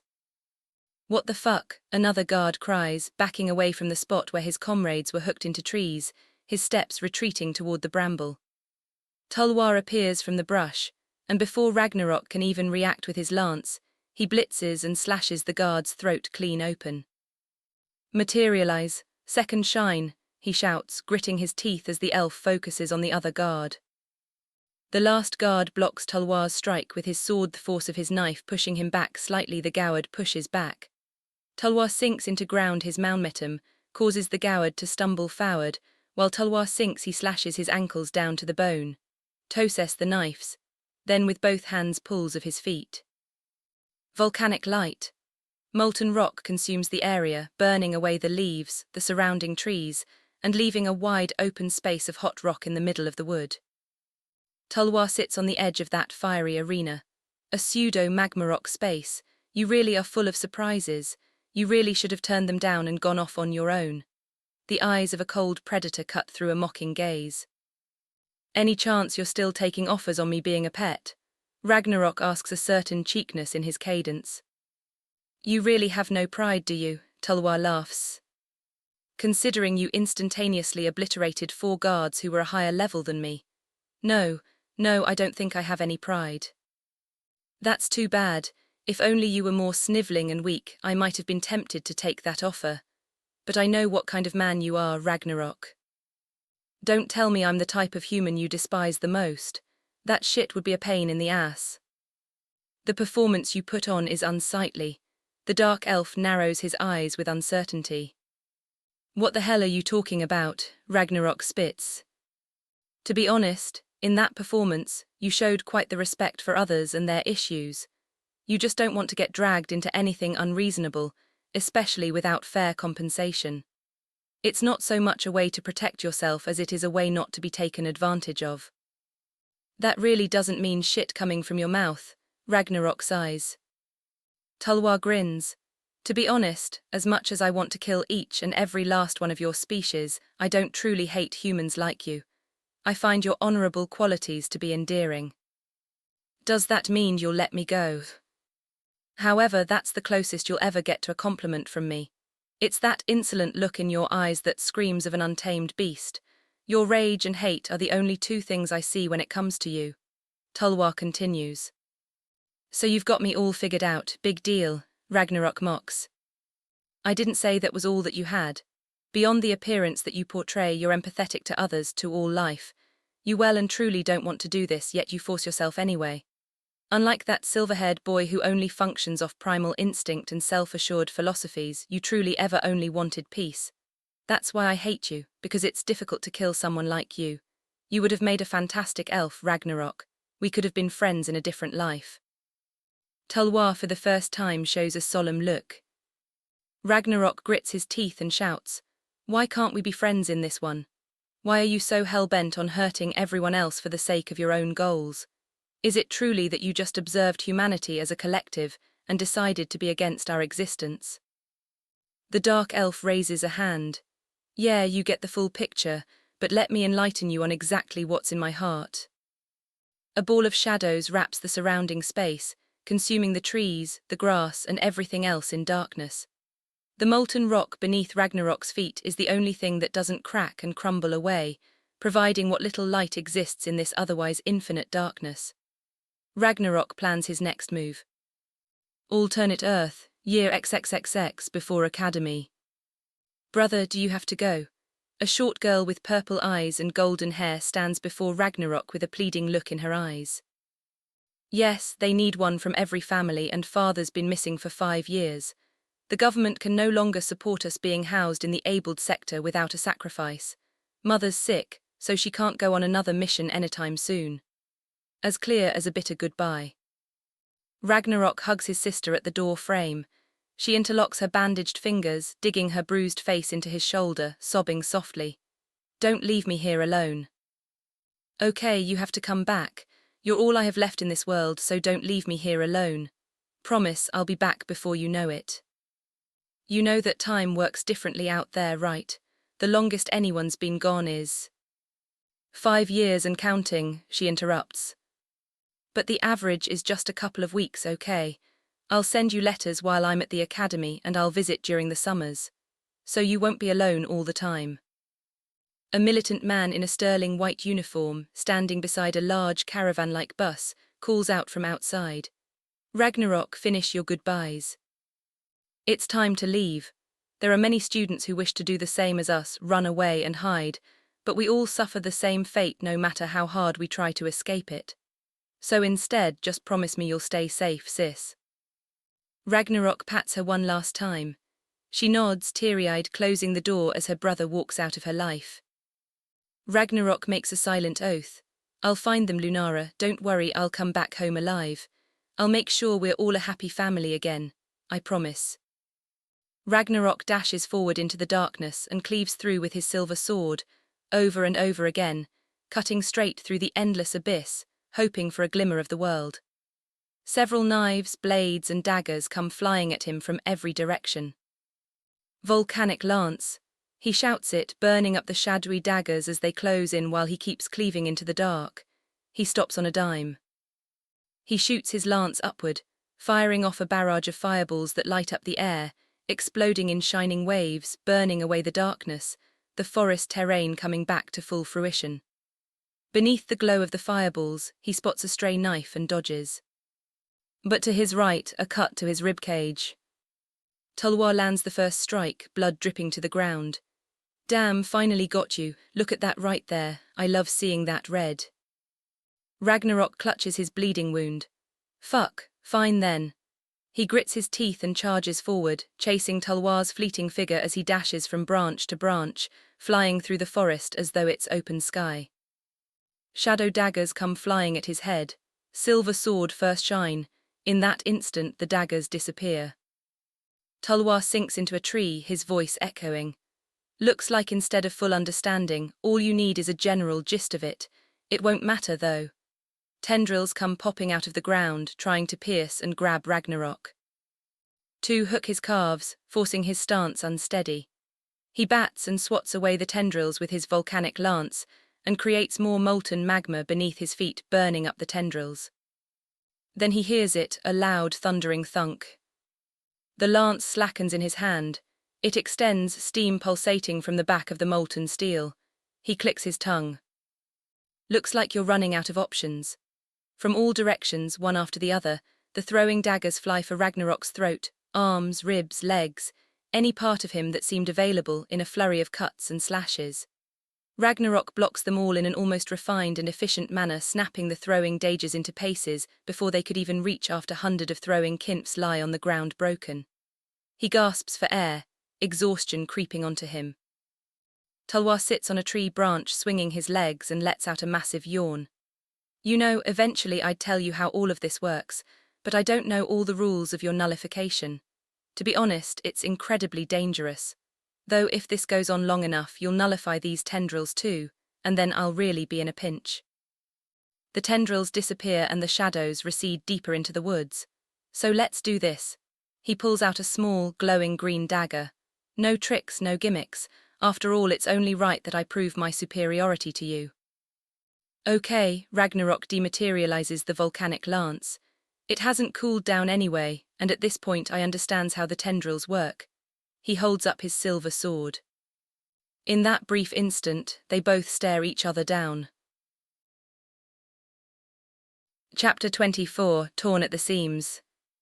Year XXXX, alternate Earth. God damn it, Ragnarok, how many times do I have to tell you this shit, dude? The instructor groans. I don't get it, teach, I really don't. It was like no matter how hard I train, I don't even make it past C and all the sims. Ragnarok sits on the dirt, dirtying his torn uniform. He drops to the ground, holding his practice sword in hand, as he looks up at the simulation score screen just above him. The older man with a scruffy beard and a black warrior tail crosses his arms as he looks up in frustration, more so than Ragnarok, who handles himself with a more dejected state. Listen, you're always in your own fucking ass, you know that, the instructor says. What do you mean, Ragnarok asks. You're missing some damn confidence. Well, I know my abilities. And that's the problem.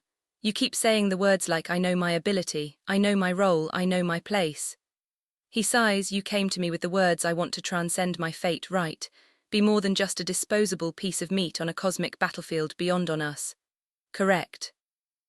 Yeah, I don't want my sister to die, and I want to find my father too, wherever he may be, even if the truth is what I think it might be.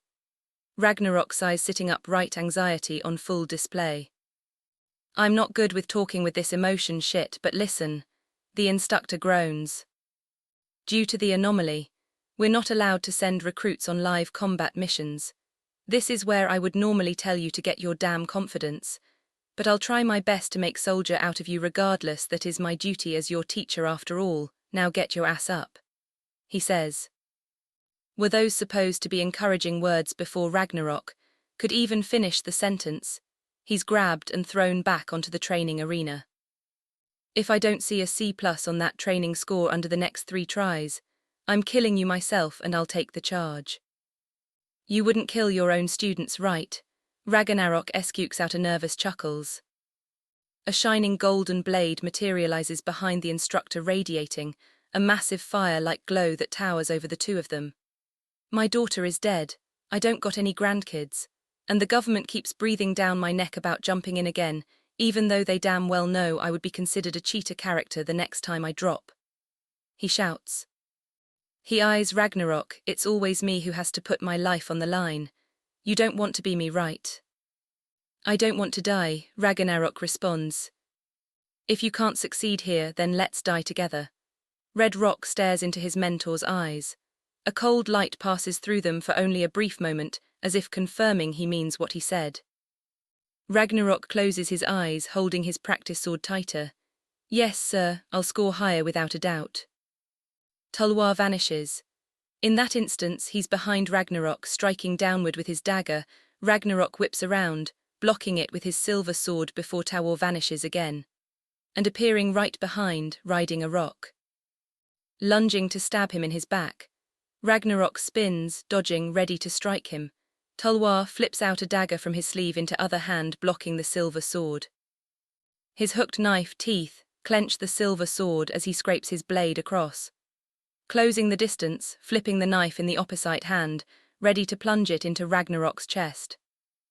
Ragnarok takes a massive step back using all of his strength, flying into the wood, the plunging knife only just grazing him. Tulwar rushes after him, bouncing off trees in a sporadic manner, until he's just above Ragnarok. A tendril comes out of the ground while they fly through the wood, the tendril starting to pull Ragnarok crashing to the ground as the slimly shadow wraps around his waist. Ragnarok materializes his volcanic lances and shouts, "Burn!" In that instant a volcanic plume fire explodes, sending the pair flying. The forest is set on fire. Tulwar dusts off his cloak as Ragnarok suffers his burns, heaving from the singeing pain, struggling to catch his under the blaze of volcanic fire. Tulwar says, scratching the back of his head, "You know, before I met Dim, I didn't know what I was going to do in my horribly long life. Just like any other KO, I was going to go from village to village, helping those who struggle to get by, where every single day feels just as miserable than the last. Helping those people feel joy and teach them there is more to life than this misery they know. And every so once in a while, I would go to the call, whatever it was, that would threaten all life on said planet and save the day." "Okay, so what does this have to do with putting me halfway to my grave?" Ragnarok spits, still trying to catch his breath. "Nothing really, just making conversation while you catch your breath."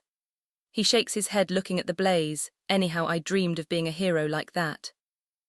As the fires consume the wood, the blaze encircling the two, the smouldering embers drifting in a suffocating wind, they draw closer to each other with caution as each fighter stays alert. Tulwar says, "You had dreams too, right? What were they?" "What the hell does that have to do with anything right now?" Ragnarok grips his lance tighter.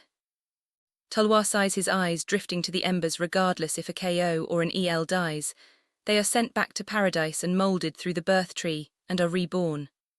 When the child is born, their eyes look exactly like, very essence of those who walk before them. Tulwar faces look to be in mourning, yet you could always tell if it was KO. For the first time I ever saw one, their gazes, it was such a hateful, distasteful look that even I couldn't stomach. No baby could ever make that face.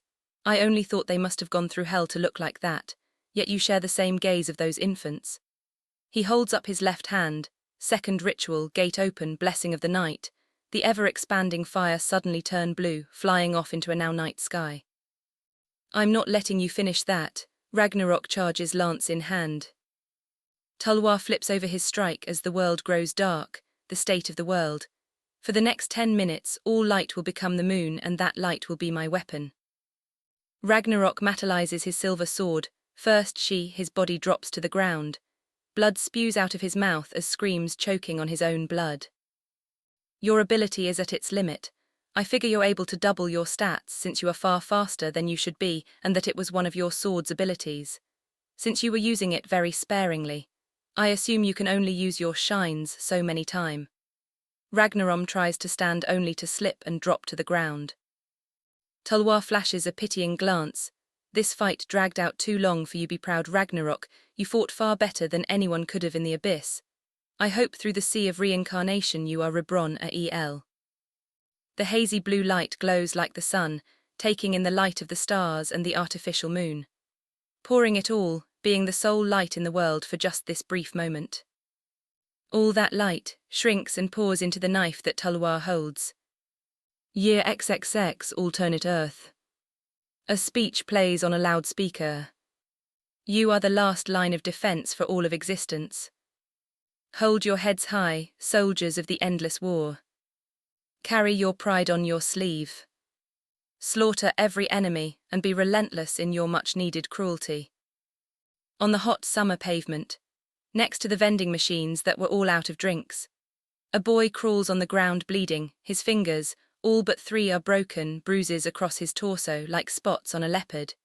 His legs twisted until broken with one arm after the other, he pulls himself across the pavement. A gaping wound from his chest, spilling onto the ground with each and every lift. His vision blurs as the loudspeaker screeches.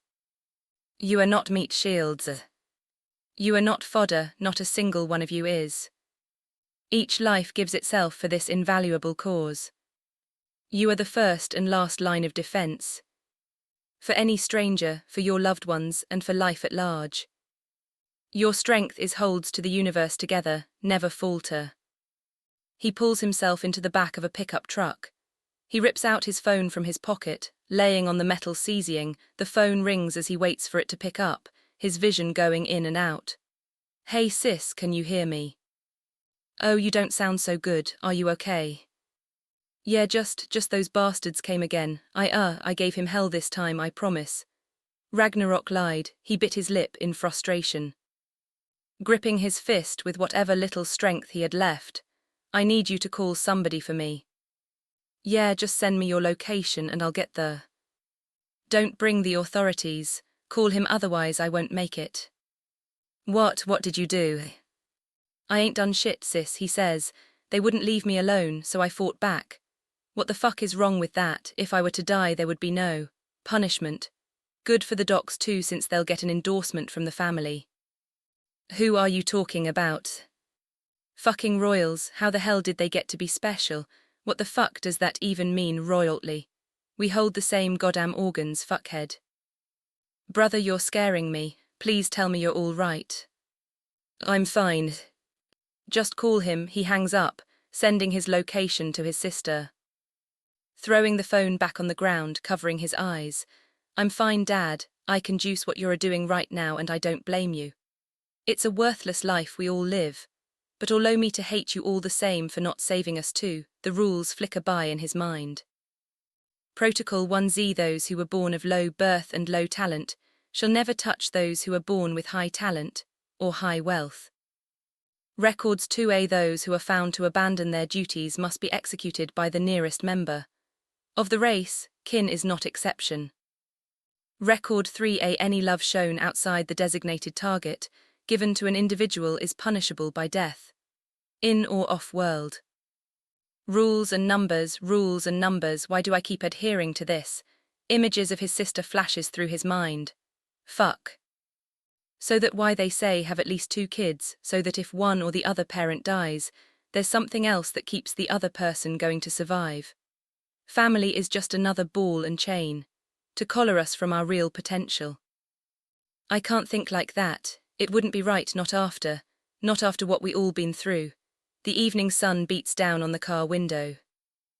The sound of a larger van pulls up. Several men exit from the car. One by one they start pulling on medical equipment. As another man with black shades, short brown hair, scratches his chin as he approaches. Told you, Ragnarok getting pissy against a bunch of royals. Won't do anyone any good. Nothing but a bunch of stuck-up pricks. He spits a mucus vial of blood out. Yeah, but it's not like we can defy them. You and I both know nobody will allow that. Having all the money in the world and being naturally gifted are no longer mutual exclusives. Nowadays you can buy power with science and nobody bats an eye. It used to be genetics that determine everything in this world. Is that so? I mean, the best you can manage is a C+, no. That's all your combat exams amounted to. Your father was an A ranker and your mother a B ranker. What do you want? He takes a smoke as Ragnarok is injected and put onto a stecker. He follows after him as they ride in the van. You make at least a decent salary so that you could pay for my services. And idiots like you are always bound to get in trouble. Take advice from your senior, hang your head low, don't look above water and keep swimming forward. Take some easy worlds if you can, although none of us are going to be able to go easy until this King's Abyss portal situation is solved. And fucking coast, even if you do find your father. It wouldn't do you any good and you know that. Ragnarok. Yeah, shut up and go find the bottle again, goddamn loser. He sighs the last whether at his senior or himself, his tone leaves vague. Your future partner's gonna hate you if you make things too difficult. He takes a puff, instead of wishing for me to go die. How about you put that advice back onto the shelf, you found it, and shove it. He laughs, just making sure that you don't get stuck with a fugo like I did. You don't care, Rico, you cheated on her and then kept her around for her money. A smug grin curls on his face. That I did, and I wish I did it sooner, but I played my cards too close to my chest. Some of doctors start dosing up Ragnarok with strange syringes, filled with mysterious purple and green liquid. The fuck are they putting in me? Ragnarok asks. Rico scoffs, just a standard regenerative moron.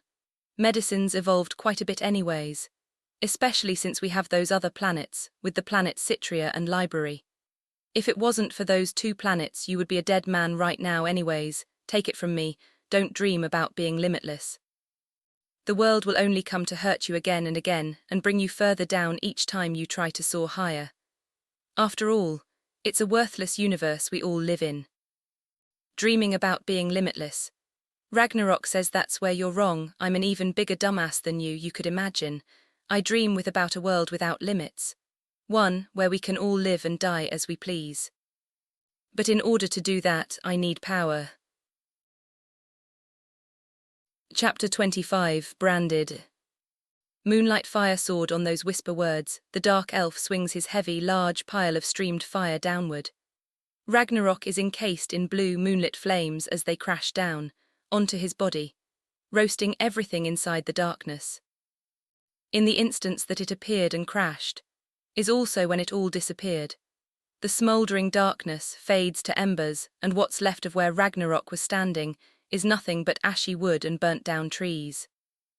Rain comes down from the skies, taking out all the fires that were conducted inside this forest. You were a fantastic opponent, Ragnarok, Tulwar says, staring at the smoke coming off the ground. Moments pass by as Tulwar's turn his back to the scene. Out of the corner of his vision, thick red veins wildly flail inside the smoke. And the elf leaps backwards as one of them whips towards him, ripping across the ashy ground. What the hell is that? He shouts. A masquerade-like mask, red energy pulsating off the body, long claws stretching across the dirt, in a cat-like form, 2 triangular pointed, double-like tails, elongated legs like a werewolf. The claws vibrate, ripping through the dirt like a chainsaw through wood. It roars, its form vibrating. Twisted onto its chest, a carved brand of a cup dropping its blood down to the surface of a holy pond, filled with the bones of the innocent. A laugh could be heard from the trees. Yo, so you're the guy who's causing all this ruckus. Time to make you pay for taking off my arm. You're the disgusting white-haired one, aren't you? Tulwar spits. Lock Heartreaver, glad to be famous. Lock stands on a tree branch holding an unconscious, bruised but not burned Ragnarok in his arms. Unfortunately, I got to take my good buddy here away from the fight, since you almost toasted him. How the hell were you able to grab him? Lock puts up one index finger, flashing a small ball of light. I was able to see him just fine with this. You're telling me you counter my magic with a fucking little light bulb? A couple of other tricks too, but don't doubt the bulb. It was practically the perfect counter against you after all. Lock smirks. An echoing roar comes from the beast. Whips its tails onto the ground. Oh, my bad, time for me to get out of here, but first, Lock points, kill M. Tulwar shift his focus, but he's too late in that instant. The red creature slashes the chest of Tulwar, sending his body flying back as he splashes into nothing but a puddle of shadows. Lock retreats deeper into the wood, hiding within. Fuck, as Tulwar's body reforms, pieces of glass all from his cloak. The damn relic's busted now. I've used enough chances. Elena, he shouts, but there's no response. Just the red beast slowly creeping closer to him. If you don't believe I can defeat this, that's fine, just watch me. I still got an entire ritual and 2 relics remaining. Something like this can't possibly beat me. He spits. The red creature vanishes. Tulwar eyes open wide in shock as he parries an oncoming strike. Red creature with its elongated nails shatters the ground underneath him. Its flurry of attacks don't stop, its slashes turning into a feral frenzy. One after the other, the slashes push him back towards the rest of the surrounding wood. God damn it. He slips inside one of the trees and jumps out from behind, trying to catch the creature off guard, only for it to vanish again. He flips his cloak off his body in pure instinct, blocking the creature's oncoming strike. As the cloak solidifies and radiates, bouncing the creature off into the sky, shadows extend from the branches. For the red creature, veins, large, pulsating, oozing with hot, liquid blood, plug into the shadows and explode them from the inside. The spattering dark ooze splashing onto the forest leaves. The creature, using those same veins, slingshots itself back into the wood, shuffling through the thick forest trees. The elf dashes deeper into the forest, stopping his sudden dash and turning it into a slide. He reveals a secondary amulet, twisted flesh deeply engraved onto the statuette of a goddess holding its hands to the scattering moon in her palms. "I'll pay the blood price," he shouts. "Lady Everwar, lend me your strength." The red creature slashes at the elf, causing a massive gash across his arm, his blood splattering across the statue that he drops while he tumbles across the forest floor. The statue sinks into the ground. And the forest floor underneath spattered with his blood. Leaks a putrid, disgusting smell of unwashed flesh, moulded by the earth, followed by the high-pitched screeching of salivating goblins, as they arise by the 100s out of the ground. Retching like zombies, their eyes pulsating and leaking in a thick, putrid green liquid.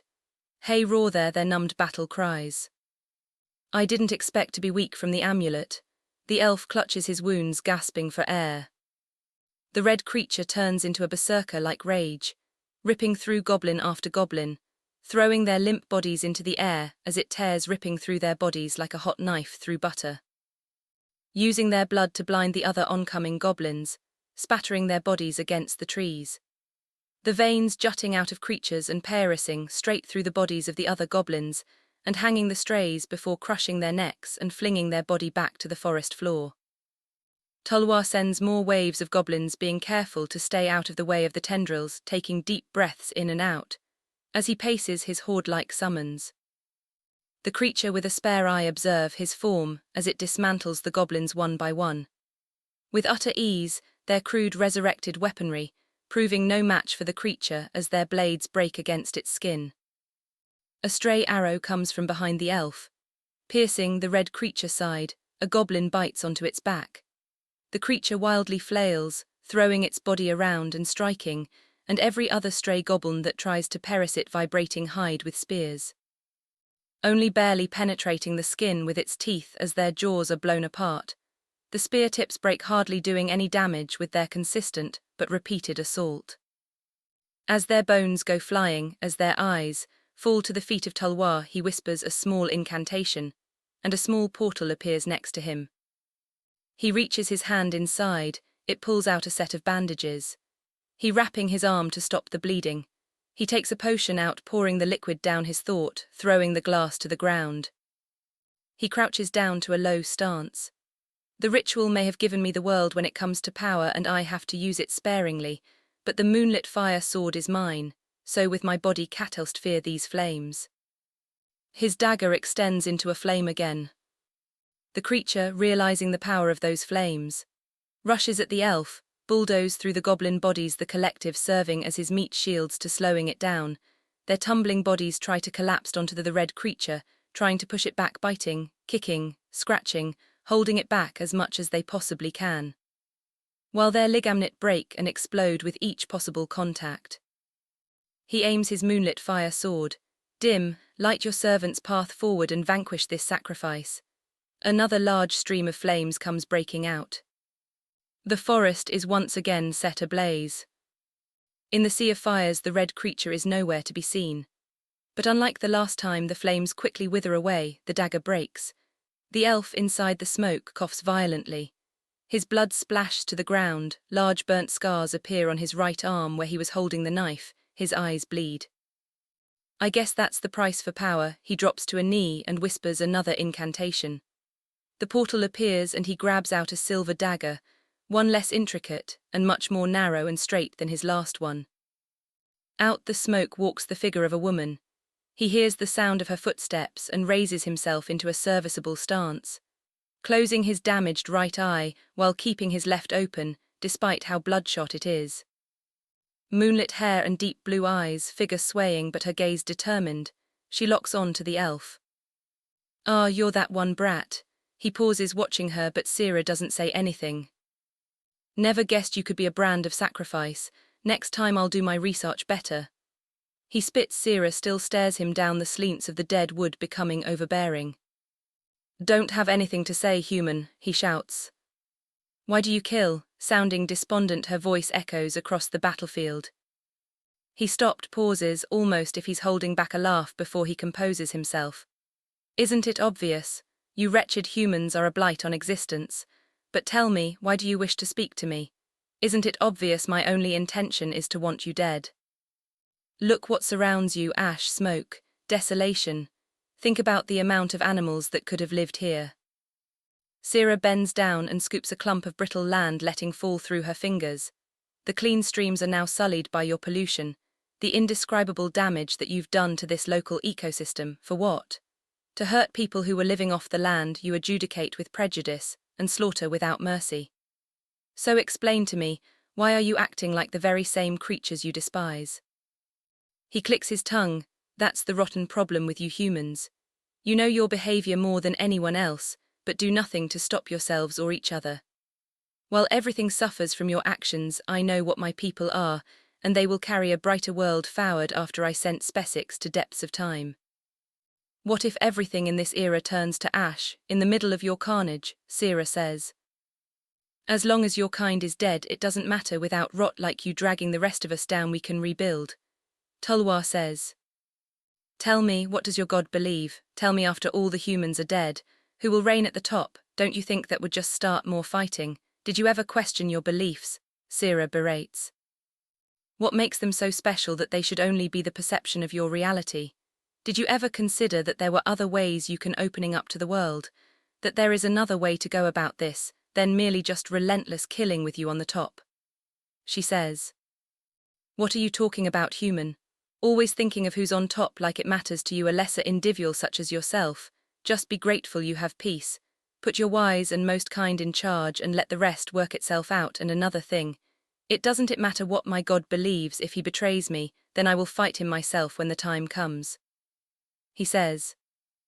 "I'm surprised then. It seems this is truly the path you want to walk, that your interests merely align with him, that you've been brainwashed into this attitude, forced into it. You carve this road on your own without anyone's help, which means that with the way you've designed it, you also can't see anything besides your road." She says. "I'm sad," sorrow pour onto her face. "Don't tell me you pity me," he scoffs. "No, I don't. I grieve for you because you are lost." "What the hell are you talking about?" Raises her hands to the sky, she calls in prayer. "Look not upon the world in apathy. Look not upon the world with the chains that binds you to it. Be free under the sky and limitless in the sea. Fear not the malevolence, fear losing to the malevolence. It is pain that brings us off our road, which all shall encounter. It is pain that builds those roads, which all shall do. Freedom, pain, and an open heart, seize the world, and empathy will lead to home. It may not look precisely how you want it to. You may not even feel as if you wanted it to begin with. Once you reach the end of that long, arduous journey, filled with every aspect of life, both the misery and the joy, you'll realize with your own two hands that you've built a lingering satisfaction, one that far surpasses your shallow wishes, that you carry through prayer, one that you achieved without the help of any god you truly wish to worship. You truly wish to believe in something. Start with your freedom, start with your hands or with your heart, and break the road the world built for you. What is that supposed to mean? Don't tell me you're preaching your sermons at me, he laughs.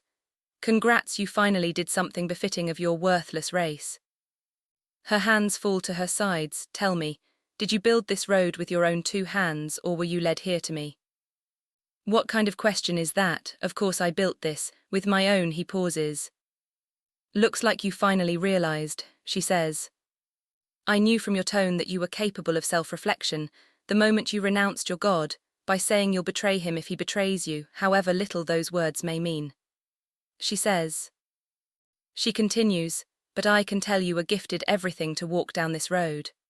I may not know what precisely started you down this, but the trinkets, the rituals, the fact that your God does not renounce you, means your life is nothing more than a tool to these people. She shouts, and you always and will forever be worthless to them.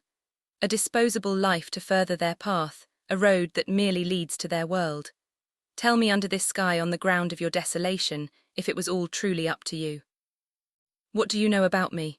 He slacks his guard, just stares, empty hate still burning in his eyes. Sira extends her hand. It's never too late to carve your own life. Chapter 26, Apple Bitten. Cradle Year. The cradle is a paradise, outside of time and space, and is the closest domain to gods that a mortal can be born into, and can achieve without rigorous training in the arts of magic and world manipulation. My patron god, Sog, said unto me, you will live in the cradle for 100-300 years. You will be guided into the path that you want to be in, the path that I have designed for you. I bowed my head as all the others did, as one by one, they got up and received their years and status. Rebellion wasn't tolerated within the cradle, showed your merit, and once you had your role, that is what you were. All of us were put through some type of rigorous training, whether it be social, martial, or magical. We were thoroughly taught that our existence was meant to serve the other mortal races and help them ascend to divinity. We rotate servant duties between each other so that we know how to act for both the highest grade of human and the lowest scum of the earth. Our existence is meant to guide the other species on the path to enlightenment. Only in harmony will we create a divine world. Only in harmony can we create a perfect world, and my God's only wish is to see that world. It was the perfect narrative for an existence like myself, a reverent, holy being of knowledge, an infinite, boundless plane where nothing truly dies and all can grow and live for eternity. Paradise. Sweet paradise. I was such a fool, wasn't I?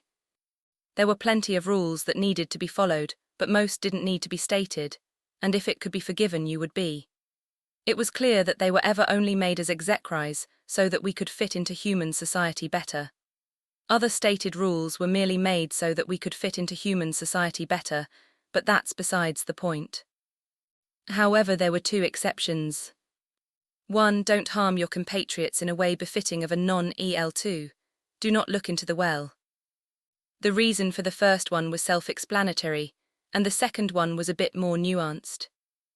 The well was Dim's influence, the brother of Sog, he who appeared during the great split of the paradise, another taboo topic that I was told to not speak about or spread it around. Eventually it became taboo to even speak of him, but like a village girl sharing gossip, the higher priests of his worship slipped into our camps and let their word whisper through us. Dim is not his brother, but rather the darker aspects that he separated and split away from himself over his long immortal rule.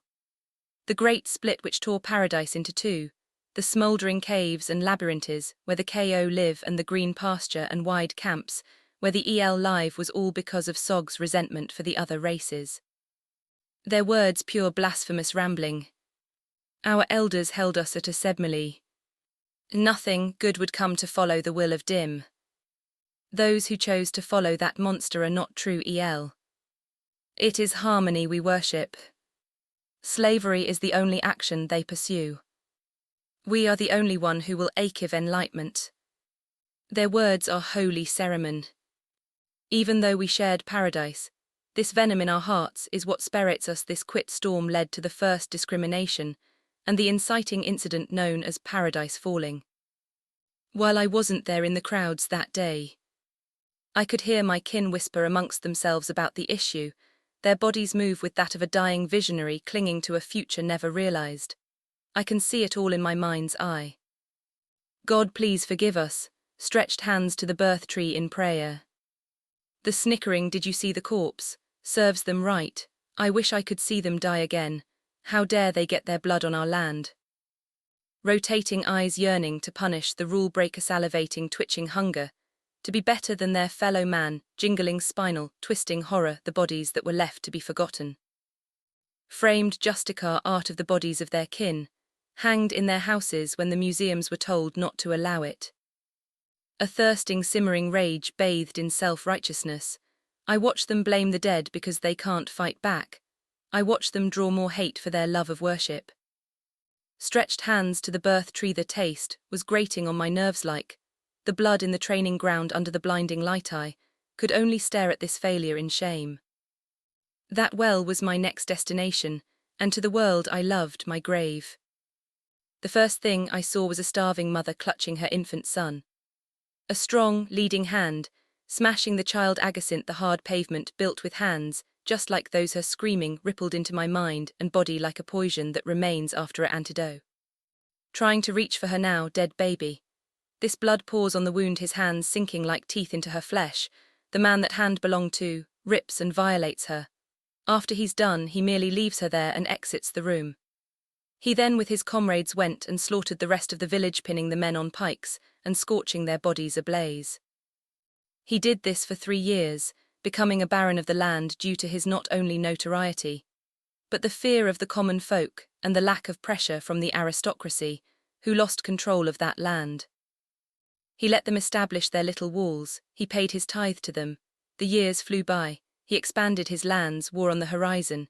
He plotted with the enemy and successfully won his power grabs, killing that aristocracy and becoming a sort of false king due to his actions. One by one, everywhere across that world got involved. Large web of intrigue, all centered around that man. Each one wanted that dead kingdom's resources, and they picked each other apart for it while the Shadow King really sat there and pretended to play dumb, facilitating and orchestrating interest.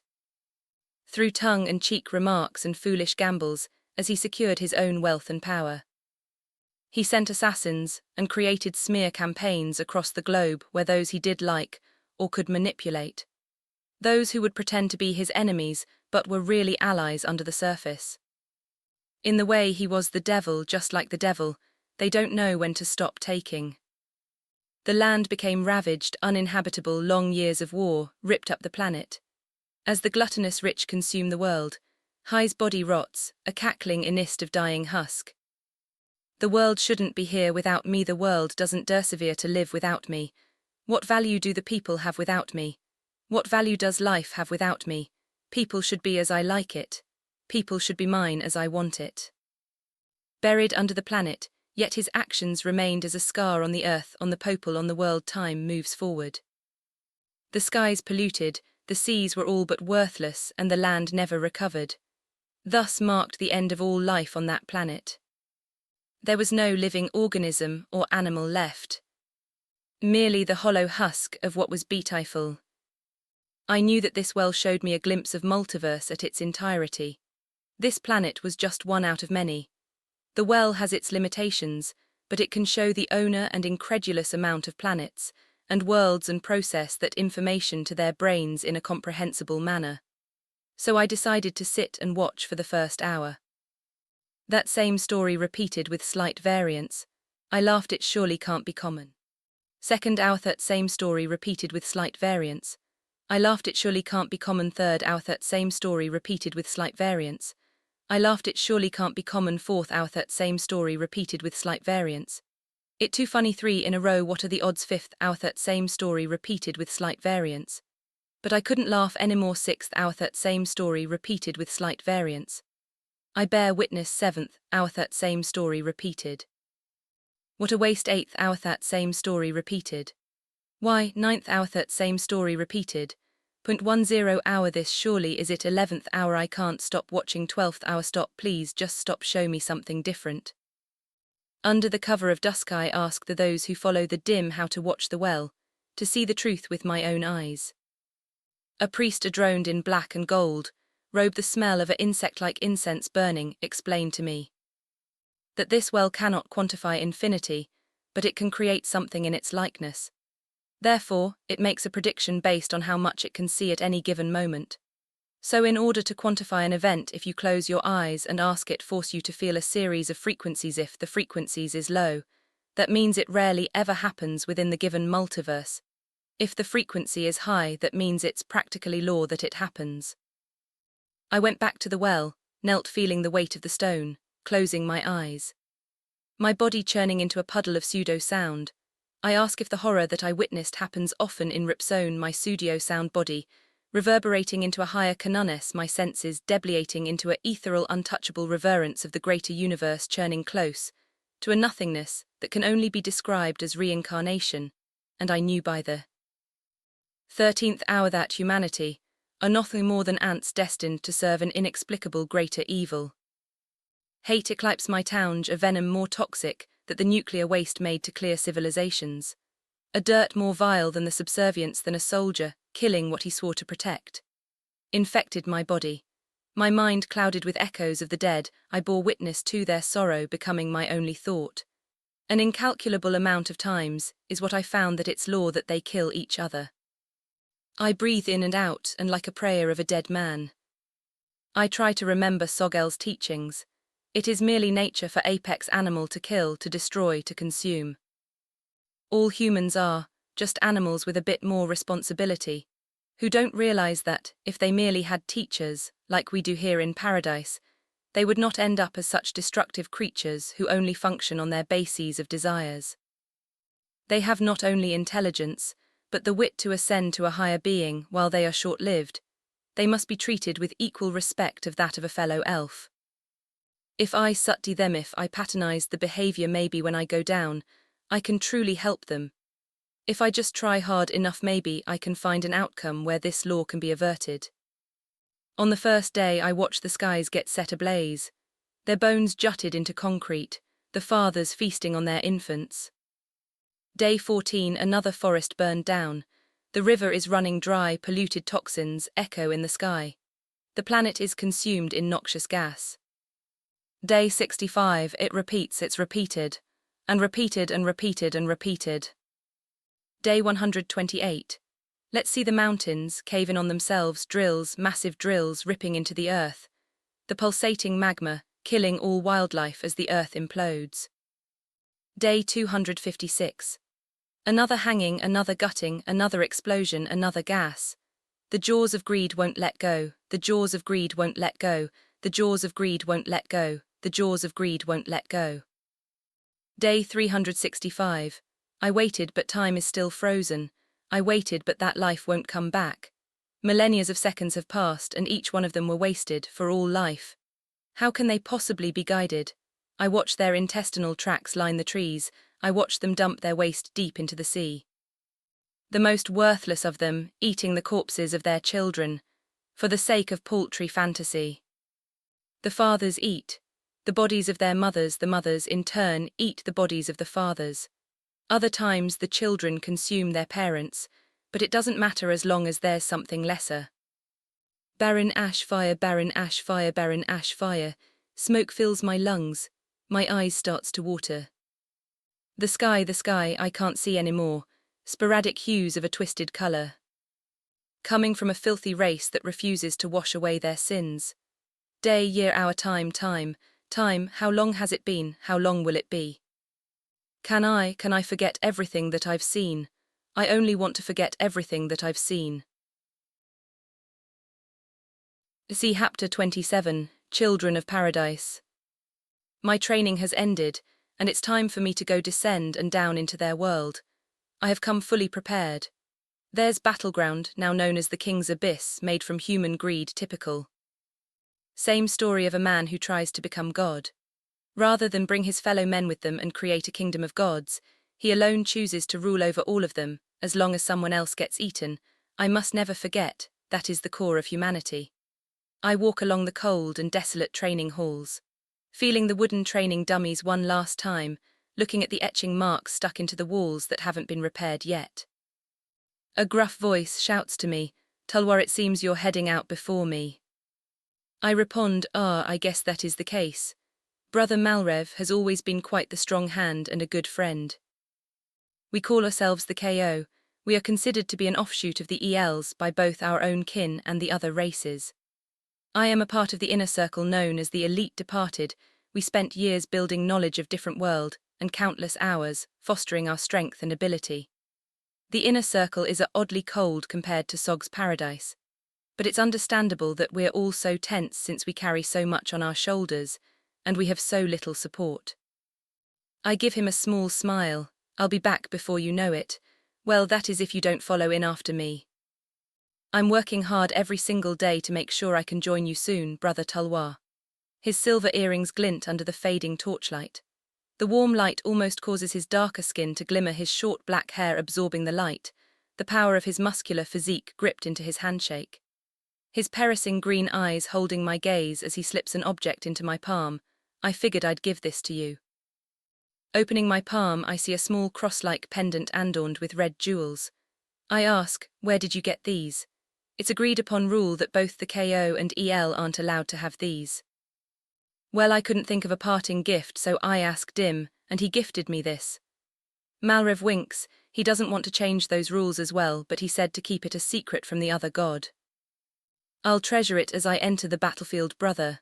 I say, pocketing the gem in a hidden pouch in my tunic. He tightens his face. Those wretched races, they don't deserve any mercy from us. He huffs. It's a token of good luck. After all, a lot of us die upon landing. Dim has already sent 300 of us, and from what the oracle, only 4 of us have survived for now. What, there's several thousand of us. Why doesn't Dim just send more? Bewildered, I ask. His brother, of course. Malrev clenches his fist. That irredeemable god. I can't believe I once praised his name. Shame I still have to care about his work because he carries most of the power. Think not of Sog, brother, focus on your training. As the priests say, if you have hate for his ideology, prove it through your resolve, action and results. I say, bowing in thanks of the gift, thank you, brother. He laughs, how could I forget such wisdom? He bows back, to your victory, brother Tulwar. May we meet on the battlefield, brother. Arms raises to the heavens for his arrival. I say in farewell. I march down that hallway. I see the 3 little tots. Saphon, Zafil and Saphira. I don't have much of a relationship in my head. I just held a couple of classes for them and gave them some pointers, yet they still showed up for me on my day leaving. Little ones, how do you fare? I wave. Zafil truns up to me, failing about, and pulls from his satchel, handing me a drawing of the 4 of us with an imposing but kind look on my face, and the rest of them, exhausted, face down on the ground, but holding hands. Normally children that are raised under Sog, and almost all of their drawings relate to him. However, Zafil created a drawing related to me makes me happy. These children's souls were newly created by Dim. After he approved of a covenant between a KO and another race, a Bangu, what humans call to be Orc, they who are rather barbaric version of the humans I hate, yet their lack of intellect and need for blood makes me have more respect for them than most, being an outlier. Doesn't make him any lesser, since his EL blood is much stronger. However, his teeth are rather sharp. It's so unsightly and hard to look at, and his stubby thick body won't hold over well in high Slater years here, to hoping he'll find kin with a more exotic taste, and purge the Flith blood from his bloodline. I made sure Saphon and Saphira don't bully him for it. After all, cosmetic disabilities are no one's fault, and should be respected accordingly. Saphira flipped back Illumino's blue hair, staring at me, with wavering amber eyes, said, when are you coming back? I grabbed the drawing from Zafil, thank you, and I roll it up in a scroll. He nods and runs off somewhere, further down the hall towards the barracks. She's worried for me, I can appreciate that, but really it's none of he business, I'll just be honest for both our sake. I don't know when Saphira, but when the races of the King's Abyss are tamed I will be back, and we'll catch up if you're not already going to come and join me. After all, I have no idea when this campaign will end. I respond. Saphon stretches his spry body, says, the torchlight fading from his violet eyes and button nose. What are you talking about? You're the best fighter out of all of us.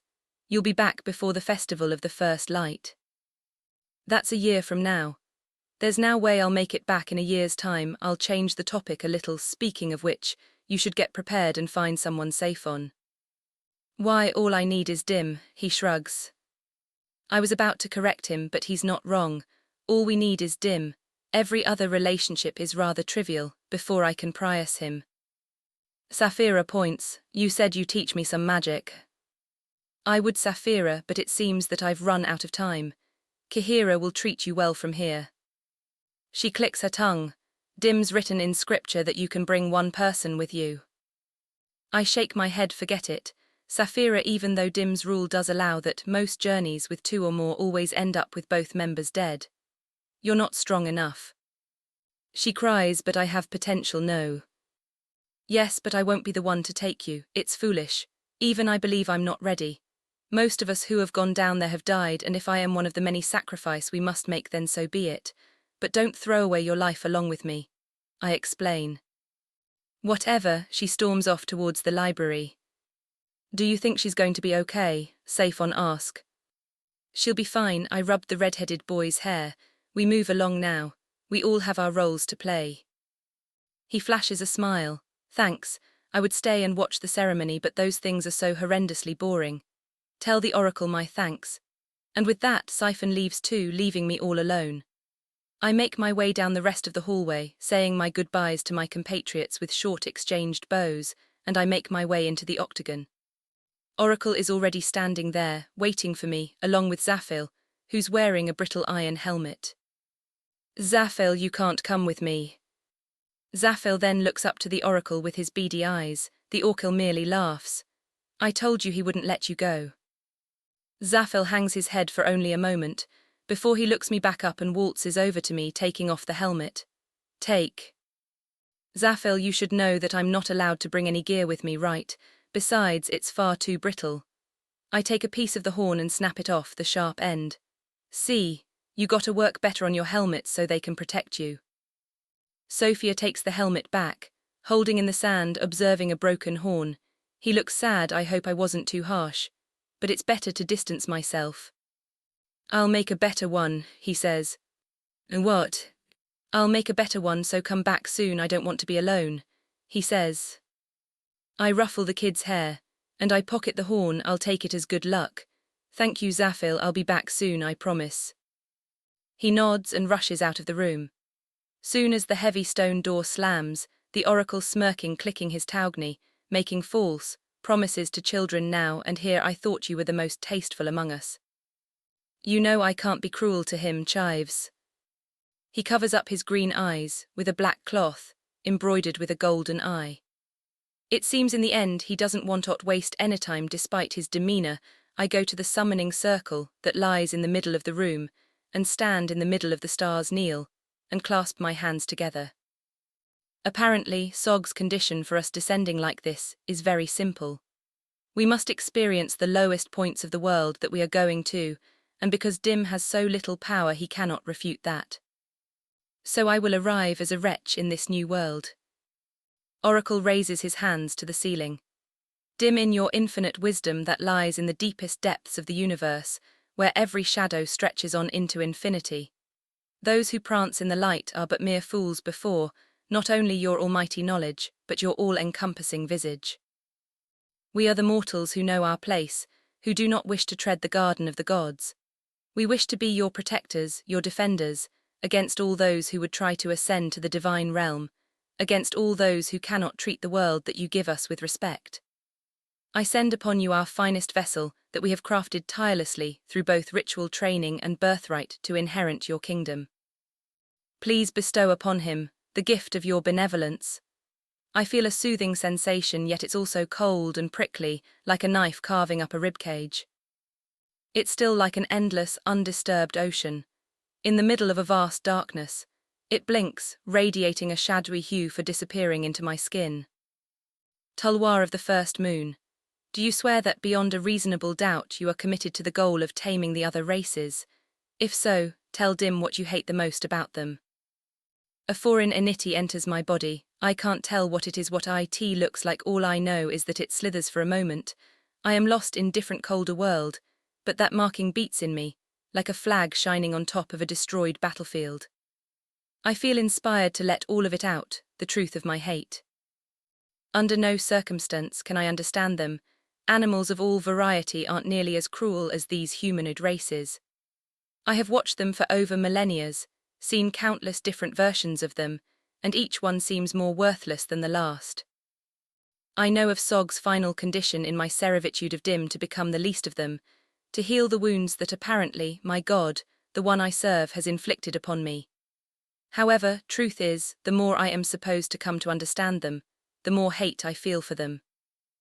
I, Tulwar of the First Moon, dealt here humanity as my enemy, because we will never come to an understanding.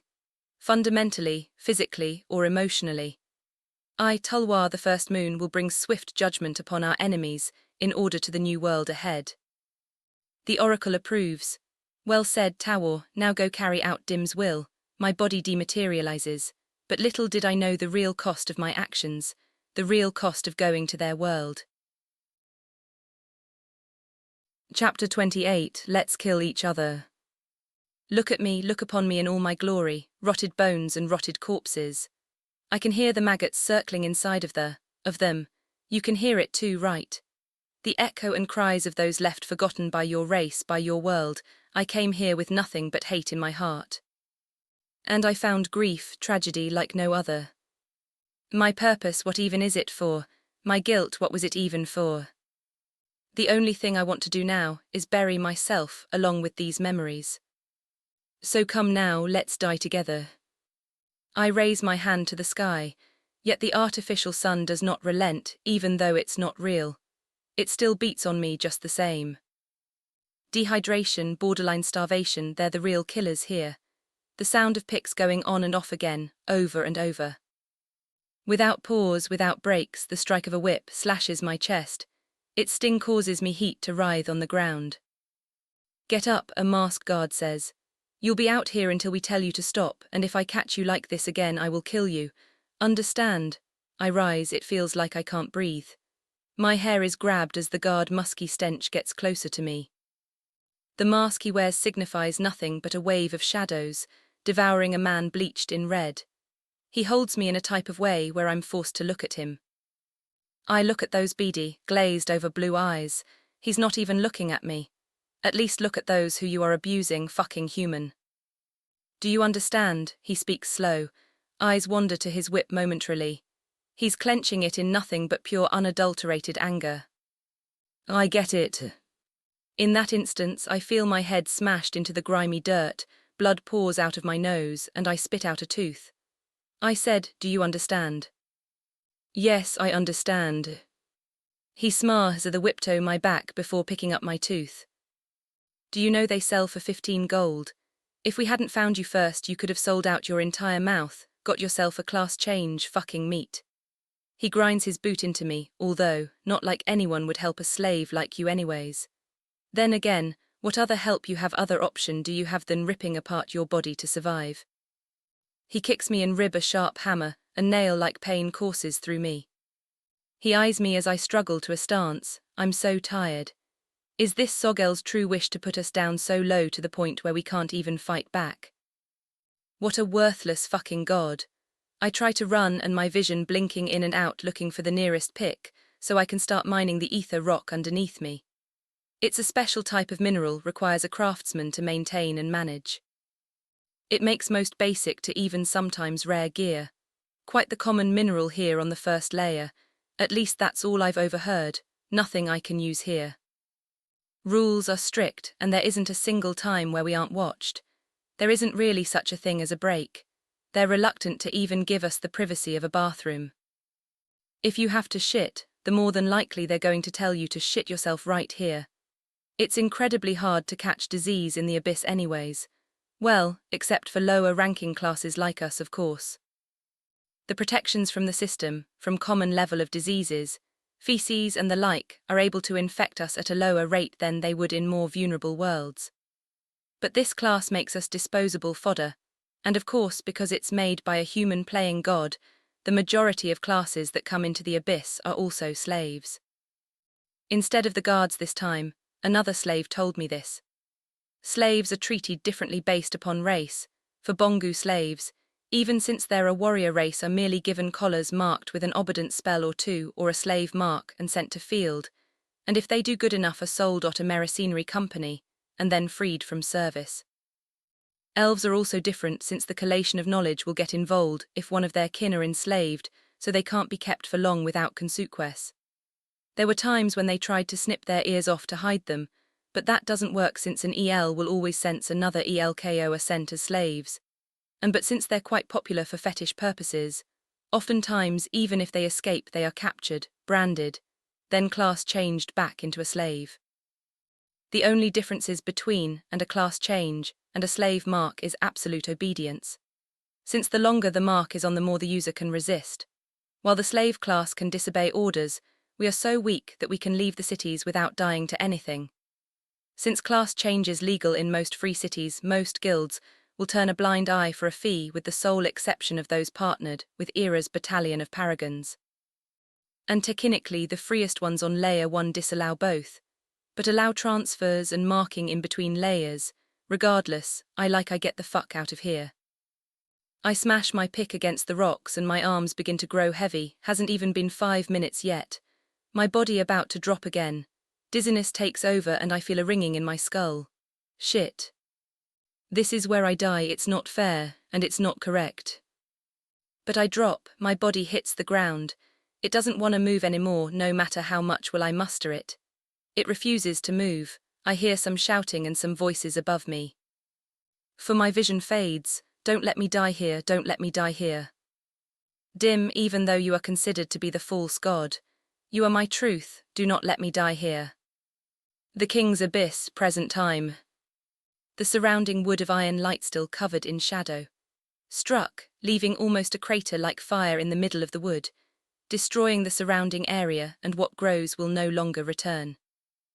One injured green-eyed Fang warrior holds up his knife, yelling at the top of his lungs. I will fucking kill you. Sera turns her sticked-out palm front-facing forward, creating an energy ball of light, firing it at him. He rushes towards the ball and cuts it into. As the light dissipates, he rushes forward to stab her. And in that instance, her body is replaced with that of a white-haired, black-eyed man. You! Tulwar shouts the strike that would have split open Sera's stomach now, stuck against the black volcanic lance as it dematerializes. Lock shrugs. He did say I couldn't use it. Through the dematerialization, Lock lands a cheap strike on Tulwar that sends him flying backward. Sera, honey, could you please go check on Ragnarok? I kind of left them with a blonde hair problem that I don't want to deal with. So that's where she was. I guess that makes sense, the dark elf says. Sera nods, rushes off to the wood with Lock and Tulwar focusing on each other's movements as neither warrior moves until Sera leaves. Then Tulwar throws out 3 throwing knives, and Lock, using telekinesis, sends them to the ground. I'm surprised, thought she would go after her, Lock says. No need, I found a man who pisses me off more, Tulwar says.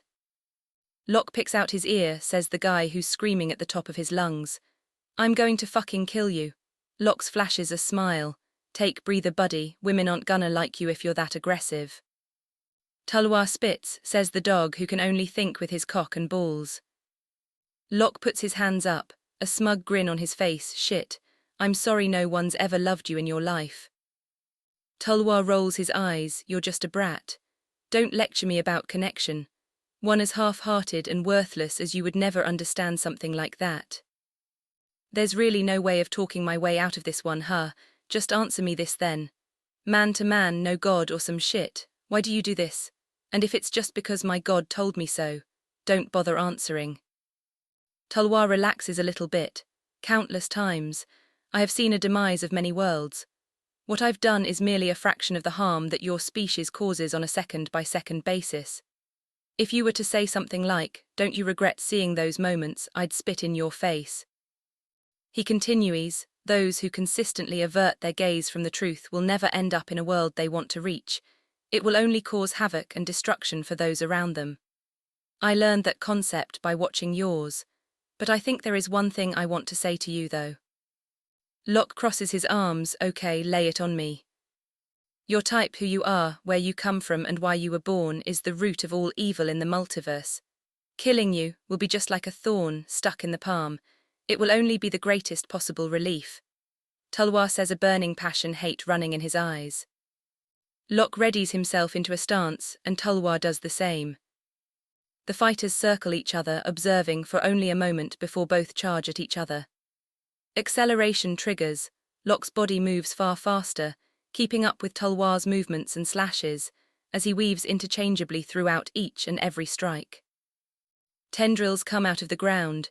Vines sprout out in response, clashing with the tendrils, pulling them back towards the ground as they push against each other. Lock generates fire into his hand, launching a small stream fire at Tulwar, which he instinctively dodges. Lock follows up with a flurry of unarmed strikes. Tulwar dodges the first to fists and leaps out of range, and tosses in his dagger at Lock. Lock holds it with telekinesis, and then it bursts, turning into a cloud of shadows, warbling, sharpening. Its spears come out and reach for Lock, which cut apart his arms as he blocks when he steps back out of range. Tulwar moves to his right side, holding 4 throwing knives. As he flings him in Lock's body, holds all the with telekinesis, several tendrils fly out of the ground and grab Lock, 2 of them fling his body into the air. Before he can get 2 high vines jut out of the ground, limiting their distance. The tendrils slam Lock back down onto the ground, as his body bounces of the ground from the impact. Tulwar grabs a flowing knife from his boot and charges forward, leaping into Lock's midair body. Stabbing Lock straight to the side, the blade tearing across his stomach, rolling him into a pin to the ground. Tulwar pulls out his blade and goes to stab Lock in the throat. A vine hits him across the face, telekinesis loosens the throwing knife. And another vine grabs his wrist, Lock punches his out of his hand. Tulwar notices another vine coming for rolls off into a stance. Lock picks himself up off the ground and clutches his massive bleeding wound. Screaming, using flame to burn the wound close, he almost drops to the ground, but holds himself regardless and wipes his mouth. I'm the greatest to ever do it, so you should feel proud that you got off a lucky hit. So you should feel proud. Do you really think so highly of yourself? Tulwar mocks, then I shouldn't be surprised by the nature of a fucking glutton like you. What do you mean by that? Ragnarok spits, still holding his wound, flames stiltering to burn the rest it close. The obvious, you live by your lust, your desire to look and be better than others. Self-serving and selfish. I fight with honor, integrity, values you can't even begin to comprehend. But in one way you're right. When I see bastards like you, the only thought in my mind is how to put you down, because your corpse would be the greatest gift you or I could give anyone. I don't fight with honor. My death is the greatest gift I could give anyone. Lock grips his fist.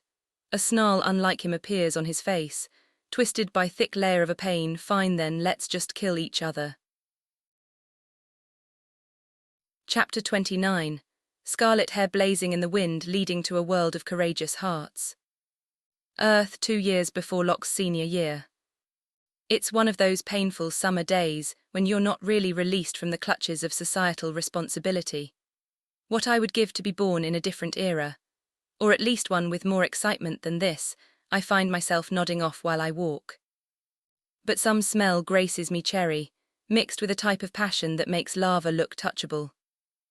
It wakes me up like no other feeling I've experienced. What the fuck was that?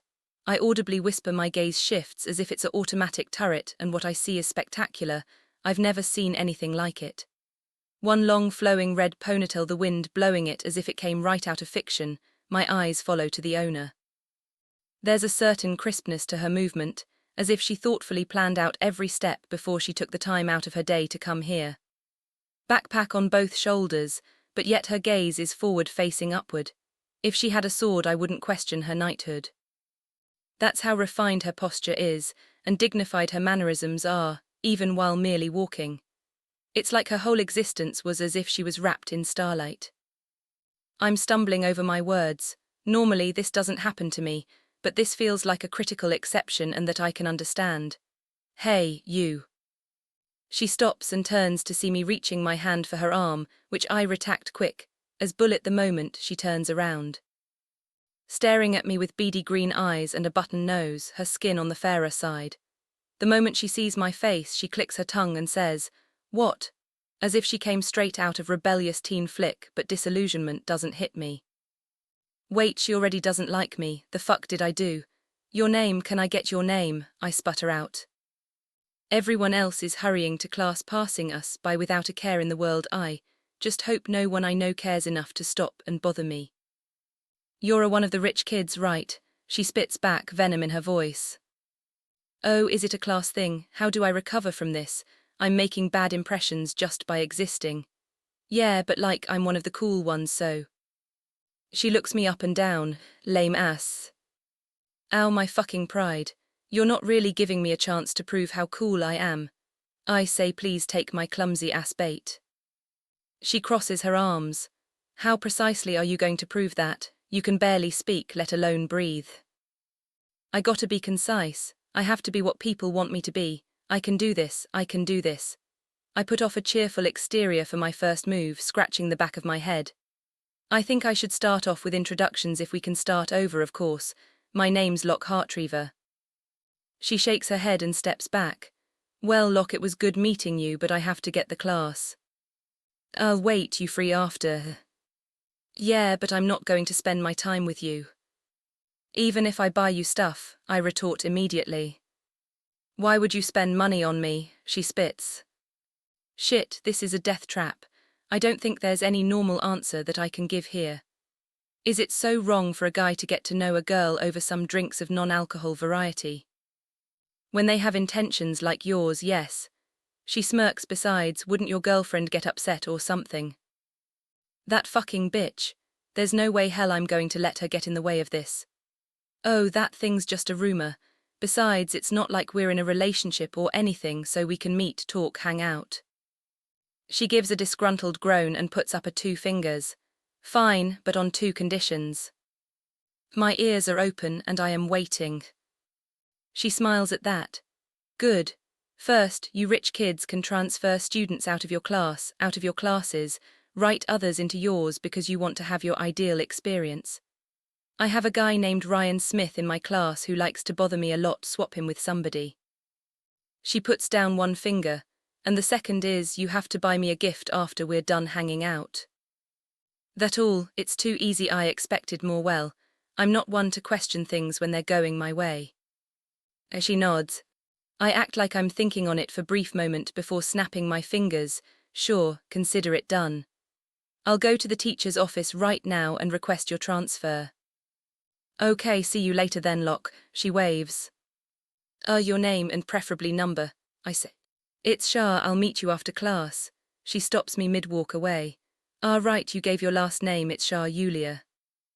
With that she leaves, fucking scored. I would celebrate, but I'm not very liked by the staff here, so I'm gonna have to do some bribing. Well, at least my pocket money's deep enough. The King's Abyss, present moment. Create small object is the type of magic that even other mages consider to be the most useful of what is considered to be merely house supply magic. This one magic has been experimented on countless times, and still it only barely manages as a functional combat magic, since the magical items themselves cannot contain magical energy or be larger than something you can fit into your hand. But as long as you have the concepts of a mechanism, you can create an object every 2 weeks. However, Lock Heartreaver can create 5 items at any given instant, as long as he obeys the rules of cast and maintain limit, and obey the 3-second manifestation window between items to when the first appear and are considered magical under the cast and maintain limit. That is included and not limited to a grenade. Upon hearing those words, Talwar instinctively steps back. As the grenade is tossed at him as he flies backward, he realizes he's not creating distance, as telekinesis is triggered on a grenade, making the grenade fly at him. Lock puts a hand over his wounds to cauterize the rest he can as he winces in pain. He creates another grenade and uses telekinesis to make that one move as well, holding off oncoming tendrils with Vine as he moves after Talwar. Talwar runs across the battlefield as both grenades chases after him. He picks up in speed and creates distance from the range of what minor telekinesis can achieve. Lock, realizing he's unable to close the gap, stops and wind up his telekinesis, as if he's pitching a baseball, flinging both grenades at Talwar. Dodging the explosions, Talwar rushes forward. When he next focuses his gaze on where Lock should be, he instead sees a huge smoke cloud. Oh shit, he's gone. Talwar, eyes darting, looks around, keeping track of what's behind and in front of him, while glancing to the side periodically after those quick glances. He stares at the smoke cloud, approaching carefully. A throwing dart comes out of the smoke. Talwar dodges by tilting his head. A grenade comes flying out. He steps back, jumping into the air. It clicks and Talwar braces for impact, gritting his teeth. Instead it creates a large gunfire sound effect. His eyes open in shock. His spine crawls as he glances behind him as he sees the thrown dart being held by vines. In that instant Lock has teleported behind him, swapping position with the dart. Using the vines to bind his legs and torso, Lock keeps Tulwar in place. Lock stabs Tulwar in the back, twice before going for a third stab to the neck. In that instance, Tulwar morphs into a puddle of shadows. Several goblins come out of the ground. The first goblin swordsman swings its sword in a downward angle, trying to cleave Lock in two. Lock blocks with his knife, but the other goblin slashes him right in the leg. He grits his teeth in pain before using the vines and pulling that goblin away, extricating the stuck sword wound with more vines and cauterizing with more fire. Lock parries the strikes of the other goblin swordsman that puts pressure to his blade. A goblin with a short cleaver sneaks up and grazes his other leg. Unable to concentrate, Lock sets his leg wildly ablaze from his fire. Lock screams and creates water to cool off the fire while he fights off the goblin swordsman. Using that damage, the goblin ups the pressure. In response, uses telekinesis to loosen his blade and presses forward into the goblin swordsman's guard, tracing his knife along the sword.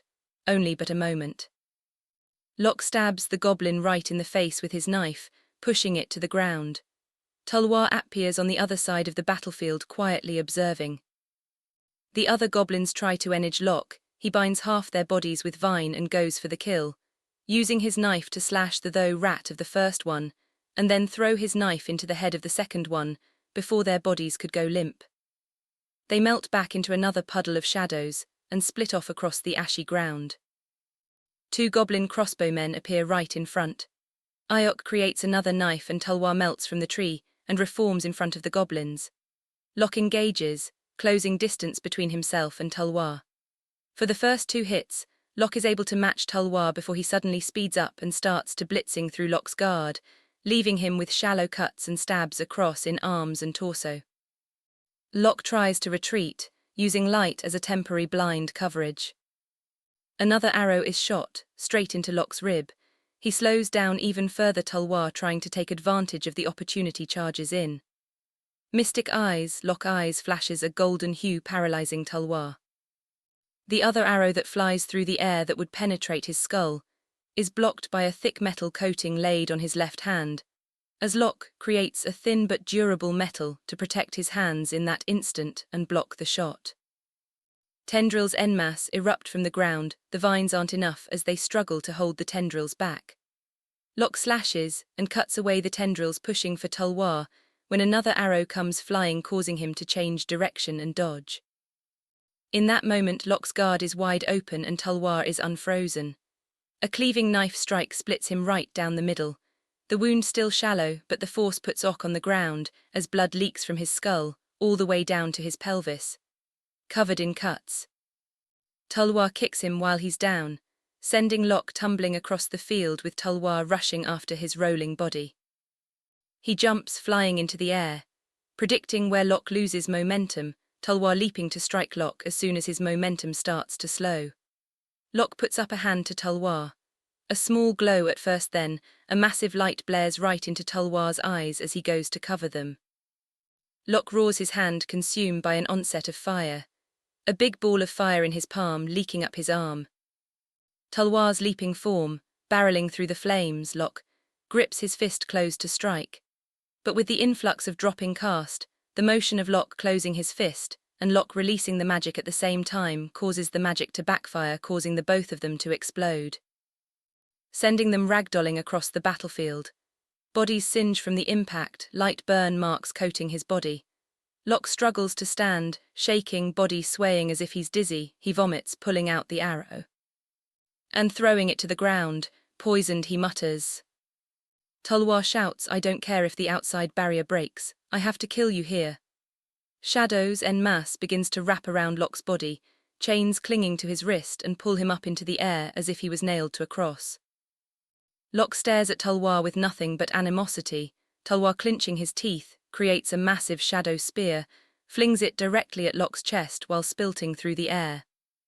Lock opens his mouth, even with his strength fading from his body. The words felt like it could be heard from across the universe. Inner world opened. Chapter 30. The world of carnage descends and no one is innocent. Sprawling metropolis. The sky is white, empty buildings spanning on for infinity. Not a single sign of life nor the feeling of wind. It feels as if one cannot breathe in the suffocating empty space. In a place like this, it feels taboo to even open one's mouth. Talwar stands in the middle of a crossroad, Lock across from him, his mouth agape, the words leaving him. This shouldn't be possible. You can't, you're level 2, at best, so how? How could you wield magic like this? Talwar goes to move, but he finds himself frozen in place. His eyes lock onto Lock's, burning golden hue. It's like your creator likes me better. Grenade. And in those few instants, Lock throws out grenade after grenade until there are 5 surrounding Talwar's paralyzed body. They drop all at once, exploding in unison. Talwar is sent rocketing high into the air, heavy scorch marks torturing his body. Lock shifts and propels himself up the side of a building. He starts running along it, his feet pattering across the glass as if the laws of gravity mean nothing to him. Talwar plummets down, turning into a puddle as he crashes onto the roof.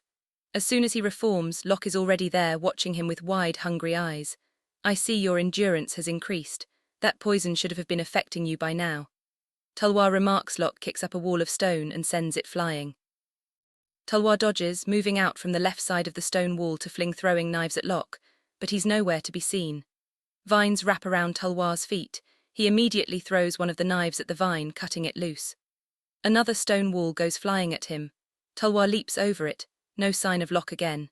He's not there.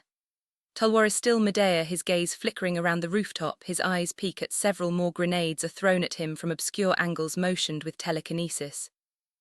He flings 2 more throwing knives at the grenades before they make impact. The explosions still catch him, sending him ricocheting between blasts, almost sending him off the roof as he grips the railing and he sees Lock standing on the side of the building. You, Talwar spits. He extends his arm, flinging out shadowy tendrils where Lock was positioned. The glass and concrete crack and crumble, but the feeling of flesh and bone breaking under his immense power does not course through him. He clicks his tongue as he realizes Lock isn't there. He uses the tendrils to hook himself inside the building, pulling himself through into an empty office space, the smell of musty carpet, rows of identical cubicles. Talwar walks in between them, peeking at each one on guard. He goes to grab 2 more throwing knives, only to grasp air. His pouch is empty. Shit, he whispers to himself. Hey, Lock says. Talwar whips around, throwing tendrils in that general direction. They run rampant, destroying the nearby cubicles. Papers, desktops, and chairs fly into the air. As soon as he retracts the tendrils, Lock is standing right there in the midst of the destruction. That should have fucking hit you. Talwar spits, blood drops to the ground. Lock's eyes leak red, his ears bleed, and blood drops from his mouth. He wipes it, looks down at it. Talwar conjures shadowy tendrils around his arms and hands. Of course you wouldn't have magic like this without a price. Stand still. He creeps closer, blinking as every footstep he takes seems slower than the last. Are you afraid? Lock says, that same wide-eye stare taking in Talwar's entire figure. The question causes Talwar to flinch. What? Repeating, Lock says, I asked. Are you afraid? What kind of question is that? Of course I'm not afraid of. Don't lie to me, I can see what's right in front of me. You're terrified. There are no cruelty in his words, nor malice in his voice. Merely as if he's stating a fact, he still stares with the same hungry eyes, his pupils twisting the visage of Talwar with an all-consuming rage. How about I let this tendril do the... Talwar shouts, his jaw locking as his eyes catch several grenades come rolling into the space from the nearby office cubicles. You fucking... Talwar tries to leap back, but it's too late. He's blown sky high, thrown straight through into the elevator shaft. He picks himself up, blood leaking from his skull. Fucking human. He spits, he raises both hands and shoots out waves upon waves of tendrils, flooding the entire office room. They shatter the glass and completely destroy the space, leaving nothing but ruins of paper, desktops, PCs, and cubicles. In the middle of all those fluttering papers, Lock Heartreaver stands staring him down, still bleeding, blood plinking to the ground. You think you're so cool, when you're the one that's dying here. Talwar spits, did I ever say I wasn't? Talwar stares in silence as Lock continues. I said let's kill each other. From the very start I didn't care about surviving this. You seem to have this notion about who and what I am, so I'm glad I get to enlighten you. No, thoroughly teach you about what the fuck you're dealing with. Lock takes a step forward and disappears again. Talwar hears footsteps above him. He immediately reaches his hands upward, shooting tendrils up through the ceiling. The building rumbles. Part of the floor nearly collapses in front of the elevator. I think I got him. You sure about that? Lock is standing on the same floor as him from across the rubble. Before Talwar can even react, grenade. Talwar is sent flying, exploding out through the side of the building, free falling. He uses his tendrils to hook himself onto a nearby building and swings himself back up toward the roof. As he lands, he drops into a puddle and splashes himself forward, breaking through a door and running down the staircase. One flight down, he sees Lock waiting at the end of the staircase. Talwar leaps and tries to strike him, swinging one blow after another, but Lock dodges each and every hit. Talwar trips, his face smashing against the wall. He stumbles into a room full of papers. His gaze drops to the pages, all of them reading, "Die, kill yourself." He hears the sound of someone settling into a chair. He doesn't bother to look. Talwar shoots his tendrils in that general direction and hears the sound of wheels rolling. He whips around to see Lock spinning across the room in his chair, blood splashing against the pages as it leaks from his orifices. Lock suddenly stands and throws the chair. Talwar smashes it, a moment where his vision is blinded. Lock disappears again. "Come out and fight me." He suddenly feels a splash of liquid. It smells like a deep toxin heaved from inside the earth. Wait, is this? Lock holds up several water balloons full of oil and throws them, the oil splattering across the floor. Flame. With that word, a rumble, then a blaze. The papers are consumed. Lock teleports again. Talwar, before he's consumed by the suffocating flame, smashes through the floor with his tendrils, dropping down to what feels like a parking lot with no lights. There's no way I could have reached the bottom floor. What the hell is this? A stone pillar is tossed at him through the air. He creates a tendril wall blocking it. Grenade. Another explosion rocks him and a grenade flies at them to follow up as he's processing the first blast. The second crashes into him, causing his body to ricochet across the parking lot. In that instance, he tries to recover. Another explosive round hits his already heavily charred, ragdolled flesh, bouncing around the parking lot pillars. A flying pillar crashes into his body, smashing against every bone, his body ragdolling, covered in fire, half mutilated, as if he'd been mangled by animals with their teeth set ablaze. He crawls across the ground. Lock is in front of him. Talwar looks up at him, his eyes wavering. "When I kill someone, I don't want them to run away from the truth, because that is my only mercy to you and your last possible chance. So when you said you weren't afraid earlier, I knew that was a lie from your body language to the sound of your breathing. So as the extension of the humanity you so despise, I'll ask again, are you afraid?" Chapter 31. Jealous lips tell of tales with my name in unrequited reverence. Unearthed, like maggots crawling around a carcass. In the end, if you flash some title or status higher than theirs, even the rich start groveling, begging to join hands as if it were some type of cult. Thirsting for even a micro dose of what I have. The normals are all the same. A couple of dollar bills flashing over your head and they're all smiles. Everyone just wants to make use of each other, however they can, whenever they can. Everyone's just out for themselves. I try to have no real opinion on it, to not think about it. But every time I interact with them, I am reminded of it. And I see the greed in their eyes when I speak to them. Who is them? My peers, my classmates, anyone who knows me or knows my name. Was that the parties my father throws or the yachts I've been on, all of them have the same look. My mother, whenever I see her, has the same look. I went to go ask my father. He merely told me, "Don't bother me with something so childish. You should have learned that fact when you were a toddler." Yet again, I come off as a disappointment to the only man who understands that feeling. Why do I chase fantasy? I have everything I could possibly want in reality. Be charming, be charismatic, say the right thing at the right time, be funny, recite this, recite that. Like I'm endlessly casting a ritual full of nothing but the most incessant impurities, like a viscous, venomous sludge that won't leave my mouth.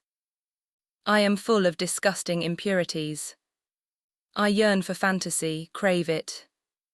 I want to be just like those heroes in my books and stories, so that all these incessant impurities mean something that maybe, just maybe, if I mimic those in my stories, the world would at least look better. I try to spend time with my father. Hold what I have close and try to change, do what my heroes would do. He sighs again and looked at me as if he were swatting a gnat away. Lock said as if casting a curse. "You should be old enough to know by now, work always comes first.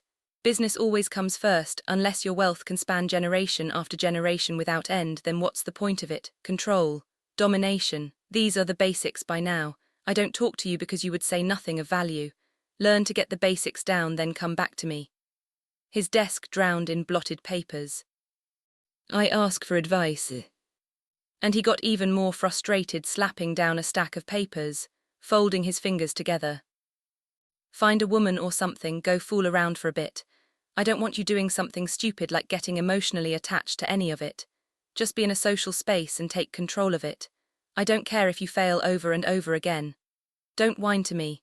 Only come back to me on this issue once you have control, or if you can't do me a favor, live and die as you please and let me make all the decisions that matter for you. Understood. Ever since I was little, I knew not to have outbursts around my dad. Yelling, screaming, crying, getting emotional in any form was punished with starvation and isolation. These are practically untouchable, the rules of this man.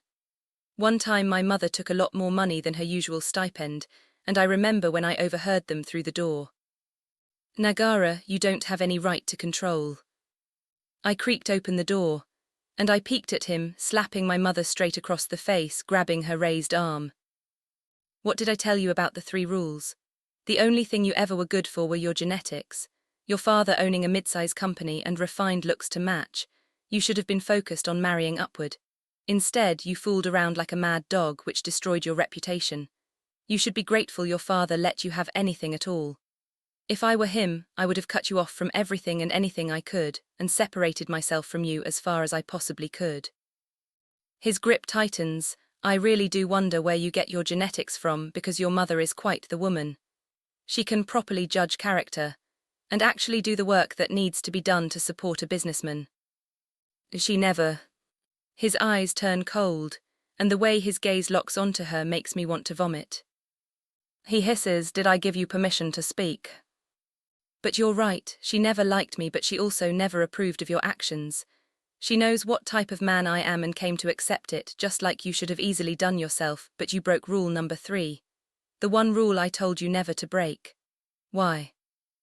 Her voice breaks, that's all you cared about, the money. He scoffs, dropping her hand, what else could you possibly do to damage me? You cheated on me. Her mouth opens. He rolls his eyes, quiet woman, you think I didn't know. Please, you can't be this slow. Had I realized you weren't of average intelligence, I would have never had kids with you. She spits, trying to hit him again with the other hand, you're disgusting. He grabs the incoming hand and grips hard, digging his nails into her skin. She screams, listen to me, because I'm only going to say this once. I only care about resources. People like you especially are expendable. There are 8 billion people on this planet. I can replace anyone at any given point in time. The only reason I don't is because of my second principle, which is that I always hold my deals accountable. He continues, if you fulfill your end of a bargain, I will fulfill mine. You wanted to be rich. I wanted a child with decent genes and a company. You did your part, so now you're rich and I got what I wanted. But we have nothing to do with each other. She whimpers, you weren't like this when we got together, when we dated, when we talked, when I had Lock. A deep look of disappointment judges her. I lied to you. I needed to get what I wanted. How many times do I have to say this to you? I just don't want to believe you're really that heartless, that the man I married isn't this cruel. Her voice shaking. He drops her hand, walking back to his desk. Don't whimper in front of me. You made all these decisions on your own, didn't you? Don't blame me for your emotions. Now leave, I'm not going to ask again. At that moment I hear her rushing to the door. I step to the side and she doesn't even notice me. She storms down the hallway. You see that, son? When did my father get to the door? He snickers at Mom's fleeting figure. That's what someone worthless looks like. Can't keep their commitments. Can't recognize when they have a good thing. Always looking for passion in this world. Let me tell you some truth here. This will be the most blatant thing I will ever tell you. As if he was gilded in prayer robes delivering a gospel, he explains. There is nothing in this world. You exist in a barren wasteland of worthless degenerates all stuck together in this carousel of sin that they made. If there is a God, I would slaughter him for birthing me into such a wretched, worthless world. You do well to remember that as you enslave this species when you grow older. Teach it to your kids to destroy, take, and cultivate every fiber of existence, every inch this planet has to offer. And if there is anything else beyond the constellations that dot our painted skies, take that too. There is nothing, and I mean nothing, that doesn't belong to us. Never forget what worth truly is or means. If you're my boy, you'll figure those words out yourself. He rubs my head haphazard in maybe some type of affectionate way. And I can't live by those words. I knew it then that I was alone. My mind flickers back when my stomach roars from one of those punishments I get from him. A 24/7 guard outside my room, and so I was unable to eat or leave or get or do anything. Besides the singular tape recorder I had in my room, not so I could record conversations, but so I could play theme songs over and over again. And one day the tape would run out just like my life, but until then I'd keep playing it and celebrating it. That's all I could cling to. I want to believe there's more to the world than what my father told me. Yet, as I grew, and even as of this moment, as I bribe my professor, the feeling that swells in my chest is the feeling of being surrounded by ants. King's abyss. Don't get full of yourself. In that instant, Talwar's body expands, exploding outward. Shadows come leaking out, spilling across the fires, smothering them. The building floor collapses and Lock flies out the window, dropping to the building over, landing on the wall, running across the building. Large, sweeping tendrils swipe at where he's positioned, smashing, crashing the building downward. As the building crumbles, he uses a vine to slingshot himself across the collapsing rubble, acrobating himself through the air, avoiding the collapsing debris as he slingshots himself higher into the sky. Talwar follows, now hurling the falling debris at him, his tendrils helping his body climb upward into the sky. The debris flying up toward Lock uses a vine that slings himself toward it. Just as he would collide with the debris, his body disappears again. Talwar, with his now uncontrollable mass of writhing liquid flesh, manifests and rotates an eyeball out of it, spinning at the pace of an accelerated drill. His eye scans the skies. A screeching roar echoes out, smashing through the surrounding debris, revealing Lock's now falling form. Lock creates a flashbang and flings it into Talwar's writhing mass. Closing his eyes, covering his ears, it explodes. Temporarily blinded, Talwar swings its tendrils wildly, smashing the surrounding buildings as it crashes to the ground, while Lock swings himself into a nearby building using his vines. Sensing Lock's life, the writhing mass of tendrils pulls itself across the ground, slingshotting itself up the building where Lock crashed in, entering another parking garage-like space. King's Abyss, time unknown, place the second layer. The smell of marrow and maggots turning into flies, circling around my body soon to be a corpse. The pain I feel is incredible. A marvel, really. No matter how hard I was trained, no matter how violent the teachings were, between the bruises and even broken bones, this is new. This gnawing, ever-eclipsing, cavernous hunger has me salivating at the mere thought of rotten flesh pulled between my teeth. The fuzz and mold lingering on my tongue with each bite. I didn't want this. How could anyone want this? It's that damn bastard God cursing me for having wishes. I met a slave girl the other day. She watches over my dying body like an angel. It's a shame that I'll be hanging on those wings as time passes. In the dead-off night I can hear her whispering. And so I follow her, like a man following a siren, and under the cover of candlelight lies a woman dressed in leather armor. I enter into the conversation by taking a seat on the ground next to her, making myself small so I can listen in. The slave girl says, "Really, he'll get us out." Of course, his sister paid me to after all, although she didn't mention there was one more. The woman. She looks back to me, oh him. Well, he's been good to me while I've been in the camp, so. That was a lie. In her mind, I was probably only the guy who overheard her talking and bought his way into the escape plan with silence. How fortunate for me. I listen on, interjecting when I need to. Are you sure that's going to work? You can keep the entire guard off that sector when we make our escape. Of course, who do you think I am? The woman in leather robe says. That's great then, I can't wait. I can't wait to not have this stupid life anymore. Tears well up in slave girl's eyes. It's just been so hard. I'm so glad someone believes in me. We retreat to our soot-covered blankets and the hard floor. The girl, I and that man, we will make our escapes. I've in a strange way come to growing fond of these humans. I do not wish to hurt them. It is blasphemy for me to have these thoughts, so I must tighten my resolve. Yet I can convince them to work directly under me, keep them safe from the oncoming carnage. We can all be free together under a real sun. The writhing, sludgy mass of flesh that is Tulwar swings and destroys the pillars of the floors, crashing and burning through them, smashing through the building's floors as he tracks Lock's footsteps just above him, each and every single time, until he crashes out to the roof, flying up above this towering skyscraper-like building. Reaver. The tendrils explode en masse, multiplying without reserve, ripping off the rooftops of the buildings, going berserk, smashing the roofs together, triggering a collateral storm of debris that crashes into the empty buildings of the surrounding area. The rotating eye catches Lock, popping in and out of the debris, glitching with each and every individual movement with each step forward. By some miracle, Tulwar predicts where Lock is going to land next, grabbing the platform he's standing on, and grabbing every one of the nearby surrounding debris pieces with his tendrils and smashing them all together. Vines extend as Lock teleports in between the debris, unable to reach any of the other surrounding falling pieces. In that instant, he uses a vine to push himself out before the debris closes in on him. The vines snap and break as he falls down to street level. The body of Tulwar screeches as it flies down, charging its writhing mass at Lock. Grenades. A storm of mass explosives does not stop the creature. It charges straight through the explosive fire, tendrils stretched out for Lock's body, and then they angle as they penetrate his skin. Lock teleports, switching his position with Tulwar's writhing mass. Tulwar, momentum maintained after the teleport, crashes into the street below. Lock, now falling, tries to angle himself midair. He uses his vines, catching himself, stopping the momentum as the vines crumble. They drop him to the street below in relative safety. His breathing ragged, his eyes tired. Blood from both his mouth and eyes drips to the ground. Breathing heavily, he manages to grit his teeth and walk forward, raising his head as the dust subsides.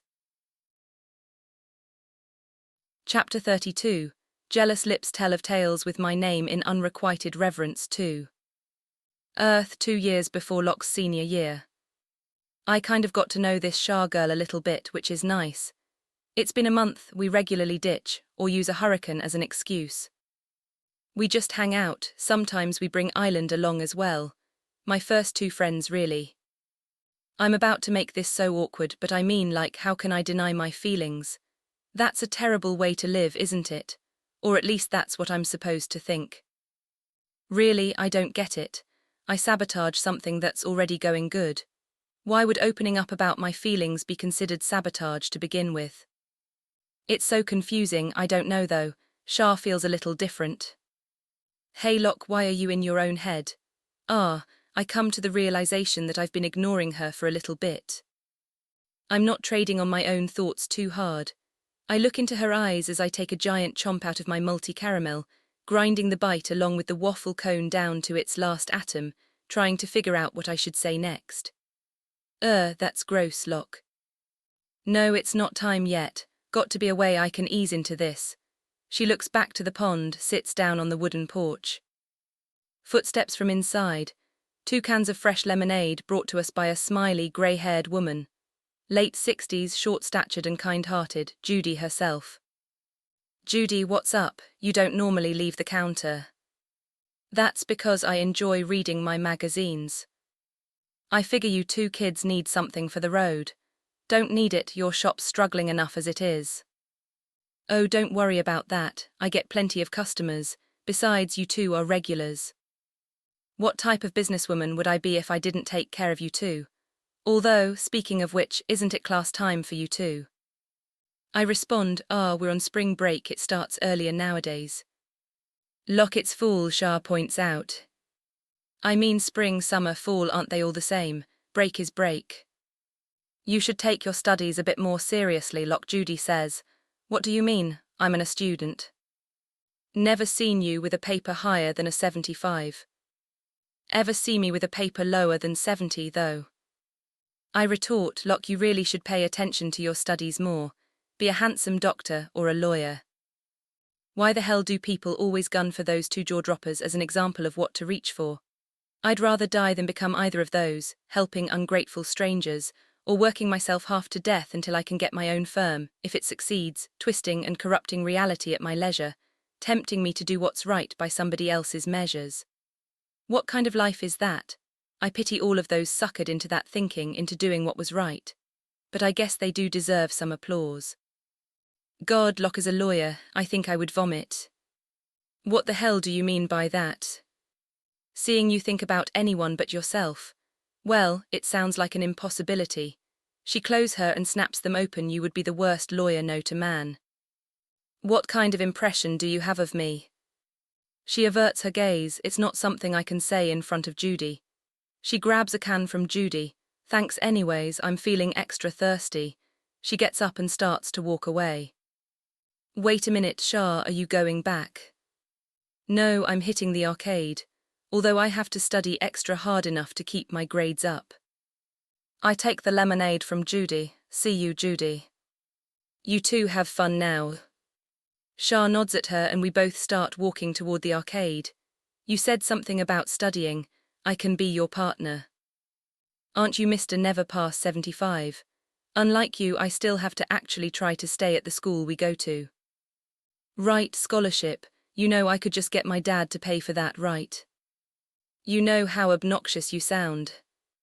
What, I could just use my allowance to cover it if it bothers you that bad. Same fucking thing, she sighs, forget it. If I get a higher score than you, you're buying us lunch. Don't I already buy us lunch anyways? Only because you insist that I don't pay for anything. What the hell else am I gonna spend all this money on? Be a bit more careful with that, would you? I swear financial responsibility is the least attractive thing about you. So there are attractive things about me. Oh God, shut up, don't say a word. No, as a matter of fact, don't say anything. Let's just do this walk in silence, can we? Lock, darling. Oh dear fucking God, no. Don't tell me that's one of your women. Don't say such cursed words, I whisper. And a little bit in the distance, standing up top of a hill, a rather stylish chick with amber eyes. I can't mistake that overtly expensive fashion sense anywhere. Word must have gotten around that I was out here in the sticks, because she runs toward us in the most annoying fashion, closing the distance to the two of us and brushing Shah aside. What the fuck, Shah says before. The woman continues to blather on. I didn't expect to find you out here. Should I call my chauffeur? We can go get dinner together. We can go to my yacht, or you can accompany me to the galley. It would be so much fun, darling. Had it been anyone else, I would have said yes. I wish I could reject her violently. Sorry, I'm having more of a me day today. I would love to schedule an appointment, though. When are you next available? Really, but you're out right now and there is nobody else around. She pouts. Well, I have dance lessons on Wednesdays, art on Thursdays, and I still have my etiquette practice on Friday, some extra lectures and private tutors. I'm a little swamped. Next week isn't too bad. You said your Mondays were free, right, and Sunday. I have to catch a couple of birthday parties, though. You know how they are, such an all-day event. They're also on the other side of the world, so that's the other problem. It really grinds on me. Oh, wait, you can come with me. You bring so much life to the party when you're there. She gets a bit more touchy-feely, brushing one hand up against my fingertips and the other up to my chest, using it as a half-assed excuse to adjust my tie slightly. I would love a second to speak. After all, it would be so boring going alone. Shah takes this opportunity to escape. Hey Lock, I see you have your girlfriend there. I'm gonna go. Oh shit, Shah is leaving. And did she say girlfriend? I have to fucking clear this shit up immediately. I extricate myself from this woman. I shift myself around her. Hold on, we're just about finished talking. Sorry, I said it was a me day today, so I gotta go now, just call me later. I smile, she suddenly grabs my wrist. I'm sorry, Lock, but you don't really have a reason to leave, do you? Shit, there's gonna be a confrontation. If the man wants to leave, you should let him leave, Shah says. In fact, Lock, there doesn't seem to be anyone else around us. So I'll call up my ride, get a couple of friends, and bring some drinks. Shah shout, bitch, did you not hear me? I try to send an invisible signal to Shah with my eyes, saying please no, before turning my focus back to Ayaka. Listen, Ayaka, I would love to. Then that settles it, I'll call them right now, she says, interrupting me. Looks like I'm gonna have to go with her. Yo Lock, am I fucking invisible or something? Shah says. I keep giving her the look to just stop. Shah seems to notice and a grin crawls onto her face. So her phone's got to be worth a pretty penny, right? Since I'm invisible. If I were to just take it, how much do you think I'd get for it, Lock? Shah points, wait fuck selling it, I can just call someone to crack it open so I can get those damn bank details. That's going a little far, don't you think? Why do that when I could just buy you a phone and give you what you need? Shit, my nerves are shot and my brain is fried. That wasn't the thing I needed to say. Shah laughs, hear that your boyfriend likes me better so far, I wonder which one of us he would rather be with. Yaka laughs, not one of those frivolous ha-ha laughs, more of an annoyed, frustrated laugh. This is really fucking bad. I'm sorry, Lock, but are you perchance trying to buy an insect farm? And buying such expensive feed too? I didn't know you cared so much about ants. Shah spits, Lock, what the fuck is this skanky whore talking about? Yaka smiles, her command of language is quite appalling, not bothering to spare a glance at Shah. We go to the same school, fuckface. If you weren't so busy sucking off daddy's cock for whatever money you can garner, and if you weren't bothering men who don't want you, you would notice that by the uniform I'm wearing that we're. She chuckles, that's quite the loud ant you have there. Tell me, does it do tricks? Shit, I leap out of Yaka's grasp and bring Shah's head down. What the fuck? In that moment, a dart comes flying from some direction, grazing the hand I pressed Shah's head with, smashing into the ground with a giant thunk, the force of it creating a small indentation in pavement. Shah looks at it enraged, bitch, did you just try to kill me? Ayaka says, wonderful, it seems that it can do tricks. I hold Shah back. Let me go, Lock, somebody's gonna have to beat some sense into her, it's not worth it, Shah, just go. She stops wriggling in my grasp the second I let her go. She flings her hands up, whatever, man. She starts to walk off. Lock, you're coming, right? Yaka gets on the phone, starts talking to my soon-to-be captors.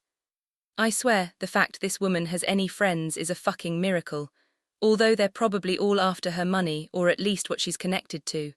She's smart enough to know that. Hey boyfriend, are you coming or what? Ayaka stops, what? These are the last words I want to hear right now, especially since Shah is only doing this to piss Yaka off. Fuck, I have to make a decision here. What am I gonna do? It took not even 30 seconds for me to go over to her side. We walk down the boulevard. Did you see the look on her face when she saw you walking away to me? That was fucking hilarious. Just enjoy the moment. Just be grateful we came out of that alive and my body intact. Yeah, she was staring at us dumbfounded as hell. Shah slaps my back. Now I understand why you and Aiden are friends, both of you lack a backbone in some capacity. Now come on, burgers and fries are my treat today. I scoff, your treat with what money? She rolls her eyes. Just shut up and let me treat you today, it's the least I can do for indulging me. We go to this small little burger joint in the middle of the crossroads and watch the cars flutter by. Traffic always congested, people watching. We don't really say much to each other till we get down to the last fry. Why do I got to split this fry with you? I could just buy one. No, you're not buying anything. Give me this last fry, I paid for it after all. Okay, yeah, but what's that argument? I could have just bought the fry myself. Besides, I'm a guy, I eat more than you. Can't you let me get a win today? She grins, not gonna roll over when the last fry is on the line. She goes to pick it and I swat her hand away. She pouts, you're such a child. To be honest, I don't really care too much about junk like this, but seeing her react like this is too much fun. Give me a reason to let you have this last fry. You like me, and that's why you would give me the last fry. She reaches again and I swat her hand. She tries to forcibly grab the box and I snatch it away. Reaching over the table, she leans to try to grab the last fry. Damn it, Lock, I need the damn fry. I need more sodium in my soul. My digestion craves the salt. Give me a better reason. Life's got nothing to do with it when it comes to the sacred battleground of the last fry. It would all be over if you just let me buy another box myself. There's no way in hell I'll ever give you my permission to buy a box of fries right now. Then the last fry belongs to me. I reach over and grab the fry, stepping half of it into my mouth. That instant, she leans in and rips off the exposed half. We both munch on our own respective halves before I swallow mine. What the hell was that? No one does that to somebody. It's not my fault somebody thought they deserved the last fry. Yeah, but who just snatches it out of somebody's mouth? Okay, that sounds way more gross than you're honestly phrasing it. All I did was snatch the exposed part that was in the air. Nothing more, nothing less. A growling hits me before I feel a buzzing in my pocket. I check and it's Aiden. I must have said that out loud without meaning to because she jumps out of her seat. Where? She suddenly sits back down. I mean, it'd be nice to see him. You do see him every day, don't you? But we're like a dynamic trio, okay? Like you can't have one without the other. I guess he texted me that class is ending soon. It seems you're rubbing off on him texting during class. She snickers. No way, Jude's probably on the can or something. I laugh, but the way she shot out of her seat kind of ripped my heart out. Chapter 33. Windows to the soul open up and reveal the true nature of humanity. The dust settles in the memories of a crumbling civilization, left in a far-off, forgotten world. Two warriors stare each other down, animosity burning between them. Tulwar forms a knife. His tendrils, the veiny, pulsating black sludge, congeal together in his hands into a sharpened blade. Lock generates a knife with his utility and growth magic. Step by step, they begin to approach one another until they both break off into a run. Tulwar's knife shoots out two tendrils, and Lock uses two vines to block the incoming strikes, like bullfighters going to stab each other. Lock creates a small metal gauntlet that collapses onto his left hand, forged from the hardest metals on Earth, blocking the incoming strike from Tulwar. He misses his strike on Tulwar as veiny tendrils jet out from his chest, gripping and pulling Lock closer into his guard. The blade slipping past Lock's hand, Tulwar's arm ends up reaching behind him, and he flips the knife trying to stab him in the shoulder. Lock loses his grip, with telekinesis, and he loses his own footing to pull himself downward. Releasing the telekinesis, he uses another vine to jet out toward the ground, smacking it. Tulwar knees then pushes Lock, tumbling him to the ground, ending up on top of him. Two more tendrils come out, and two more vines re-emerge, blocking off the incoming strikes to Lock's sides. Tulwar tries to smash his fist into Lock's face. Lock puts up his gauntlet and extends it to his arms. Tulwar hammers into his arm groards to no avail. Tulwar tries to readjust his angle and goes in again. Lock, in response, turns to soften each individual impact, eventually throwing Tulwar off. Tulwar drops back onto the ground as Lock tries to run toward him, his breathing ragged and his vision blurry. Tulwar tries to capitalize with a kick. Vine, Lock using his vine, pulls Tulwar back, dropping him onto the ground. Both fighters pull themselves up to a stance, watching each other's movements as they breathe in heavily. Tulwar slowly drops all his tendrils. Face it, Lock, the end of the line for you. What are you? Blood spews from Lock's mouth. He drops to one knee. You've been at your limit for a while now. It's a miracle that you even got this far. I may hate you. He pauses. But you have my respect as a warrior, so it's only right to ask, how do you want to die?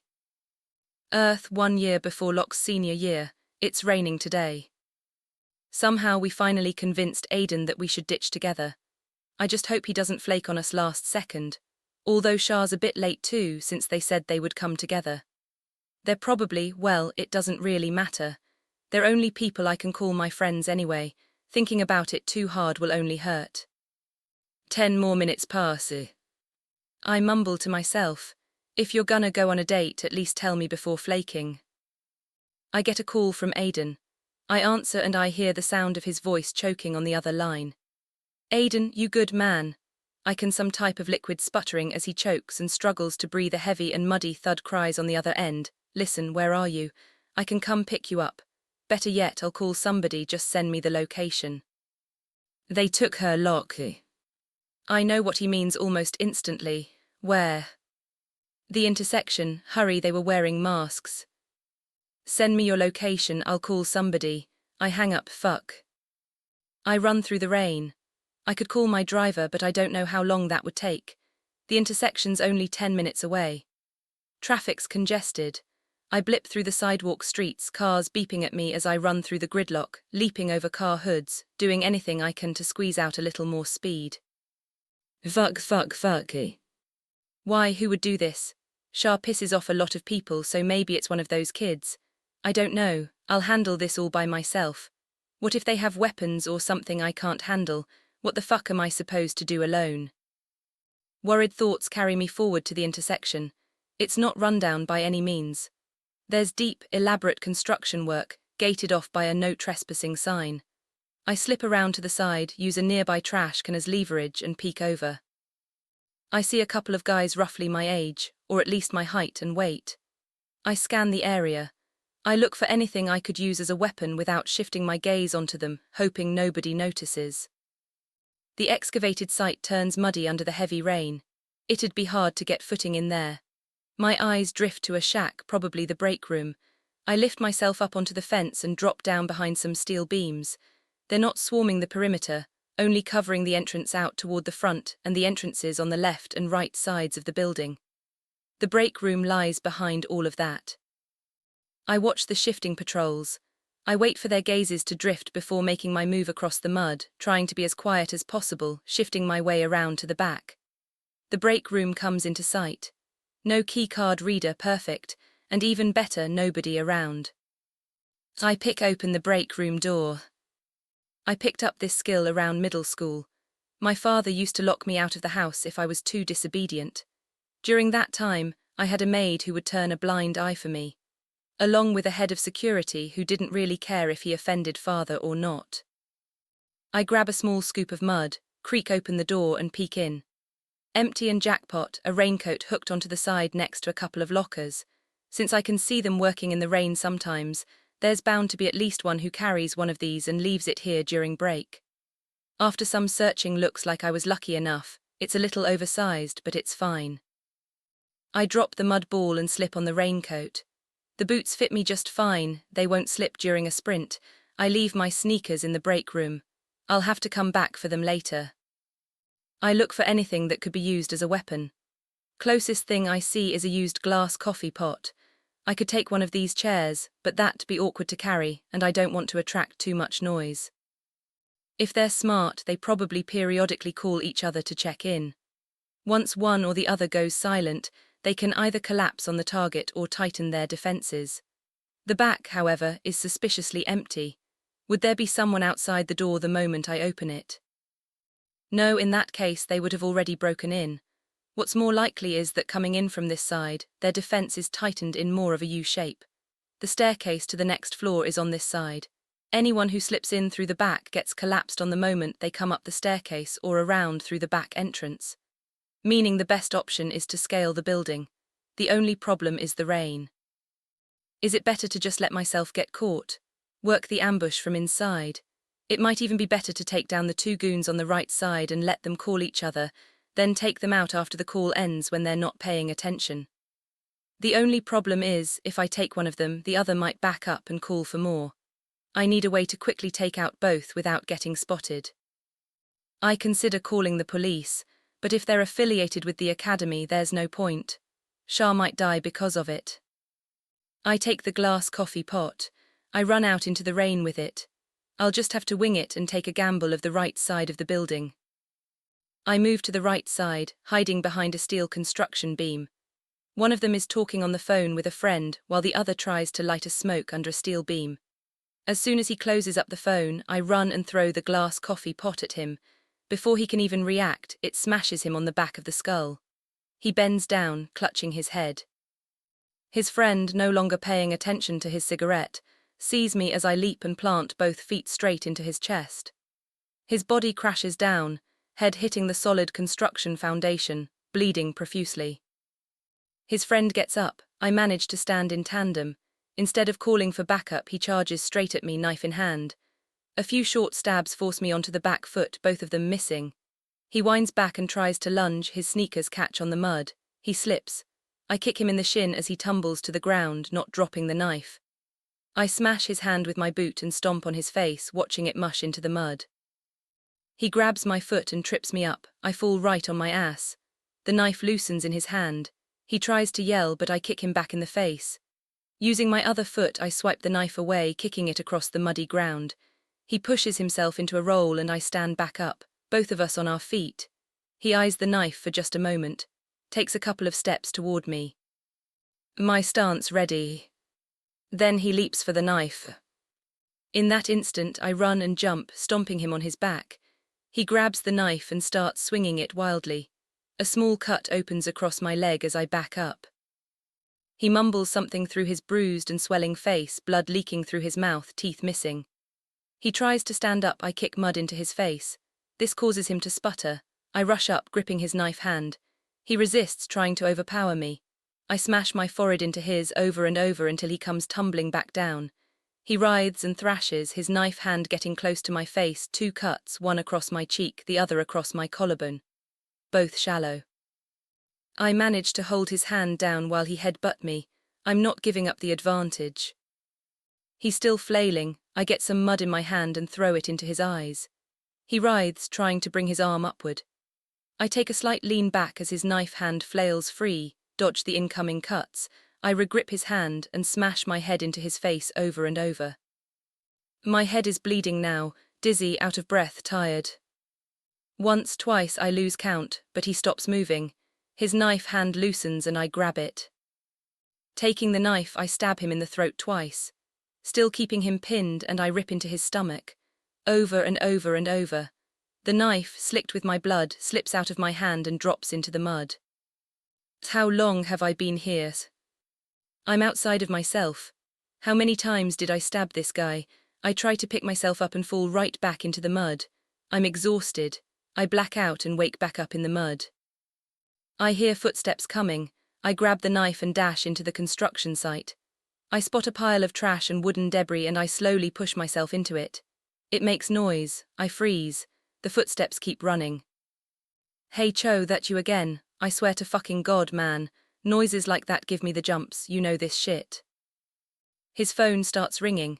I can't hear his side of the conversation, but then he moves, running right past the garbage pile. In that instant, I lunge out, stabbing him in the side, dropping his body to the ground, ripping into his back, covering his mouth. Within seconds, he goes limp. I must have hit something vital. I scan the area and find the staircase. Using my oversized coat to hide the knife in my hand, I sift through the trash for a rusted steel pipe, then run up the stairs. I see a group of men, all staring at me. Shit. One of the grunts, a heavier, big, brawny-looking guy, shouts, "Everyone back up, that's Lock. The one we weren't supposed to harm under any circumstance." "Fuck," one of the other grunts shouts. I glance over and see a handgun in his hand. He puts it back in his holster. I stare at the big guy. "Where's Shah?" "We'll take you to her." That easy, a pause, I lower the steel pipe. "Fine." Up 2 more flights we go. There are still more floors above, but we stop on the 4th. There's a steel beam jutting out toward the street level below, like a balcony of some sort. There's a man sitting in a chair, blue-tipped hair, wide, venom-like eyes. His physique is similar to mine, although he's a bit more muscular and his shoulders are broader. My eyes drift to the ground. I see Shah covered in bruises. My head starts to spin. Violated beyond recognition, cuts torn through her face, blood across her stomach and chest. I see red. "You son of a bitch, you." I charge. The man gets up from his seat and it's like he has eyes on every side, seeing my blow coming. The hidden knife I had, he blocks it with his hand, the blade piercing straight through. I try to swing the steel pipe, but suddenly I'm on one knee. He swept me. With one blow of his other hand, he taps my wrist, making me lose the pipe. 2 hits to my face, then he kicks me off, pulling the knife from his own hand with nothing but ease. "You know, you did kill 2 of my boys. I feel like this is fair. Although I'm not sure, they did only rake in a couple bucks for me anyway." He turns to his men. "Hold him down." 2 of his men come at me. I try to get free in time, but they pull me back, pinning me to the ground. "You son of a bitch, you let her go," I spit. "You should know how it goes at this point," he mocks. "What the fuck do you want?"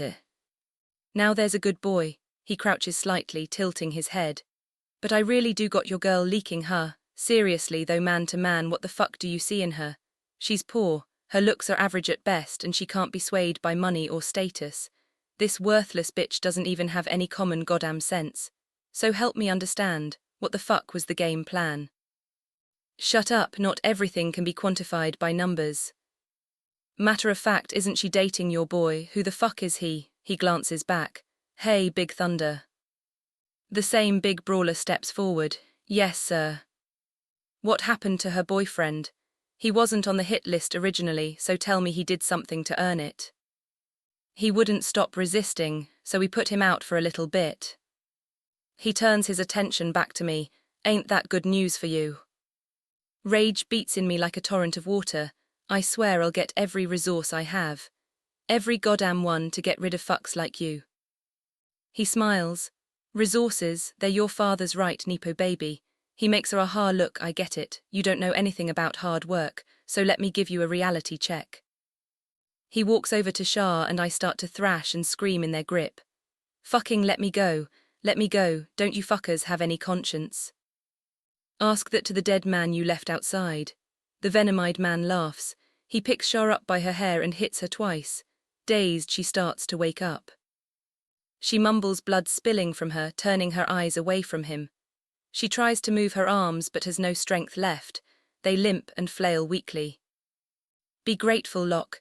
You're going to survive this and you'll never see a guy like me again. We move in different circles after all. That's the beautiful thing about life. He punches her teeth out. The pieces scatter across the foundation. She puts an arm up in defense, it barely grazes his leg. He hits her again, knocking more teeth out onto the ground.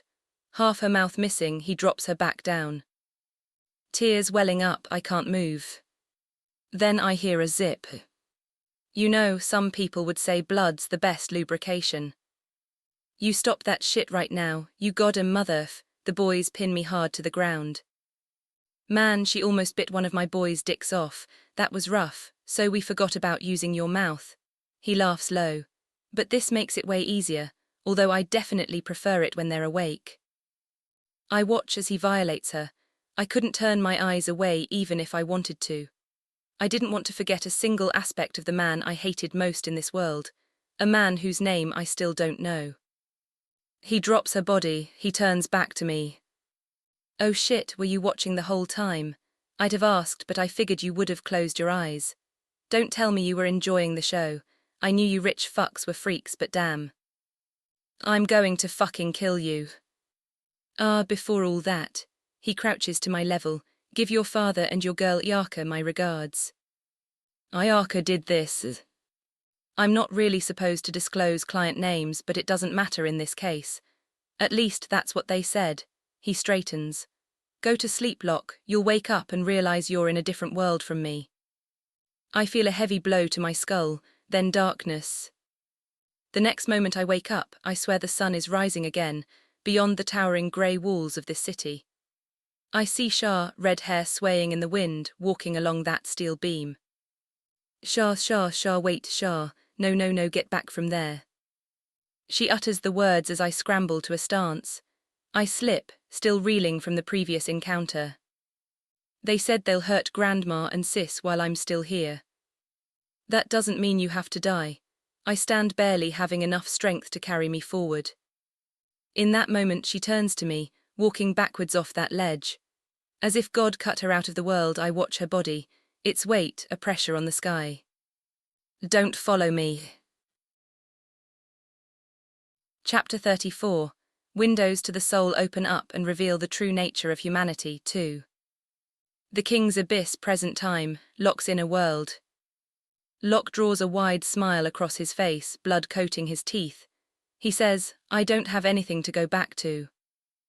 That instant, he flashes a light so blinding it blinds me momentarily. I jump into the air, trying to avoid it ahead of time. A vine slings me back down to the ground.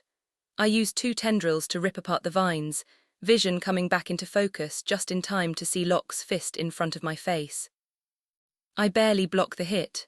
Lock follows up with another strike to my ribs. The blow staggers me. The two tendrils come up out of the ground regardless, reaching for Lock's esophagus and stomach. Vines erupt from the earth, blocking both of them. Lock strikes me in my leg, causing me to stumble. A second kick sends me into the ground. Lock jumps to stomp. I recover fast, an incantation already leaving my lips. More shadowy eyes tear out of the floor and seize his telekinesis, stopping both feet before they reach my face. Unable to keep that magic up, I let it drop. I push to a porach and he conjures a can of pepper spray. I cover my eyes, a dead kind of sixth sense takes over me. I guard against Lock's incoming shot to my groin. Blows trade, each of us block each other's unarmed strikes until I counter, swinging my fist into Lock's haphazard guard and sending him flying back as he skids across the ground. I rush after him, only to get tripped by a vine. Lock uppercuts my falling form and throws two jabs into my body, hurling me into the debris.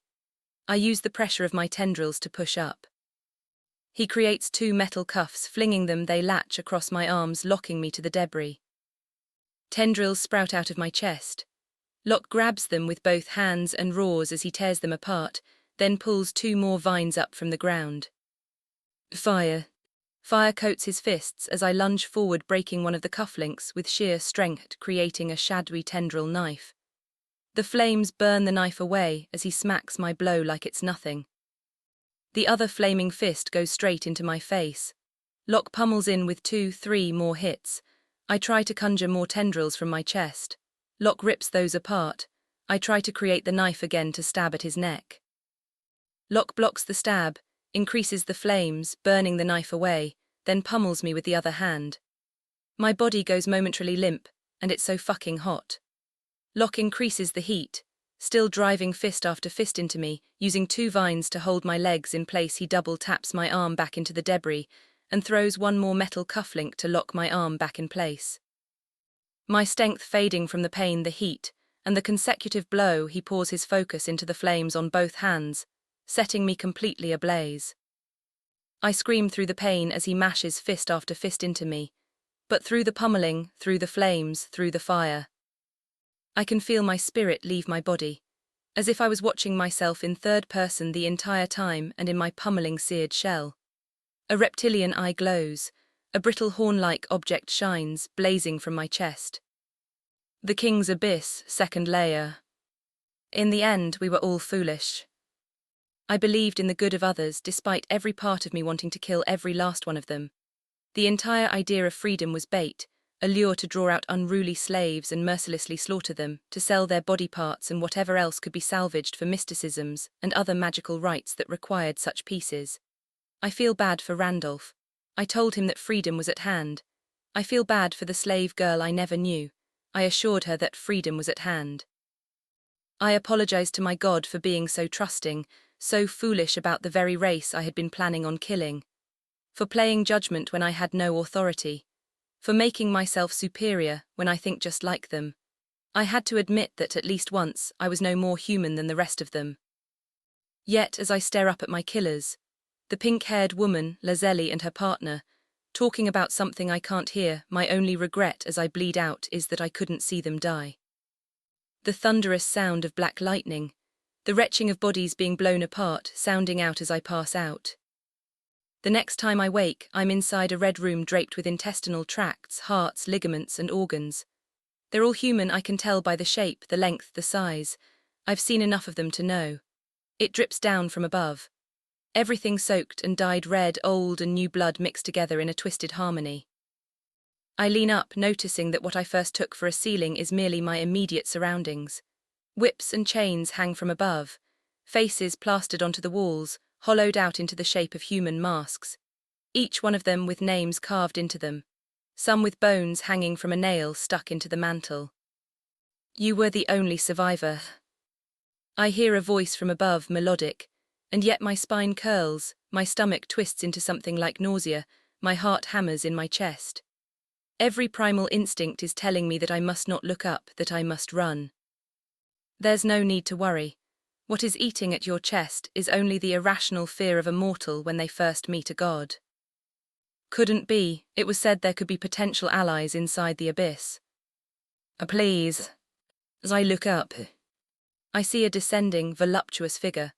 Black strings bleed from every facet of her body, slowly snapping as she descends.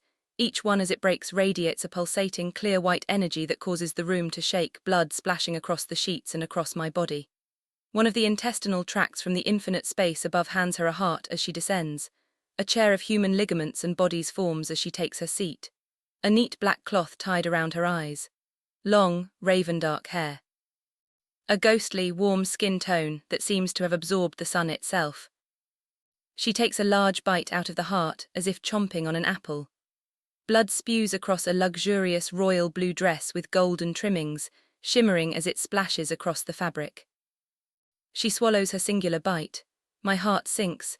I feel blood spew from my mouth and splash onto the sheets. My ribcage contorts. My arms and legs begin to shake, to break. A low rumbling echo rises from my body, holding me together. I see a soft glow emanate from that infinite red just behind her. It's black but warm. It seems your god protects you. It seems Dim is serious then. Her lips curl into a faint smile. But you must be confused. Child of Dim, I am Lady Everwar, one of the only outer gods to transfer herself into the abyss. It only makes sense, as one of the few vampire gods, for me to protect my kindred personally. After all, we're such a fragile race. I bow immediately. Well, I may not serve you, Lady Everwar, but it is within the most esteemed honor that I am able to be in your presence, listening to your words. It seems Dim has taught you well, and you do stand by the way the world truly should be run. Very well, child of Dim, let's see how much power your god truly has. With a simple wave of her hand, I feel something crawl around inside my chest. Snaking, ripping around my heart, I scream in agony. My mind begins to fracture and almost bleed. Interesting, she says. It seems their god protects your fate, and unlike most KOs, you truly have loved ones. Maybe if it's you, she says. With another wave of her hand, a small black orb leaves my body, rises to her palm and sinks into her. Very well, Dim has given his tribute. Therefore, little KO, you shall have your reward. Another wave of her hand. A horn, the same one Zephyl gave me, it graces me. It is a relic blessed by me, it is the first of your gifts, wear it at all times. It has no chain or bracelet for me to wear it on. It's quite a massive thing when I'm about to ask how I'm supposed to store it. The horn lifts and sinks into my body. That is the first of my gifts. The second will be your class change. Dim will be able to take care of the rest from there. I recommend you do not fail him, little KO, if you wish to see the world you truly want. I hear the sound of pouring.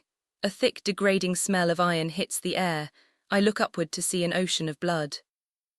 My closest kindred will take care of you during your class change. If you encounter any vampires on your journey, whether they be half-breeds or not, I ask that you spare them if you can. Good luck, Tulwar of the First Moon.